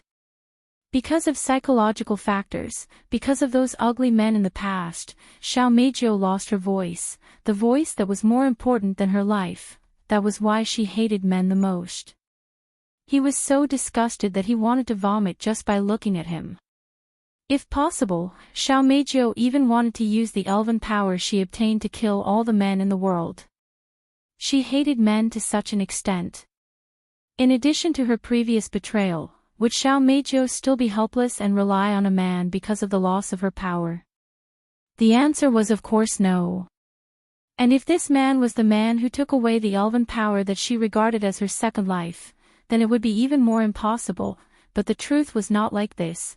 Temptress Meijo tried to think about why she wanted to rely on this man in front of her, because she wanted to ask him to return her voice? Perhaps this was part of the reason, but it was definitely not the whole reason.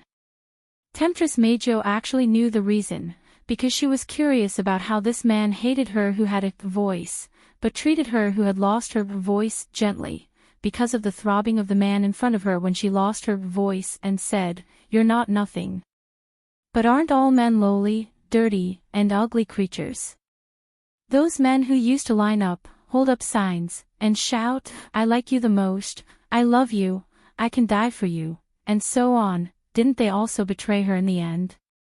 Compared to her words, these people would rather believe those unknown scandals. What right did they have for her to trust them? What right did they have for her to rely on them? Humans are just creatures who only know how to say nice things, but their hearts are incomparably dark creatures. But this man seemed to have said that he wasn't human. Xiao Meijo didn't know if he was persuading her or lying to her, but the confusion in her eyes didn't disappear. Instead, the confusion in her eyes grew stronger. Even Xiao Meijo herself didn't know what she was feeling right now. She could only obediently let Wu Yan hold her hand and slowly walk forward until they arrived at a school marked Dragon Gut Temple Women's Academy. Stopping, Wu Yan turned around and looked at Xiao Meijo. Xiao Meijo immediately turned her head away so Wu Yan couldn't see her current expression. Wu Yan shrugged. He reached out and pointed at Xiao Meijo's body. The black rings wrapped around Xiao Meijo's limbs undulated and burst open. Xiao Meijo could clearly feel that the spirit energy in her body that couldn't be used anymore was starting to become active again. It gathered towards her throat as usual, proving that her voice has recovered. But Xiao Meijo didn't feel happy at all when she felt her spirit energy recovering. She lowered her head and remained silent. "That's all I have to say." Wu Yan clapped his hands. He glanced at Temptress Mikoto and he grinned. Remember to control yourself. Don't let the space quake happen. Otherwise, even if Ratatoskr doesn't seal your spirit energy, it won't be able to watch you run around. Hearing this, the Temptress Meijō finally raised her head. Looking at the man in front of her who she used to hate so much, her intoxicating sweet voice echoed, "Why?" Tempting Knight Meijō asked this question with an unknown emotion. That Ratatoskr seems to want to seal my spirit energy, right? You also have a way to seal my spirit energy, right? Why didn't you seal my spirit energy in the end and let me go instead? Do you need a reason? Wu Yan raised an eyebrow. He looked at Temptress Meijō with an odd look. If you have a conscience, no matter who it is, after hearing about your deeds, they wouldn't want to seal your spirit energy, right? Have a conscience. Xiao Meijō couldn't help but laugh. Humans are just a group of hypocrites. How can they have a conscience? Xiao Meizhou's eyes dimmed. Xiao Meizhou's beautiful voice was full of depression. If I really have a conscience, then I wouldn't have become like that. Hearing this, Wu Yan closed his eyes. Don't tell me you think that all humans are like the producer who slandered you and the fans who talk to themselves. Isn't that so? Xiao Meizhou raised her head hard. Her eyes full of sadness and pain were exposed to Wu Yan's vision. So many people said, "I will always support you, and I will always believe in you," but in the end, when I really needed someone to support me, who supported me and who believed in me? No. Not a single one. Xiao Meizhou's expression was distorted by pain. There are so many people, but no one believed in me. Isn't that enough to explain everything? Is that so? Wu Yan nodded slowly. Then he looked around and picked up a piece of paper from the ground. His fingers spurted out magical power and wrote something on the paper. Then, he stuffed it into Xiao Meizhou's hand. This. Xiao Meizhou looked at the paper in her hand and was slightly startled. Phone number. This is my phone number. Wu Yan smiled and nodded. If one day you need someone to support you, if one day you need someone to believe in you, if one day you lose your spiritual power again, if one day you want to sing again, then call this phone number. When the time comes, no matter where it is, I will definitely rush over. You. Xiao Meizhou's hand holding the paper trembled violently. Then, she laughed out loud. What's the point of doing this? Do you think I will believe you?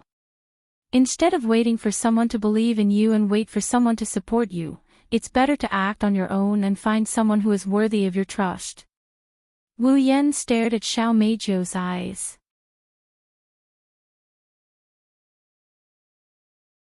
Although I don't know if I am worthy of your trust and whether I can gain your trust, I admit that I will not ignore a cute girl's request for help.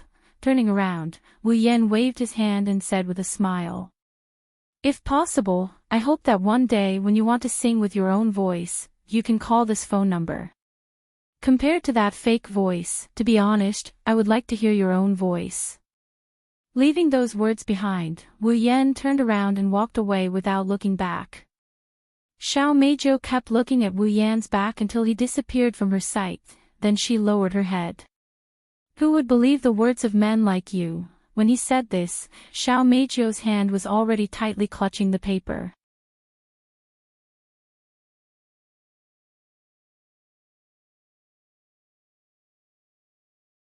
Chapter 11:27. As expected of my brother.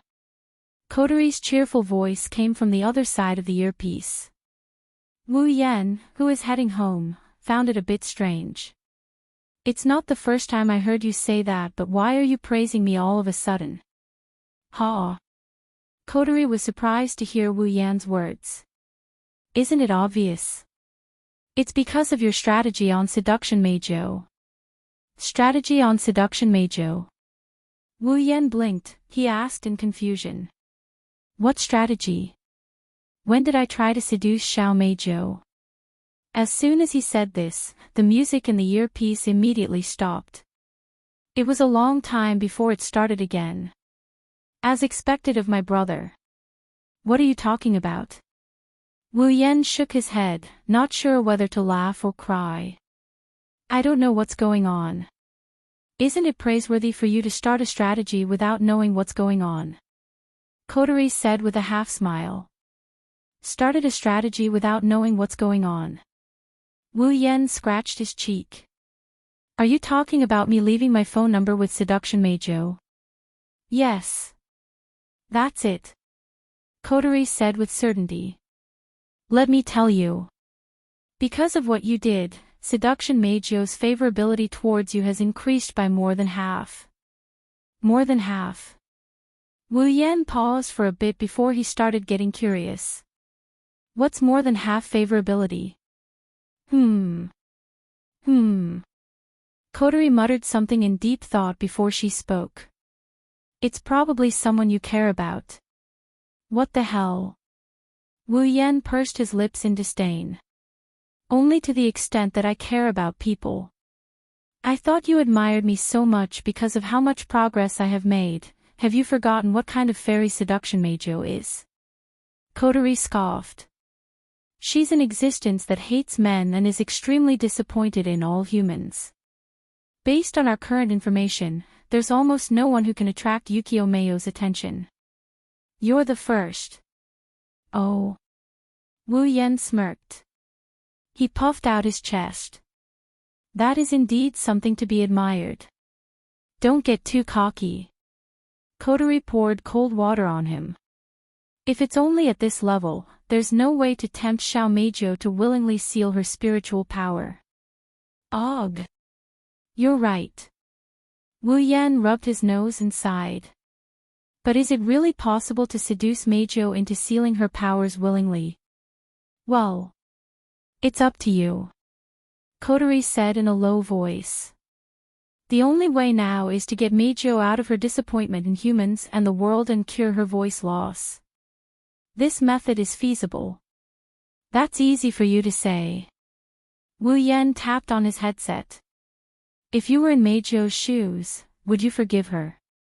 Would you forgive those who betrayed you so easily? Well. So, it depends on what you do. Kotori snickered and teased. Since you can change Temptress Meijo's opinion of you, then add fuel to the fire and take her down completely. You can do whatever you want, right? Well. You're making me feel like I'm doing something evil. Wu Yan's mouth twitched. I just want to seal Meijo's powers. Seduce her as well. Kotori laughed eerily. Don't tell me you don't have such thoughts about seducing Meijo. I'll really despise you. Ha! Wu Yan laughed dryly and his face fell. All right, I admit that it's a little. Kotori's decisive voice suddenly sounded in his earpiece. I despise you. Wu Yan almost tripped and fell to the ground. Then. They looked like siblings but they were actually lovers. Through the headset, they started a pointless war of words. They only stopped when Wu Yan arrived at Itsuka's house. Wu Yan pushed the door open and walked into the house.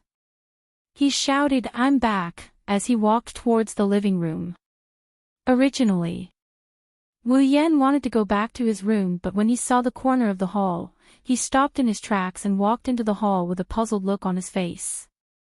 In the living room, Kurumi, Toka, Yoshino, and Shirori were sitting around the table. They looked excited. On the table, there were several boxes that looked like they were sent by mail. Under the actions of 4 young girls of different sizes, they were taken apart one by one. Wu Yan walked over with a strange expression. What are you doing? Kurumi, Toka, Yoshino, and Shirori stopped what they were doing and smiled at Wu Yan. You're back. Yeah. Wu Yan nodded. He sat between Kurumi and Toka and looked at the items in the boxes. He was stunned. This is...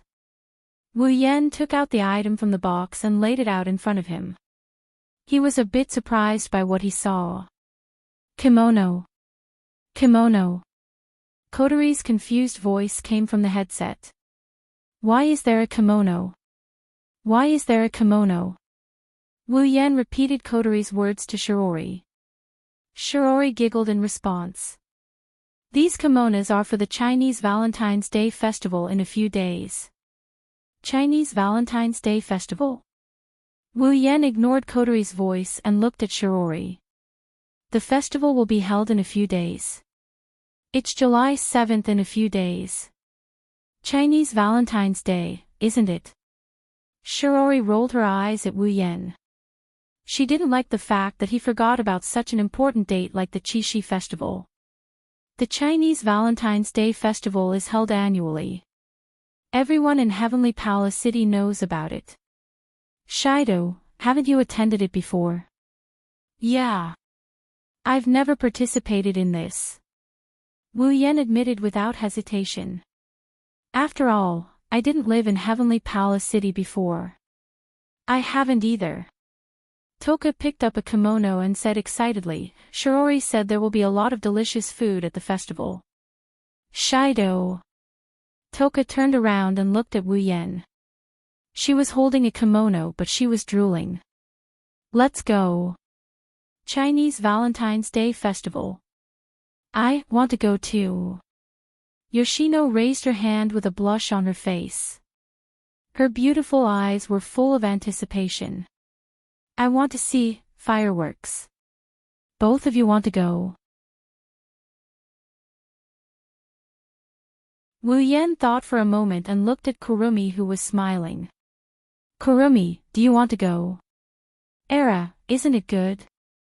Kurumi tilted her head and touched her lips with a finger. She smiled. Chinese Valentine's Day is a day that lovers can't miss. I want to go to the festival with hubby Sama. I see. Wu Yan nodded. All right then, let's go together. Hearing this, Kurumi, Shixiang, and Shirori all laughed out loud. Shirori was the only one who was about to laugh when the phone in her pocket rang in the hall. Sorry. Shirori looked at everyone apologetically and picked up the phone. Who is this? After Shiori's voice fell, the phone was silent. After an unknown amount of time, a cold and emotionless voice came out from the other side. It's me. Ah. Shirori was stunned for a moment and exclaimed. Origami. The entire hall fell into silence, everyone's gaze fell on Shirori, making her feel even more pressured. She wiped the sweat on her forehead and forced a smile. What's the matter? Origami. Chinese Valentine's Day festival. Toka Origami used her usual straightforward and emotionless voice and said to Shirori, I want to invite you to go with me. Wah. Shirori immediately remembered the last time she went shopping with Origami. A wave of dizziness suddenly enveloped her. Before Shirori could refuse, Origami spoke again. I'll let you know when the time is set. Origami hung up the phone as if she didn't want to give Shirori a chance to regret her decision. Hearing the busy tone from the phone, Shirori lowered her hand like a corpse and looked at Wu Yan and Co for help. Ahem. Wu Yan coughed and stood up. Since Shirori has an appointment, we'll go by ourselves. Yes. Kurumi, Toka, and Yoshino stood up and followed Wu Yan out of the hall. At the scene, only Shirji, who seemed to have lost her soul, remained in a daze for a long time.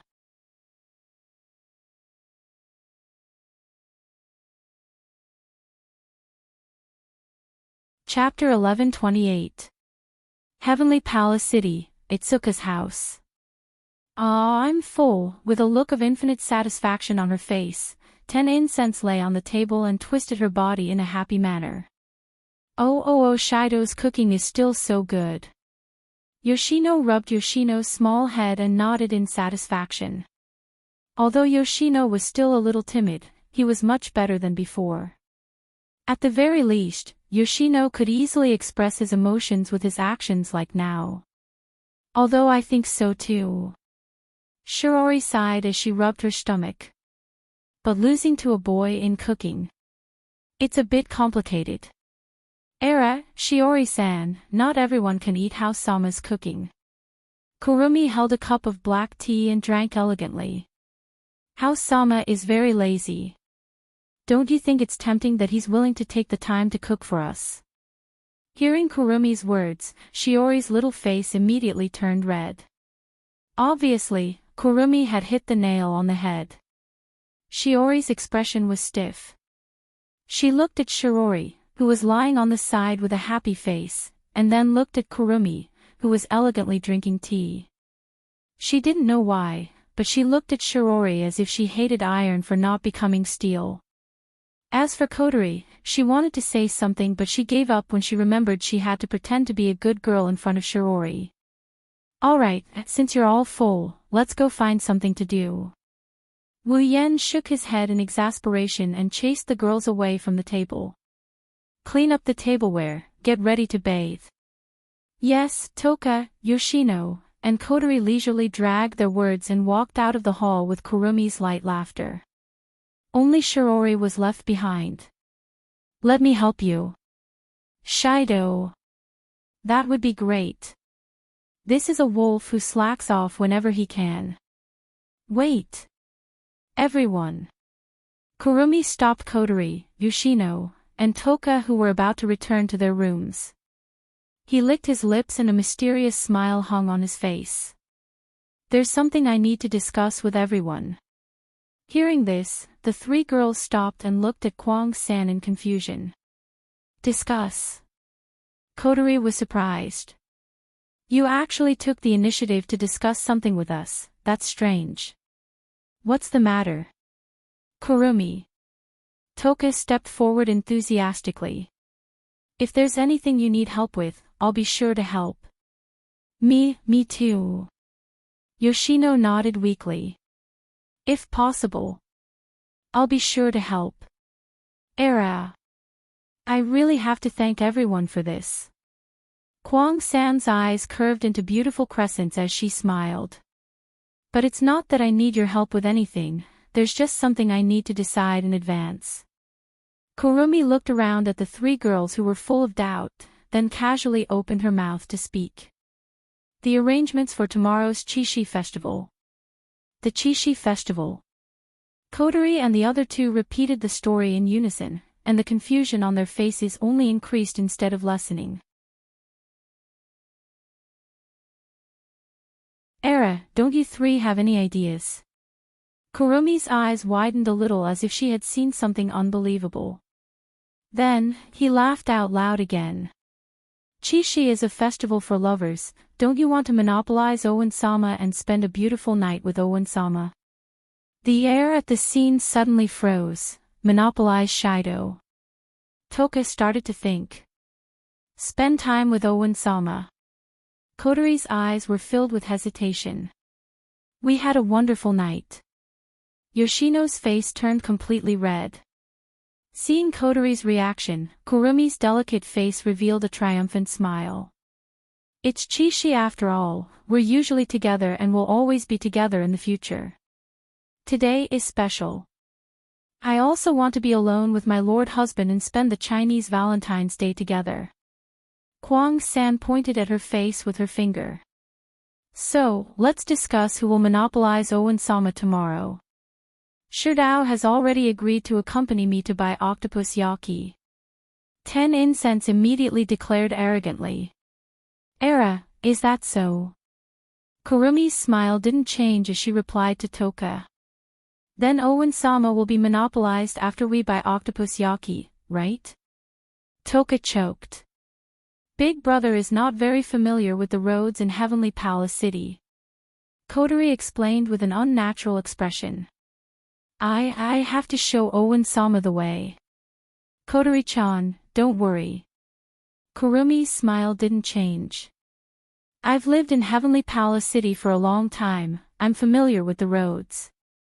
Kotori choked. Yoshino's face turned redder and redder. She became redder and redder. In the end, she simply pulled her hat over her head and didn't even say a word. Yoshino gave up. Kotori narrowed her eyes and looked at Kurumi when she saw Toka and Yoshino being knocked down by Kurumi. Do you want to monopolize that guy? Era, I do want to monopolize Owen-sama. Kurumi smiled wickedly. Kotori was about to retort, but she changed the topic. But that's a bit overbearing, I don't want Owen-sama to be unhappy. Speaking up to here, Kurumi finally revealed her purpose. How about we have a showdown here? A showdown. Toka paused. Then, he clenched his fist with high fighting spirit. Fine. I will not admit defeat. Wait. How are we going to do that? Kotori frowned. Let's be clear, it's not a good idea to use fairy power in this world. Even if we control our Reiki and don't cause a space-time quake, AST will send out their psychic waves. Plus, Owen-sama doesn't want us to fight. Kotori calmly analyzed and glanced at Kurumi. So, you have to think about it. Don't worry, I won't mess around in a way that Lord Husband doesn't like. Kwang-san smiled unhurriedly. Then, she lowered her head and pondered. All right, stop putting on an act. Kotori pursed her lips and waved her hand as if she was tired of it. Since you're the one who suggested it, you must have a plan already, right? Just say it. As expected of Lord Husband's younger sister. Then, I'll be frank. Kurong-san had a coquettish smile on her face as she playfully blinked her right eye that was exposed. The showdown is simple, whoever seduces Owen-sama will get to spend 3 hours alone with Owen-sama during the Chishi festival. What do you think? How about seduce? Kotori and the other two exchanged glances. Their reactions were different from each other. Kotori was disdainful. Is this your first time meeting Owen-sama? Kotori mocked, her words were merciless. As long as it's a cute girl, she can seduce him with just a flick of her finger. He'll pounce on her like he's in heat. There's no need for a showdown like this. Kotori-chan, are you worried I'll play tricks on you? The corners of Kwang-san's mouth slowly rose. If that's what Kotori-chan is worried about, I can let you go first. Kotori opened her mouth but nothing came out. She snorted and turned her head away. I won't take advantage of you.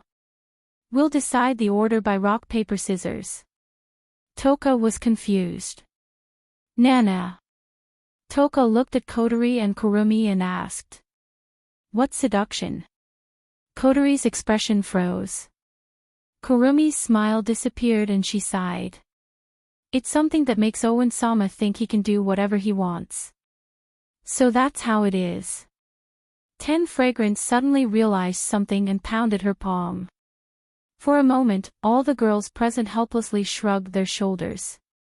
They all felt helpless towards 10 Fragrance's natural ability. Yoshino didn't know what to do. I have to join too. She looked like she was about to cry, she shook her head anxiously. But don't worry. At this time, Yoshino, who was in Yoshino's hands, giggled. Yoshino, I'll be your backup. Let's go take down Wu Yen-kun. Yoshino. Yoshino sighed in relief, she looked at Yoshino gratefully. Seeing this, Kwang-san laughed, then it's decided. You're tuning into the LoveLore Library YouTube channel. We're so grateful for your support and don't forget to subscribe to join us on this incredible journey through captivating stories. Your generosity through donations truly makes a world of difference, as it's the primary source of revenue that allows me to expand and enhance this channel for you. Thank you from the bottom of my heart for being a part of this adventure.